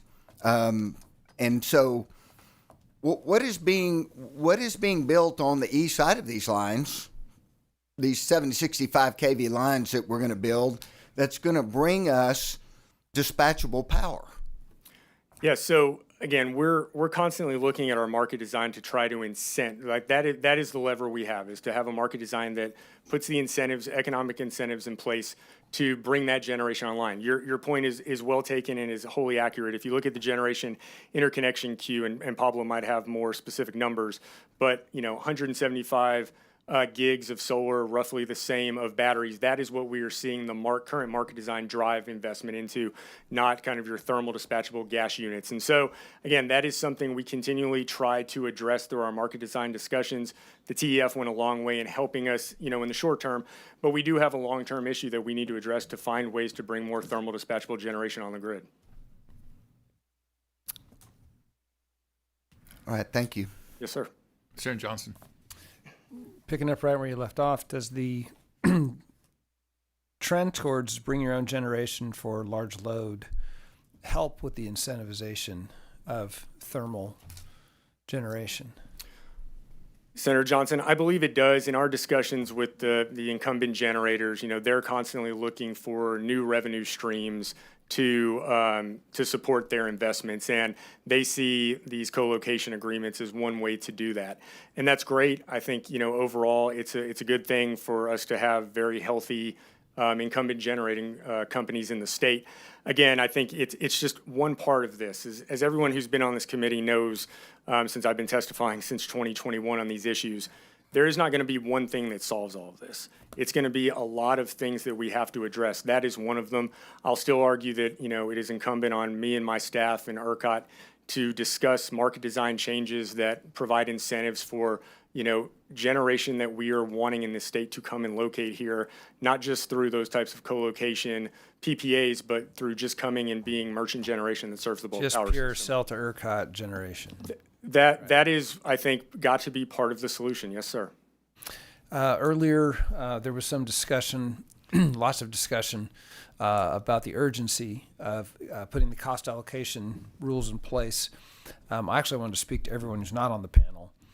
We've seen over the years there are competing players in these spaces, and when they don't agree, they tend to come to the legislature, and if they don't like what's coming out of it, they kill it, and they say, we're going to get a better deal at the PUC, and they go to the PUC, and they don't like it, so then they come back to the legislature, and it's kind of a cycle, and it can lead to things that Senator King was talking about, is you're going to end up with legislators writing some really complex rules.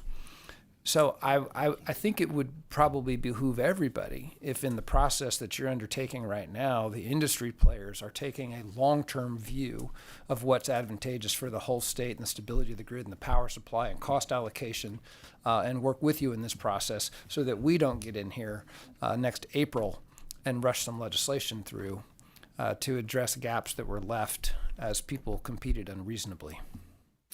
Senator Johnson, I appreciate the comment, and yeah, again, if the message, if I was not clear, we are going to change this methodology. For me, it was just more of a level setting. We've had discussions from market design to 765, and I know that there is not always a desire for our agency to move swiftly and to make broad sweeping changes without getting legislative input. And I guess what I was trying to communicate to the committee was, we will keep you all in the loop of what we are doing and make sure that there is broad support for what we are trying to do. Because what I don't want to have happen is what we're describing, where we do something that completely overhauls the way that we do this, and then folks come here and say what they did was completely wrong, and then we have to end up having legislation for us to change it, or we just have to start over and all that. That's precisely why we gave y'all the authority, though, because we don't have the expertise. We're sitting up here, should we go to 12 CP? I remember all the discussions, and so now, the PUC, they have the ability, the experts, the time to have some thought process of how to change 4CP into something else. So as Senator King said, take a stab at it, and if we don't like it, we'll act on it, right? But if not, what Senator Johnson said, we'll come up with something ourselves eventually that that might not be as advantageous or thoughtful or appropriate, or that I certainly have great faith in the PUC's staff and yourself and your fellow commissioners to change it. To change it in a significant manner that does allocate it between businesses and large load and data centers. They have to be kind of parceled out and retail in a way that is thoughtful and right for Texas long term. And Mr. Chairman, if I might, exactly, and I have faith in the private sector and the expertise of the private sector to solve a lot of these problems if they're interested. And I'm hopeful that they will be very helpful in the process that you're undertaking. Appreciate the comment. Maybe it's not always the case. Thank you, Senator. Mr. Chairman, Senator Sparks. Yeah, one last comment. So I probably represent more land being crossed by these three 765 kV lines than anybody else here. And so it concerns me that we're going to, and I get calls daily, multiple times a day. We're going to wind up eminent domaining a bunch of property. And yet we haven't figured out kind of where we're going market-wise and how we're going to make sure we've got dispatchable power going into all of these, $30, $40 billion worth of lines. It seems like maybe that's putting the cart before the horse a little bit. I guess that was more of a statement than a question. Sorry about that. Dean Zaffarini. Thank you, Mr. Senator Chairman. Campbell.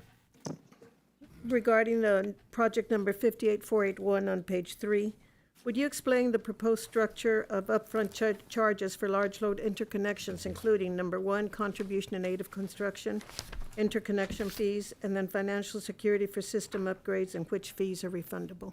Yes, ma'am. So contribution in aid of construction, or KAYAC, is an attempt to have the customer pay for the upgrades to the system that are necessary to serve that particular load.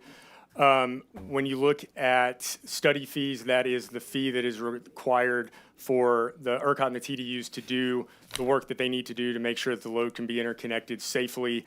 And as far as financial security, the way that the rule is currently structured, the top end cap on that would be $50,000 a megawatt. And as currently structured, I believe it is 20% refundable, 80% non-refundable.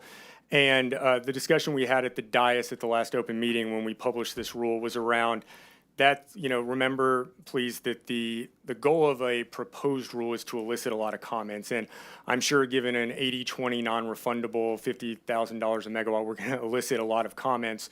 But I think what you would have heard from the dais is a desire to look at a graduated scale that can either be graduating how much of that money is paid for each of the kind of commercial development milestones of the project, or as those commercial development milestones are reached, certain percentages of that money is more refundable. And so I think that is still an open question. I don't think that it's anyone's intent right now to say that absolutely everyone's going to owe $50,000 a megawatt up front and 80% of it is not going to be refundable. Which is related to my next question, which is how would those refunds impact the utility bills of the average Texan?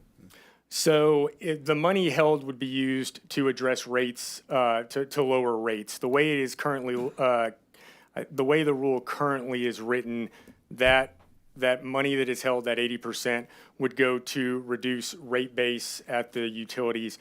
One of the discussions we had at the last open meeting was, is that the proper way to do it? Are there other ways to use that money? Because at the end of the day, ratepayers care about the rate they're paying. They don't care about which of the costs that the utility is encountering that is actually being addressed by that money that's being held. And so a lot of the discussion, this is one thing that we asked for commentary on in the rule, is how to best use that money that is non-refundable to buy down overall rates for customers. Thank you so much. Thank you, Mr. Chairman. Thank you. So that 50,000 in this proposed rule, correct? Yes, sir. Per megawatt. So they needed a gig, right? 1 gigawatt. That'd be $50 million. Yes, sir. 80% non-refundable. Yes, sir. Okay. That, we tried to do an SB6. I brought up the idea of surcharges, but I left it all up to the PUC. We left it up to the PUC to kind of change out how to interconnect the fees and try to equalize the burden. Really, it is a burden placed by certain types of large load that are coming to Texas, and in some ways it's great. Other times it's a challenge, though, in other respects. And it's also an area that we do not want our fellow Texans, or just retail consumers, to have to bear and pay for over the rest of their lifetime for transmission charges. Yeah, absolutely. What percentage of the electric bill now for a retail consumer is transmission?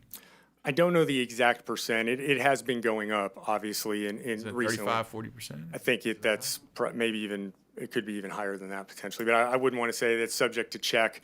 I hear different numbers from different folks depending on who they represent. So I'd want to go back and check that. But it's definitely growing. And, I think back to the discussions, not to use this four-letter word lightly, but, to the CREZ project back from 2010.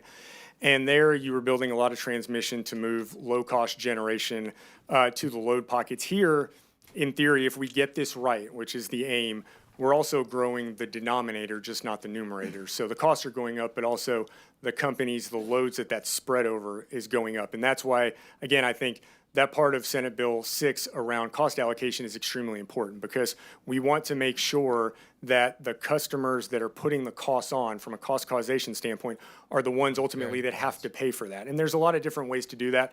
4CP is one way, contribution in aid of construction is another, taking these financial commitments and applying them to rates is another way. So again, like everything we talk about, Mr. Chairman, there's going to be a lot of different angles at which we have to address these issues. Yeah, I appreciate your work, Senator. Thank you, Mr. Chairman. And again, I didn't mean to sound like I was getting on to you, because I think you're doing an excellent job, and I know the commission is too, and ERCOT really. All three of y'all are, just for that matter. Absolutely, absolutely. Sometimes we get to vent from all the phone calls we have, and this is where we vent. But on that 80-20 matter, I just want to roll back by that. Cost allocation, which is so important to make sure that mom and pop and small business and everybody else doesn't bear the cost of building that transmission to that hyperscaler. Part of that gets socialized, I know, but really the goal is that most of it not. On that 80-20, so if you've got a ABC corporation that's going to come in and put in a $3 billion facility to manufacture something, and if they have to put up a deposit that's 80% non-refundable, they're not even going to talk to us in Texas. So whereas the hyperscalers, they're in a whole different cash flow situation, and they can put up a lot. And that's why I just think it is just as critical as it can be that we don't, in doing this, and I like the surcharge idea, I think, but that we don't put it on the non-data centers that are coming in, because otherwise they'll just, when they see that list that they've got to do an interconnection request to get 90 megawatts for their new whatever they're doing, and they see that they have to put up, in addition to everything else they're doing to build in Texas, they have to put up a $50,000 per megawatt, and 80% of it's not going to come back to them. They're just not going to. They're not even going to consider us. They're going to go to Oklahoma or wherever. And so we've got to figure a way to differentiate. I'm not speaking for the whole committee. This is just my thoughts on this. No, and I absolutely agree with you. And again, I think that's why that lends itself to the discussion we previously had around a graduated scale, so that you're not treating everyone differently, that a 2 gig project is not necessarily treated the same as, a 150 gigawatt project. And so, or 150 megawatt project, sorry.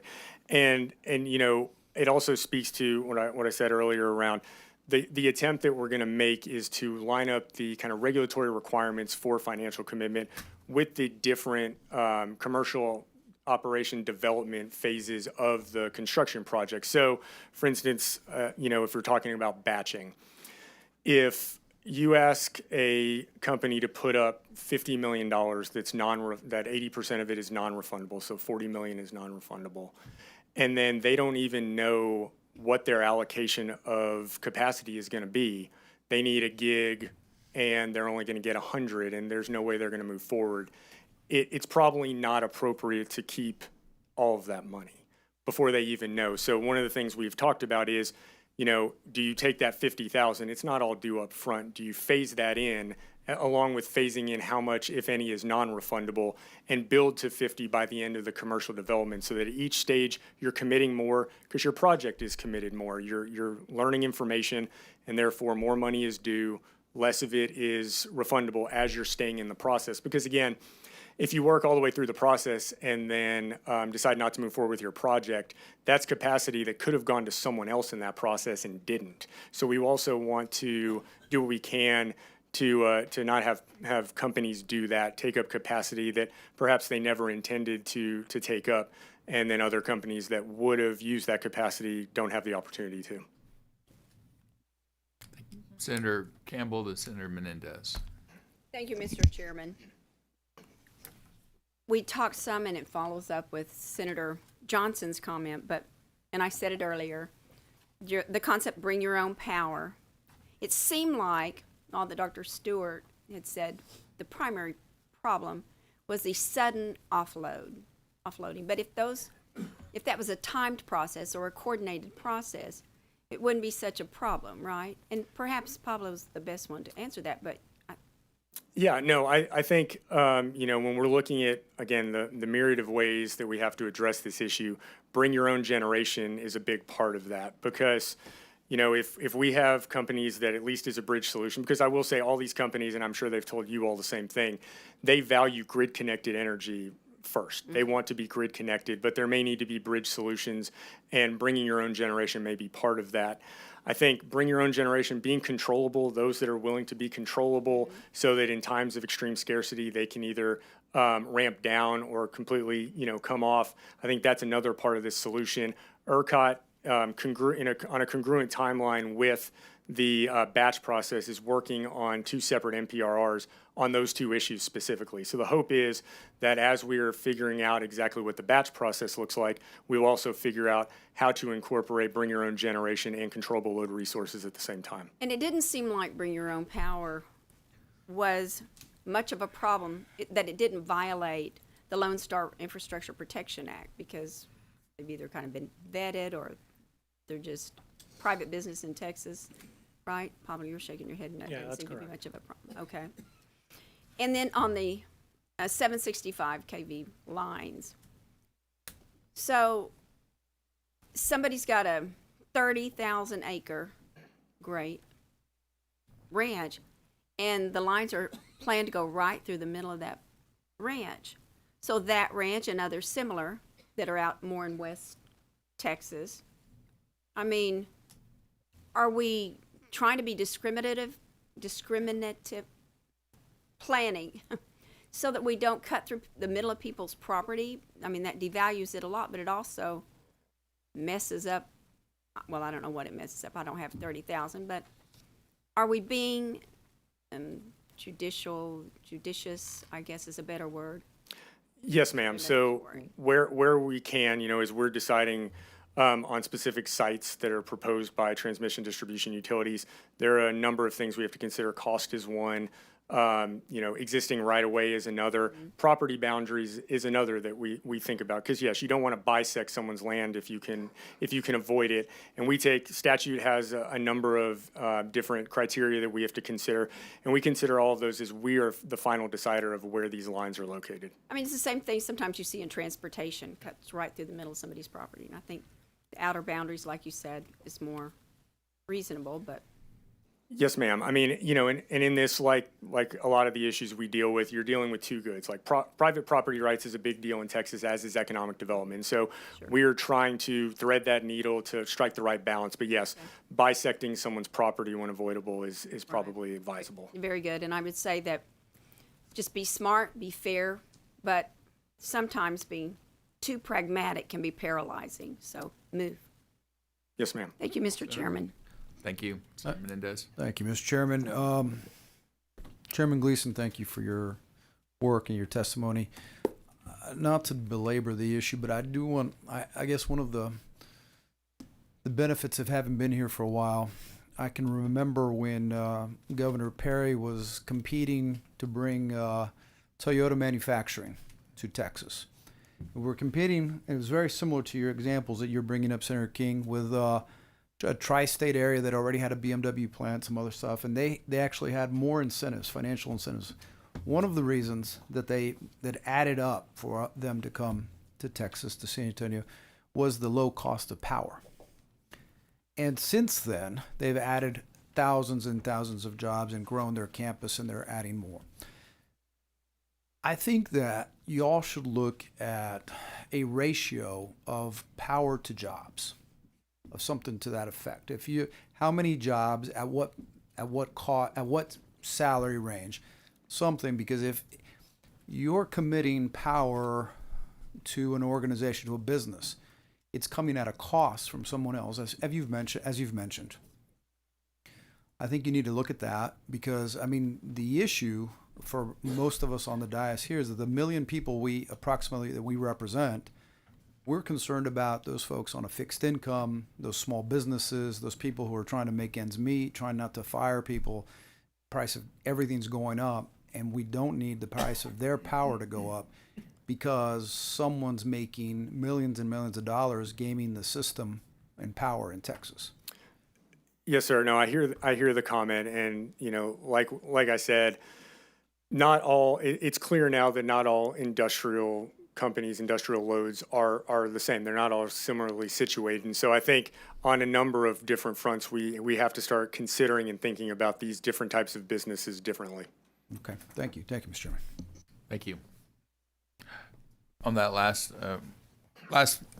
aspect, I'd like you to, public participation in the 765 process. Can you just touch on that real briefly? Because it's something I actually had to learn, and I wanted to make sure that people listening understand there's a public participation at multiple levels, of which significant events are upcoming. So could you just kind of overview that for us? Yes, sir. So members, if you have what staff handed out to you, it's a sheet that looks like this. It takes you through all of the different benchmarks on a CCN for a new transmission line. And yes, there are numerous avenues for public participation. The TDUs have public meetings at the forefront to get input from folks. Then, Chairman, you'll remember that coming out of Winter Storm Uri, one of the things I did as executive director, the PUC now has an Office of Public Engagement that we offer up those staff to go into communities around the 254 counties to go talk to local leaders and to citizens about all of our processes and how to meaningfully engage in those processes.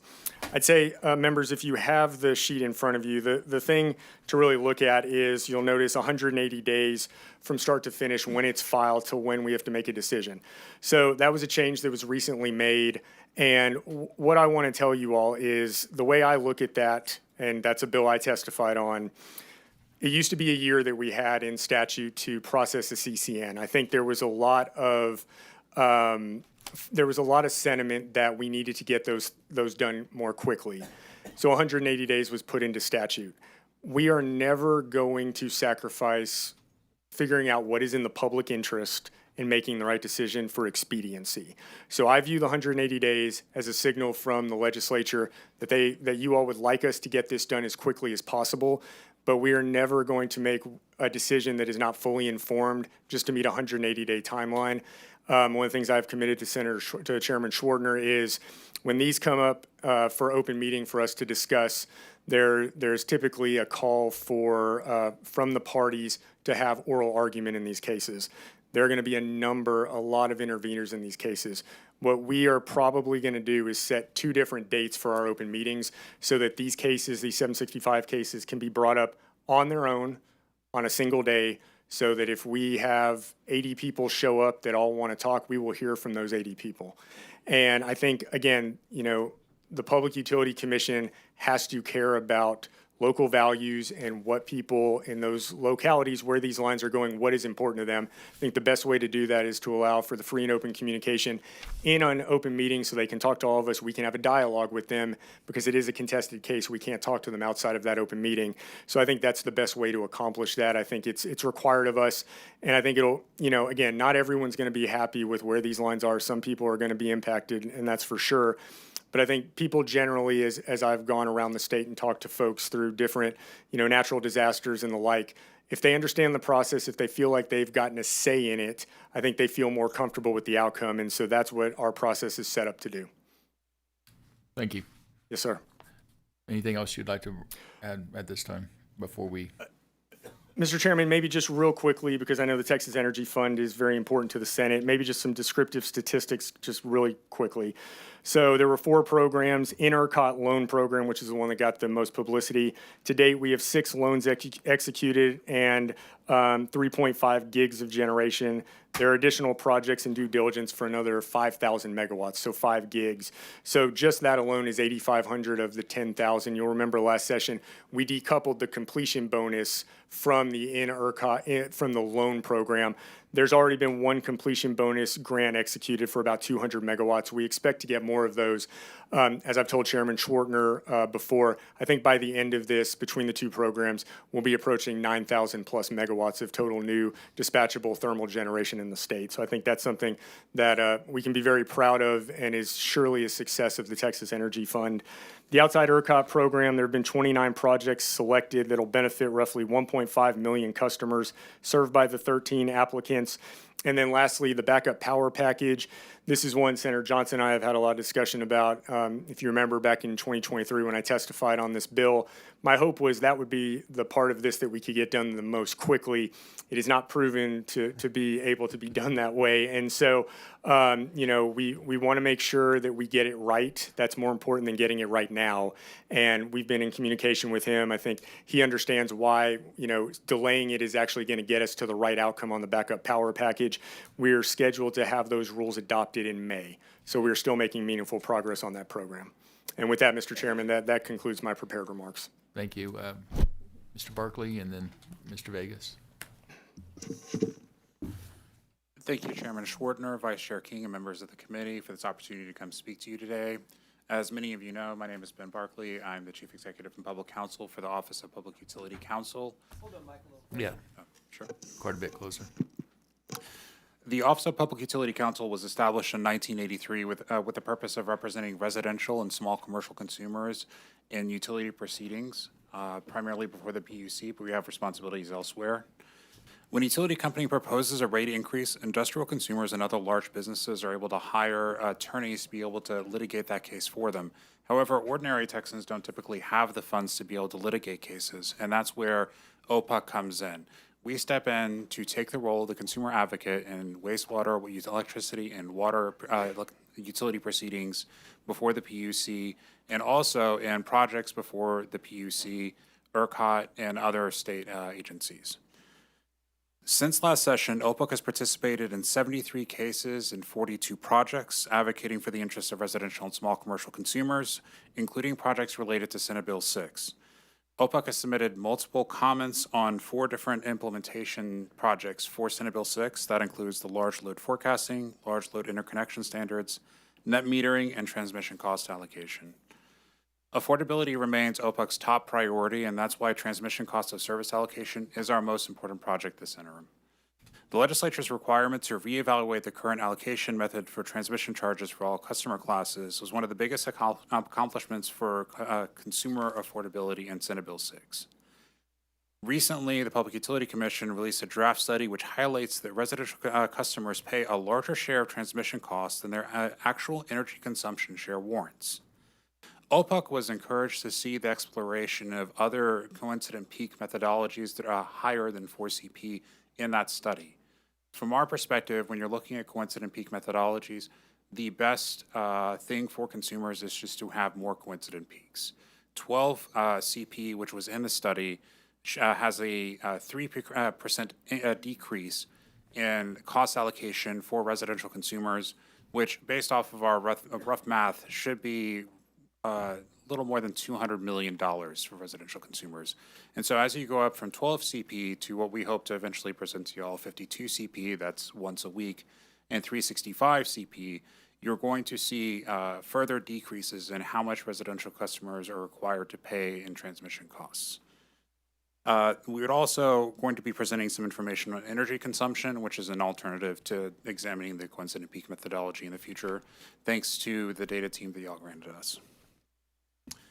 On the matter of the large load forecast, we concur with the legislature and the PUC that the current process led to inaccurate and untenable results, and we look forward to seeing how the new rule proposed by the PUC will create a more accurate load forecast. Establishing an accurate load forecast is absolutely critical to ensuring that we don't construct unnecessary transmission projects at the expense of ordinary Texans. OPUC has also had some success on the large load interconnection standards. The PUC recently proposed rules that included OPUC's recommendations demonstrating greater site control, and we hope that those recommendations remain in the final rule as put forward by the Commission. On net metering arrangements, OPUC supports the rule adopted by the Commission that effectively implemented the provisions of SB 6 to ensure that any behind-the-meter or net metering arrangements do not harm grid reliability. OPUC will continue to argue in favor of robust financial requirements and guarantees from large load customers to protect small consumers from paying transmission development bills on behalf of large load customers that may not materialize or leave before paying their fair share of transmission costs. And that's, I think, where there needs to be some sort of balance between some front-end payments in the form of the financial securities and back-end, which is transmission cost allocation. And so balancing those two things is going to be critical to ensuring that long-term that these projects continue to be paid for by the people that cause them to be built. So the financial security piece, no matter how much of it's refundable, is ultimately going to get refunded. And when that happens, should that particular large load go offline, then the cost for paying for that transmission that was built for them is going to go into transmission cost, whatever method we use for transmission cost allocation. So changing transmission cost allocation is absolutely pivotal on the back end to ensuring that residential consumers are not paying for large loads. Separately, OPUC is monitoring the ERCOT batch study process to see if any modifications should be proposed to the Commission's large load interconnection standards rule language or the accompanying ERCOT protocol. OPUC works pretty closely with ERCOT. ERCOT's been incredibly helpful to us in getting data that y'all were kindly enough to pass legislation for us to be able to obtain, and we look forward to working with them in the future. I know that 765 has been the matter of robust conversation. Just for clarity on that, OPUC has some concerns about getting involved in saying which route the Commission or anybody else should prefer. And so our approach in these cases is going to be to maximize the voice of residential consumers to participate in this process. Do you think we're doing a good job there with the process in place and the assurances of the chairman regarding public input directly to the PUC? I think it's a good start, but we need to continue to have that clear communication as we go all the way through the process. All right, go ahead and finish up. That's all I have. I think did we not enhance your FTE and give you some funding for data analytics team in it? Yes, you did. You gave us 3 FTEs and $1.5 million to develop a data team. I can say that we've now hired 3 different data analysts, and we're slowly spinning up all of the necessary equipment we need to be able to have that data team be efficient. That data team is why we're able to start testifying about 52 CP, 365 CP energy consumption, and hopefully on behalf of the consumer, essentially. That's correct. All right, good. I'm glad the voice is a little bit more robust, in my humble opinion. Thank you. Thank you. Let's see. Senator? Thanks, Chairman. Just a quick question. Can I get a copy of that report you talked about that shows that consumers are paying more than the cost of their power? Sure. That's part of the preliminary PUC 4CP study. I'm happy to send that to you. Thanks. Appreciate it. Thank you, Chairman. Dean? Thank you, Mr. Chairman. Mr. Barkley, we have a copy of the Ratepayer Protection Pledge. And how can we hold the companies that signed that accountable so that we can ensure the average Texan doesn't pay for their data centers? I think the best way would be to implement the provisions of Senate Bill 6, and I would hope that they honor their pledge and ensuring that as they comment on the various Senate Bill 6 projects, that they are paying for their fair share of those transmission costs. Thank you. Regarding Senate Bill 6, what outstanding issues still have to be addressed regarding the rulemaking process? I think most of the rulemaking is well underway, so it's just a question of getting it all implemented. Thank you. How will refunding financial security to large loads 5 years after energization affect residential customers? I think that's one concern that we have, and we're happy to talk through with folks offline later. But if you start refunding these things 5 years down the line, there's already been folks that have said these transmission projects have a long lifespan, and paying them off takes a long time. And so if you end up having a project that goes offline for whatever reason, after those funds have been refunded to them, ultimately that becomes the responsibility of residential and small commercial consumers under the current model to pay for. If we upgrade the 4CP methodology, this might be less of a concern, but right now, if we continue to use 4CP, it's going to be a significant concern. Thank you. Are there any interim opportunities to address the issue of affordability for residential customers? I think adopting some sort of change to the transmission cost allocation would be very helpful for that, whether that's 52 CP, 365 CP energy consumption, or even 12 CP is going to see some benefit residential consumers. Thank you. Are there any statutory challenges that preclude your agency from carrying out your duties to protect residential ratepayers? It's not exactly directly pertaining to this hearing, but it would be nice to be able to request data from water utilities. Y'all were kind enough to grant that authority to us for electric utilities, and now we'd just like that extended to water utilities. And there was a bill last session that related to the cost of litigation. Right now, whenever there is a rate case or any other case that goes before the commission and there's litigation expenses involved, those often fall on the backs of ratepayers.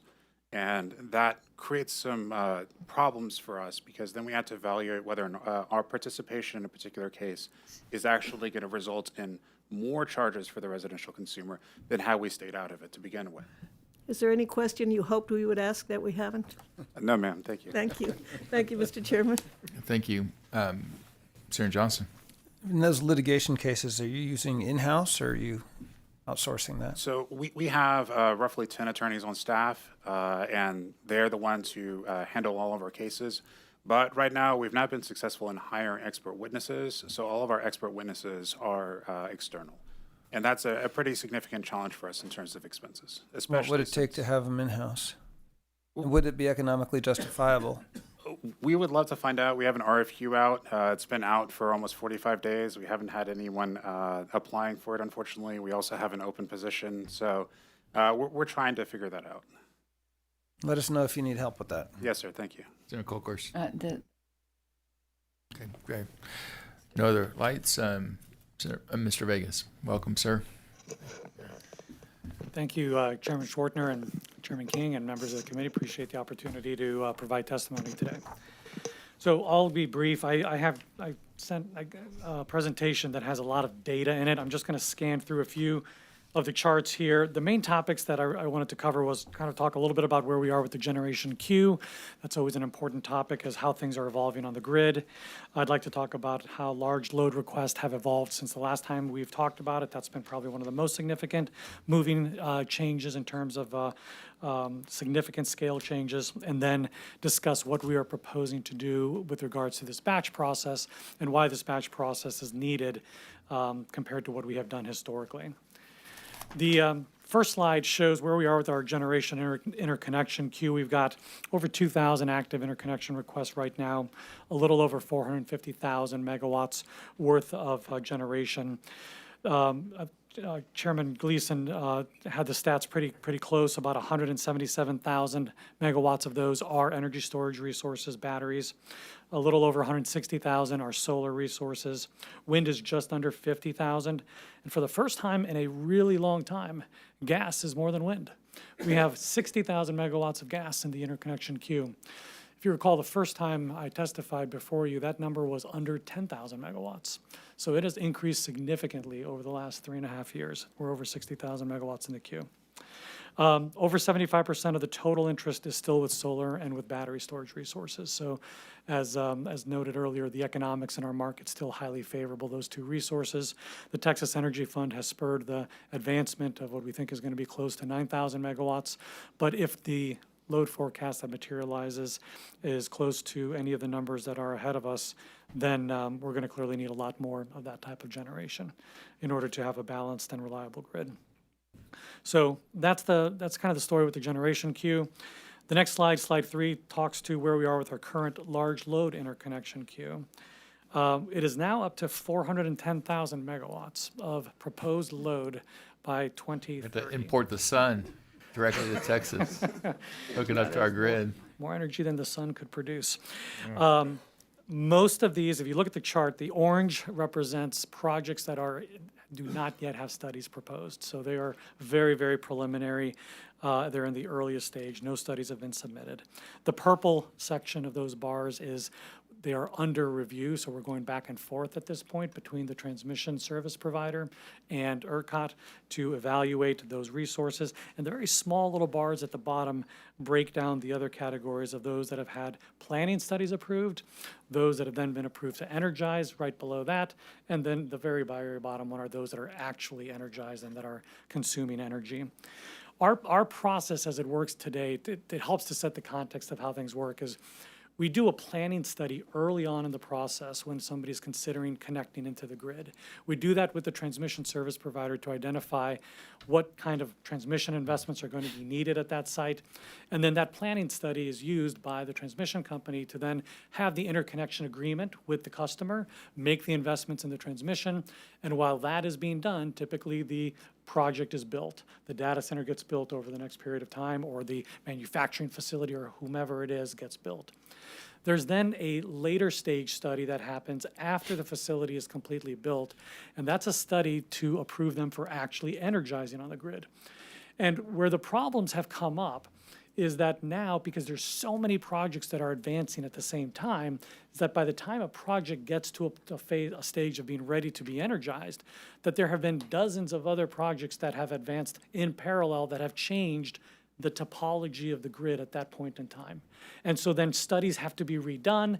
The ability to connect at the levels expected may not be there, and it creates an almost untenable situation for a developer who has put billions of dollars, any kind of developer, into building a facility, and they no longer can energize on the timetable that they were expecting.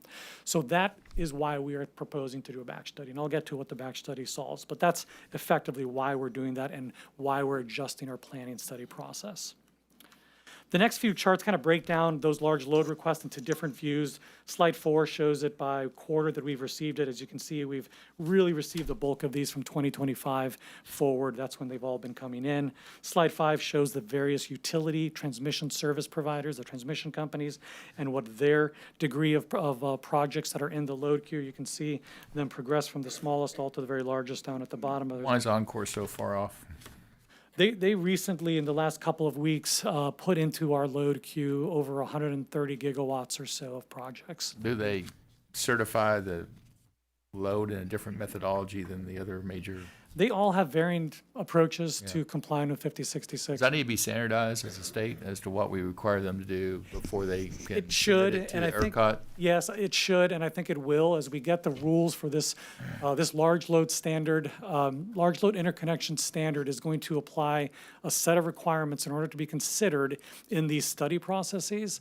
Those same requirements could be used to effectively filter down the load forecast to a realistic number. And we need to put them in statute, it looks like, I guess, or y'all have to do it. Can you It's do in it by- rule. It's in rule? It's actually in process, in rulemaking, and when completed, we'll then. So we don't apply. need to write a bill to do it. Yeah, y'all take care of it to where it's better data still. Exactly. Thank you. Exactly. Great. And then I'll skip ahead to the back study. So on slide 7, this kind of illustrates the problem that I described. The left side of the chart shows what we do today. We kind of study each project as they come in, kind of on a one-off bespoke study methodology. And we're running into this issue where, because of the volume and the pace of these project development, that we're having to restudy, and we're getting into this kind of doom loop of restudying projects over and over. So what we are proposing to do is to move to a batch study, which effectively takes a set of projects across the ERCOT grid at a single point in time that have plans to energize over the next 5 years. And then we run a study to evaluate what the transmission system can support across ERCOT for all of those projects. We're proposing to have an initial batch 0 study, which is going to be a little bit different than the other ones. The batch 0 will take many projects that have already advanced very far in the process and are getting ready to either begin energizing this year or maybe in, next year, as well as those that have advanced fairly far as well in terms of their planning studies being approved and have energization dates that are firmly supported by either land ownership, financial security that has been provided, the criteria that we're talking about for this improved forecast, that they're meeting those criteria. And this batch 0 will effectively set the level set on what the transmission system over the next 5 years can support for those projects. And then in subsequent years, and we're proposing now probably on an annual basis, run a batch each year where we take a next set of projects and evaluate what incremental can be added to the grid and what additional transmission is needed to serve that, using the standards that the commission is going to pass to filter down the reality of all these proposed projects to just those that are highly likely to build, because they've shown the financial security commitment, they own the land, they've got the long lead time equipment already procured, they have contracts with customers, they've met all of the planning study requirements with the transmission company. All of those kinds of criteria are what's being contemplated, and then we would then study them and allocate transmission for them so that they could connect. So that's what we're proposing to do, and I've put a couple of slides that follow this one to show the schedule of work. We're going to have that batch zero methodology proposed to the board of directors at ERCOT in June for the June 1 meeting. But which will then, if they approve that, we'll take it to the commission for their consideration and approval in their July meeting. And then we could start the batch zero process really by the end of the summer, I think around September. We could start that batch zero, run that, and then begin this whole process of. Senator King, do you have questions about the batch process? And we- Or yeah, and that's- comments again about? Really just a quick one. On the batch process, can you talk to us about whether it's going to be statewide or regional or nodal or however you're breaking that down? It will be statewide, so we're going to be evaluating projects across the entire state concurrently, but Is that in batch zero? yes, and batch 1 and 2 and beyond. The intention is each batch will be, the entire state will be evaluated, but the answers will be very locally specific, because what effectively we're determining is where on the transmission system, or where the projects are proposed on the transmission system, how much capacity will be available for them to connect into at that point in time and at that point in the grid. So we'll evaluate the whole state, but it'll be a very geographically specific answer for each project. So if you pick a region and let's say there's 5 projects that are going to be approved in that, and you've got a gigawatt of capacity in there, in that region, in that area, and you've got those 5 projects, how do you figure out how to allocate out that gigawatt between the 5 of them? What we're talking about is where there's a scenario where there's a limit on amount of transmission across multiple companies at a point in the grid, is doing like a pro rata allocation share of capacity to those data center or to the industrial size facility that's being developed. And what we would also be pointing out as a result of the study is, because most of these projects, they develop in steps or in phases over time. So the initial amount of energy that they draw typically is not the peak amount that they ask for. And so a typical example may be if it's a 1 gigawatt project, they may be ready to energize 200 megawatts, let's say in 2027. But then that will increase, and maybe in 2028 they'll be up to 500, and in 29 up to the full gig. And each project will have their own pace of development. So what we would be doing is we would be identifying how much is available in 27 at that point. If there were 3 projects that were vying for capacity, we would then pro rata split that across those projects, similarly in 28, similarly in 29. And then we would identify how much incremental transmission would need to be developed to serve them at their full requirement, and effectively what would be the kind of projects and duration it would take to do that. Okay, thank you. Thank you, Mr. Chairman. Thank you. That really those were the 3 main points on the process and what we're proposing to do. So the batch zero defined and approved by the commission ideally in July, begin that first batch in September. Then the final rules associated with all of the interconnection standards will likely be finished before the end of this year, as will the allocation methodology. And then we would roll into a batch 1 in the spring of 27 and kind of have this repeat process each year to manage the loads. This batching or clustering, I understand has been tried in other areas. I'm not familiar with it. You as a prior president of a transmission company might know a lot more, but there were some concerns raised from the batching process, I guess, used in other areas of the United States. Is that maybe the failures or deficiencies in the batching process that have been fully taken into account, and those potential problems addressed in what we're doing here in Texas and the change of the interconnection queue? Yeah, I think so. What has historically been tried in other regions has been more focused generally on generation, studying cluster studies or batch studies of generation. And you may have read over the years long queues to get generation online and interconnected in other regions of the country because of the fact that in other parts of the U.S., typically when a generator is going to connect into the grid, if there's transmission upgrades required to bring all that generation into the system, those network upgrades of the transmission system have to be done before the generator can connect. So it's created long queues throughout the U.S. We don't have that problem in ERCOT. We have the connect and manage process in ERCOT where we effectively will let a generator come online to the transmission system, even if every hour of the year they can't get 100% of their generation on the grid. If they have to be curtailed because the transmission system is limited at a point in time, the generator takes the risk of that. And so and effectively ERCOT curtails them if we get to that congestion point. With loads, it's different. We haven't seen really this kind of load growth anywhere in the U.S. at this pace and at this volume. So I think we're going to be one of the front runners in doing this batch kind of a process on the load side. And loads are different than generators because loads typically don't want to be curtailed. Generators are okay with it because if 99% of the time they can get their power on the grid, they're perfectly fine with that. But a customer typically wants 100% of the time to be able to have electricity. So the whole process on how we do the interconnection studying and the planning, it's a little different for loads, and we're going to be at the forefront of that here in Texas. Okay. Senator Zaffarini, then Senator Johnson. Thank you, Mr. Senator Chairman. Sparks, and that's Mr. Vegas, you mentioned the growth in gas, and in your written testimony, you attributed to the Texas Energy Fund that we passed in 2023. What future do you see for gas? So that's a really good question, Senator, because the Texas Energy Fund clearly spurred quick movement and interest in getting gas connected and taking advantage of the low-interest loans and of the completion bonuses that were available. My concern is that without something materially different in the market to incentivize gas beyond those limits, it's limited at 10,000 megawatts today, that we wouldn't necessarily see continued growth in gas. Now, the load growth that is coming probably drives a lot of the other increases that are in that queue that took it from under 10 up to 60. So the fact that there is a forecast of a lot more demand coming and the potential for bring your own generation, which we've talked about, that is likely many projects in there for companies that are planning to contract with and commit to building generation as part of their data center development.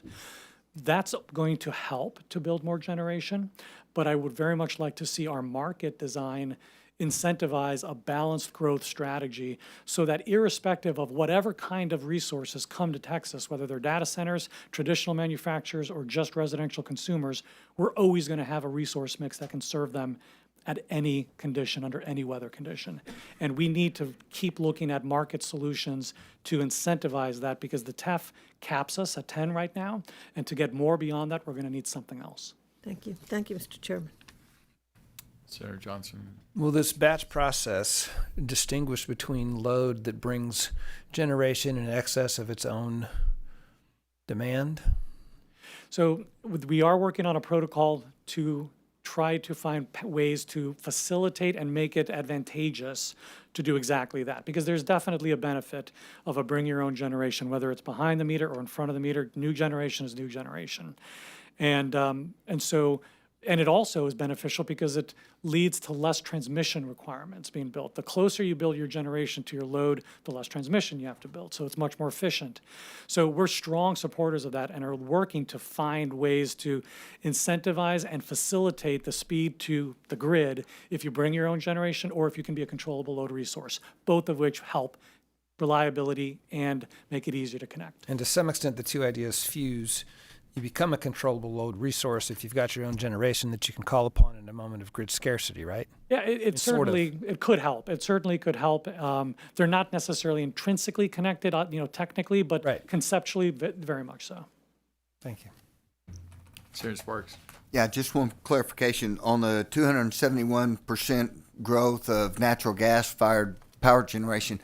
How much of that is base load, and how much of that really more of a peaker facility?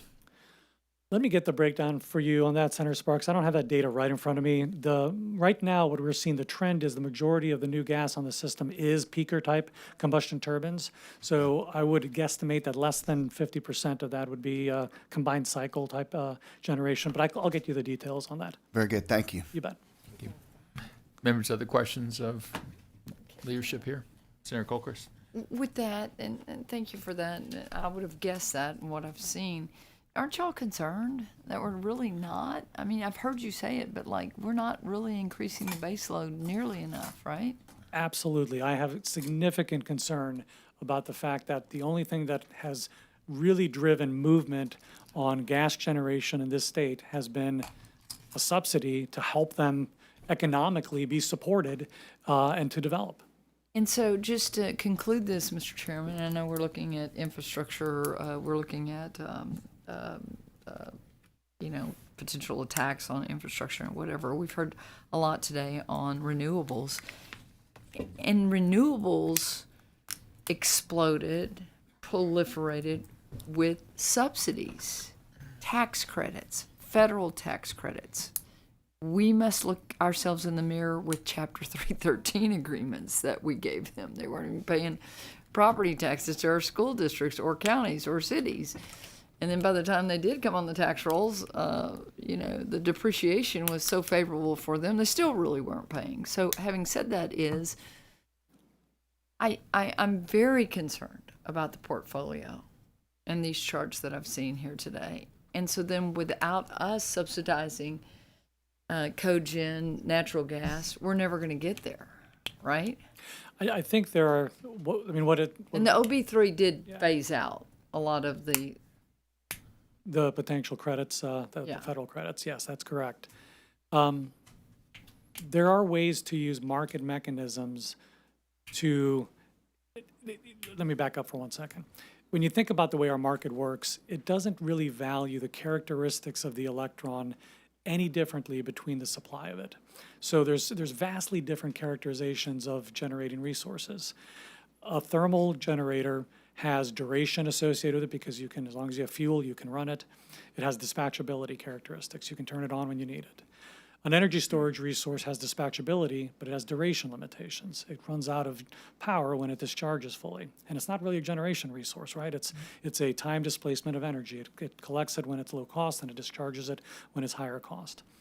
And then the intermittent renewable generators have characteristics of being fairly low cost because their fuel is free. But they're not dispatchable. And so we're weather dependent on when we can leverage those, and seasonally dependent. So they all have very different characteristics, but our market doesn't value those differences at all. And it makes sense why it doesn't, because when it was designed 25 years ago, every resource on this grid had the same characteristics. They were all thermal, long-duration, dispatchable resources. And the design of the market was set up to incentivize building the next cheapest generation for the benefit of consumers. And that's exactly what it did for the first 5-10 years of its operation. It did just that.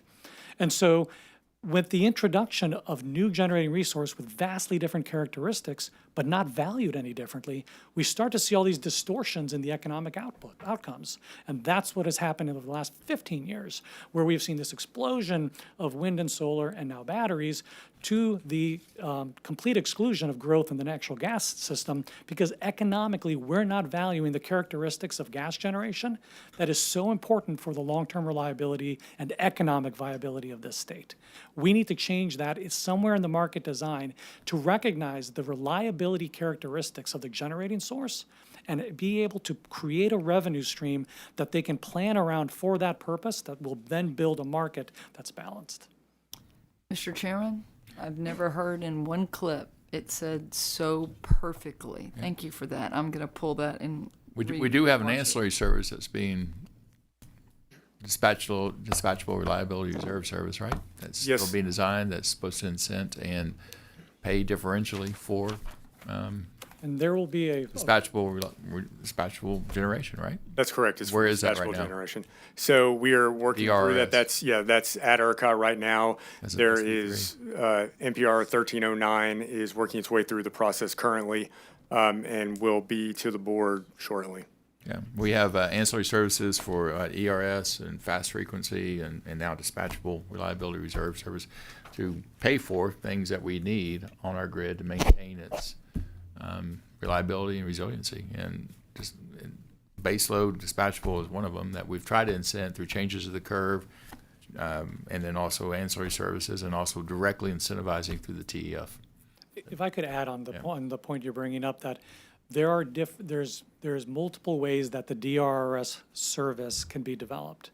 There's one way where it will perform similarly to our existing ancillary services today, which is to provide essentially forecast error support to make sure that we always have enough cushion and that we don't get surprised if something goes wrong on the grid. That's the primary purpose of what our ancillary services do today. We can also design it with a feature that if the commission believed that we needed to build more thermal generation because we were at risk of not meeting a reliability standard, they could almost like turn a dial up, and it would Raise the floor. introduce revenue specifically for the kinds of resources we're talking about, long duration dispatchable. So that's a policy question on how it gets designed that is going to be considered over the course of the next few months. And it's an important decision that could influence having a tool that could help support reliability long term. Do you have any comment on the discussion of differential pay for certain electrons? Mr. Chairman, I agree with Pablo. You know, DRRS was put in statute by you all to give us a tool to incent generation in the state that is reliable and is dispatchable, and that's what we will do. I think, you know, to his point, you know, we have a market that doesn't always value reliability fully, and so I think that is just another tool in our toolbox to try to value reliability over everything else. Does the PUC have the ability to implement it? Y'all might probably have the ability, but you probably want legislative direction, a two-curve system based on the type of generation? Yeah, I mean, we have a lot of authority to make changes to the market. To your point, again, you know, making that type of change, I think we would definitely want to have a lot of comment on to see what all the kind of outcomes of that would be. But yes, you know, to the earlier discussion, we have to do everything we can to incent dispatchable generation in the state because we have a proliferation of renewables, which have been great. They keep costs down, but you have to have a balanced portfolio. And right now, we need more gas-fired generation in the state. Senator King, and Senator Menendez, and Senator Hagenbuch. Short question. Thank you, Mr. Chairman.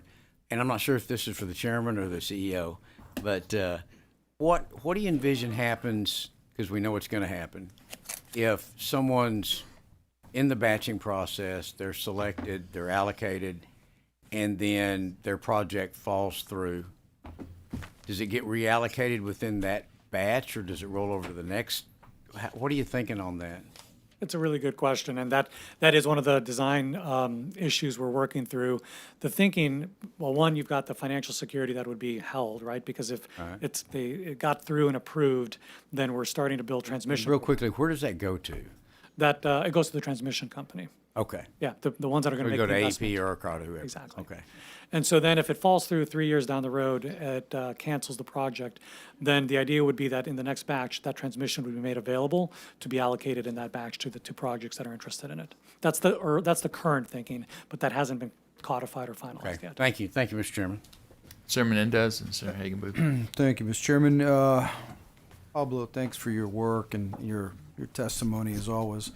As I look at your app and I look at the 17,000 megawatts of operating reserves right now, and I ask myself, you know, the supply and demand for today, the capacity is 93,000 megawatts, demand 63,000. You've heard the conversations we had with Chairman Gleason about the cost. I worry sometimes that yes, we want to make sure we have the enough generation for the out years, but we also have to be careful at what price. And so when I see 17,000 megawatts of excess reserves, I mean, that's generation someone's paying for, I'm assuming.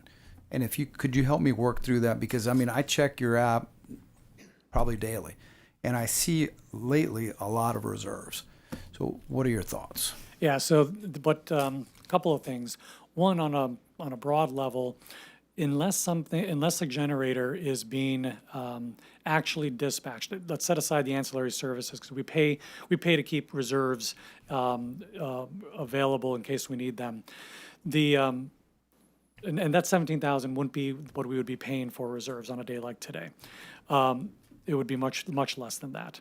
That's what is available in case the market were to need it. It could be available to come online. It's basically identifying what's physically available to show up if it were necessary.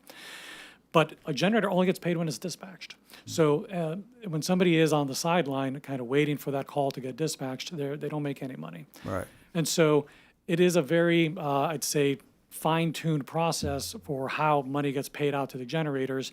The problems that we run into, and days like today are really good examples where you've got ample sun and you've got ample wind, and you don't have super high demand. most of the time, we've got ample supply on the Texas grid. It's only a handful of hours each year that we really get very scarce, and where the seriousness of not having enough supply becomes a conversation issue. And right now, the summertime is becoming less and less of that concern because of the growth in solar and associated batteries.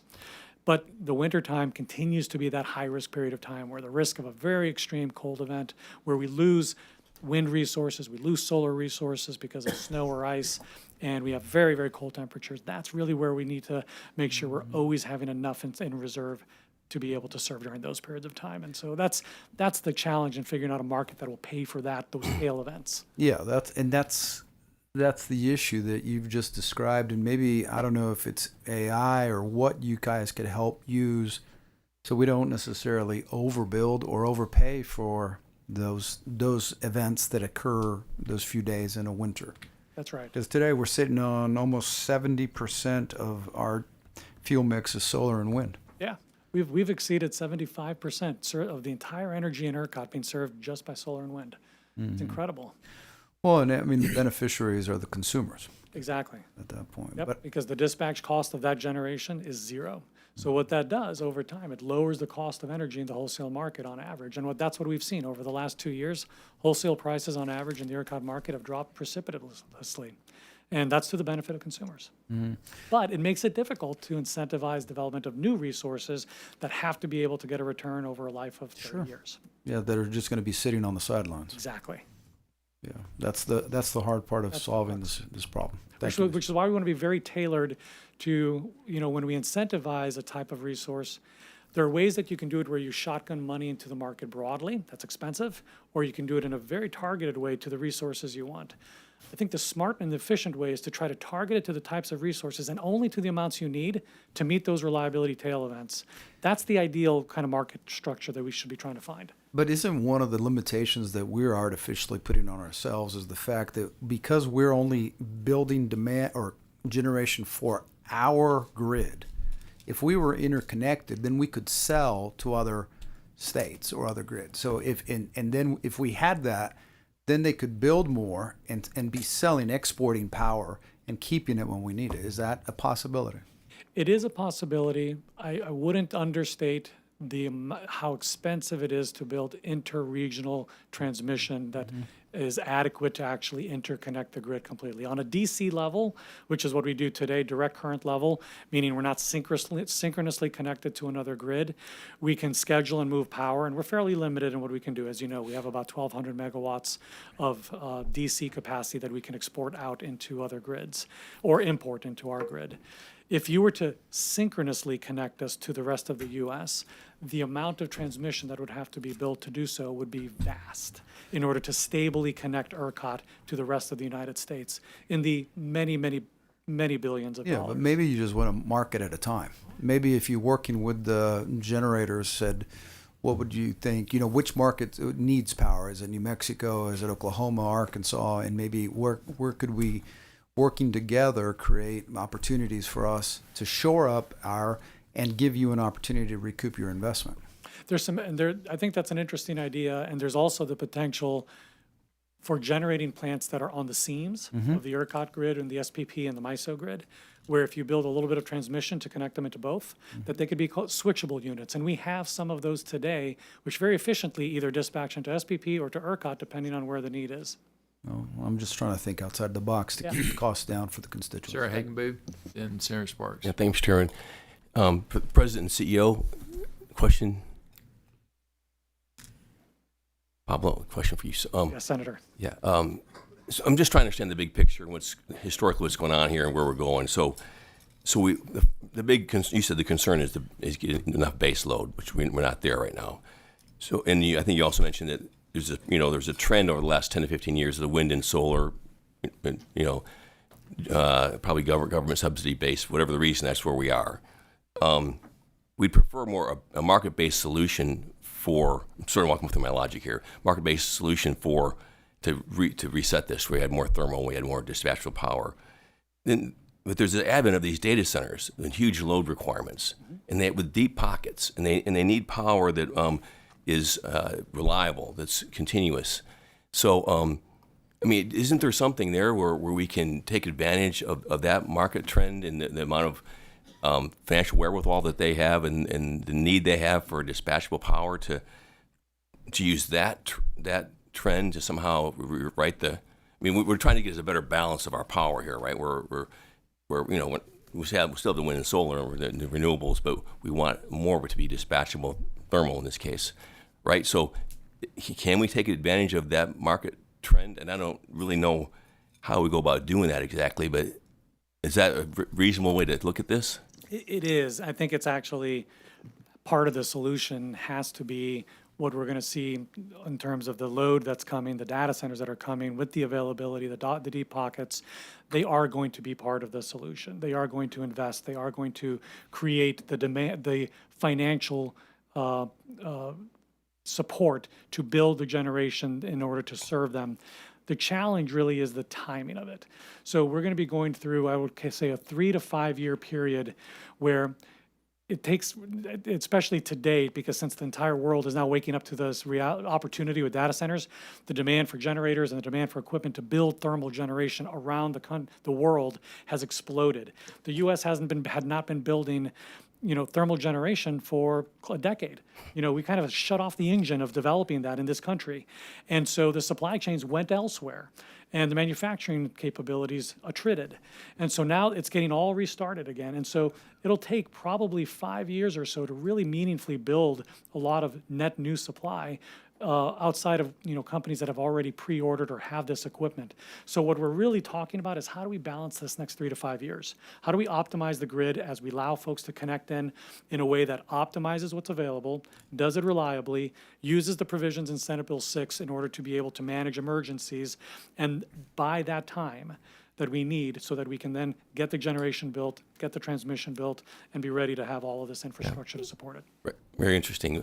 Quick follow-up on that is, I had an idea that you're trying to figure out this criteria, which one of these data centers gets to come on. And you talked about financial backing and the land and all that.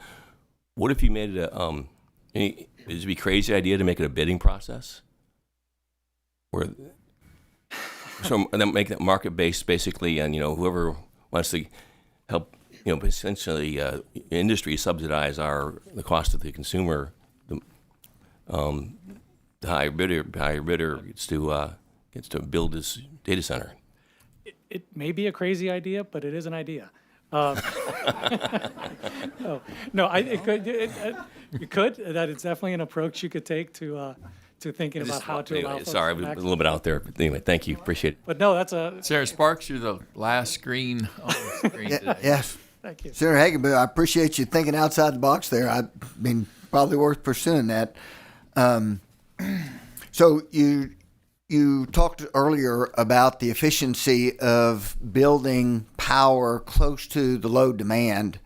How much of this wind and solar that's in the queue to be built right now is close to those load needs for, intermittent power?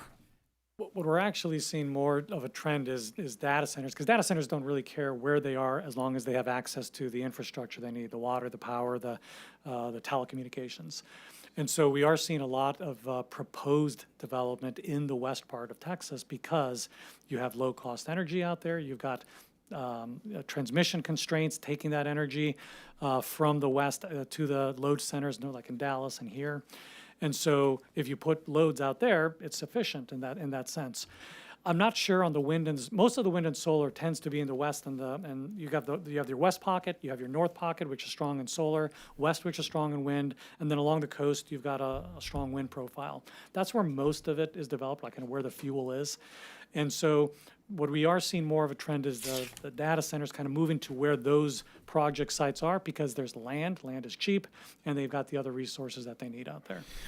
So it's more like the load is going to the generation than the generation is going to the load. Which, that kind of makes sense as long as that power is the type of power that they need. You talked earlier about, the different characteristics of the power, right? So the expectation would be, hey, if they need dispatchable power, but there's a surplus of intermittent power, there'd be a certain amount of, they should be able to build some dispatchable power themselves, right? To augment or take care of their, the Intermittent. supply, right? Yeah. Exactly. Thank you. Thank you, Senator. That's got a little Senator King. Promise this last one. Thank you, Mr. Chairman. So, y'all have had a chance to watch the data centers and that demand growth now for several years. And I know this is just a guess, but historically in economics, most gold rushes don't last very many years. It's hard for me to believe that 20 years from now we'd be having the same. How long do you think? You got a feel for how long? What's the industry? What everybody talking about? How long we're going to have this pressure in the United States for these data centers coming in before a new technology or more efficiency? Are we putting them in outer space? Are we putting them in outer space? I'm not Exactly. kidding. No, I'm serious. It's you don't have to air condition them up there. You just open the window. And It's true. That's why Elon was talking about it. and so Underwater. China did a data center underwater, I think. how long is this gold rush going to go on? Do you think that we've got to build out for? Yeah, predict the future for us. Yeah. Sounds like a great question for Pablo. No, I wouldn't commit to a timeline, Senator or Vice Chair King. I would say, as we've talked to folks, I think this is something that will definitely be here for the foreseeable future, 5-7 years for sure. I really believe from the companies I've talked to that, for that kind of mid-range, I do believe it may not be, this upward trend at such a high slope, but I do think we're going to continue to see data centers look to locate here and get power from us for at least 5 to 7 years. Yeah, I would just say that I think this first development cycle that we're in right now is about a 5-year development cycle. I think we're going to see, as a result of what we build, is it enough to power the demand that's out there, and is it enough to meet the actual compute demand that's out there, or does this just become the floor of the next demand growth that's coming, and what's the next thing that AI can do, and the next thing? So, but this cycle I think is about a 5-year cycle we're going to see develop, and then we'll have to evaluate what's ahead. Thank you, Senator. Members, that's all the lights. I want to again welcome and thank Senator Hagenbu, Senator Hinojosa, Senator Sparks. This is the Idea and Thought Committee, I think the preeminent one in the Texas Senate, in my humble opinion. And look forward to your contributions to the leadership of not just this issue of Texas Energy, but all the other issues before the committee. And looking forward to an era of energy abundance in Texas one day. Thank you all very much. With that, the Senate Business and Commerce Committee stands in recess, subject to the call of chair. It's a tight fit in here.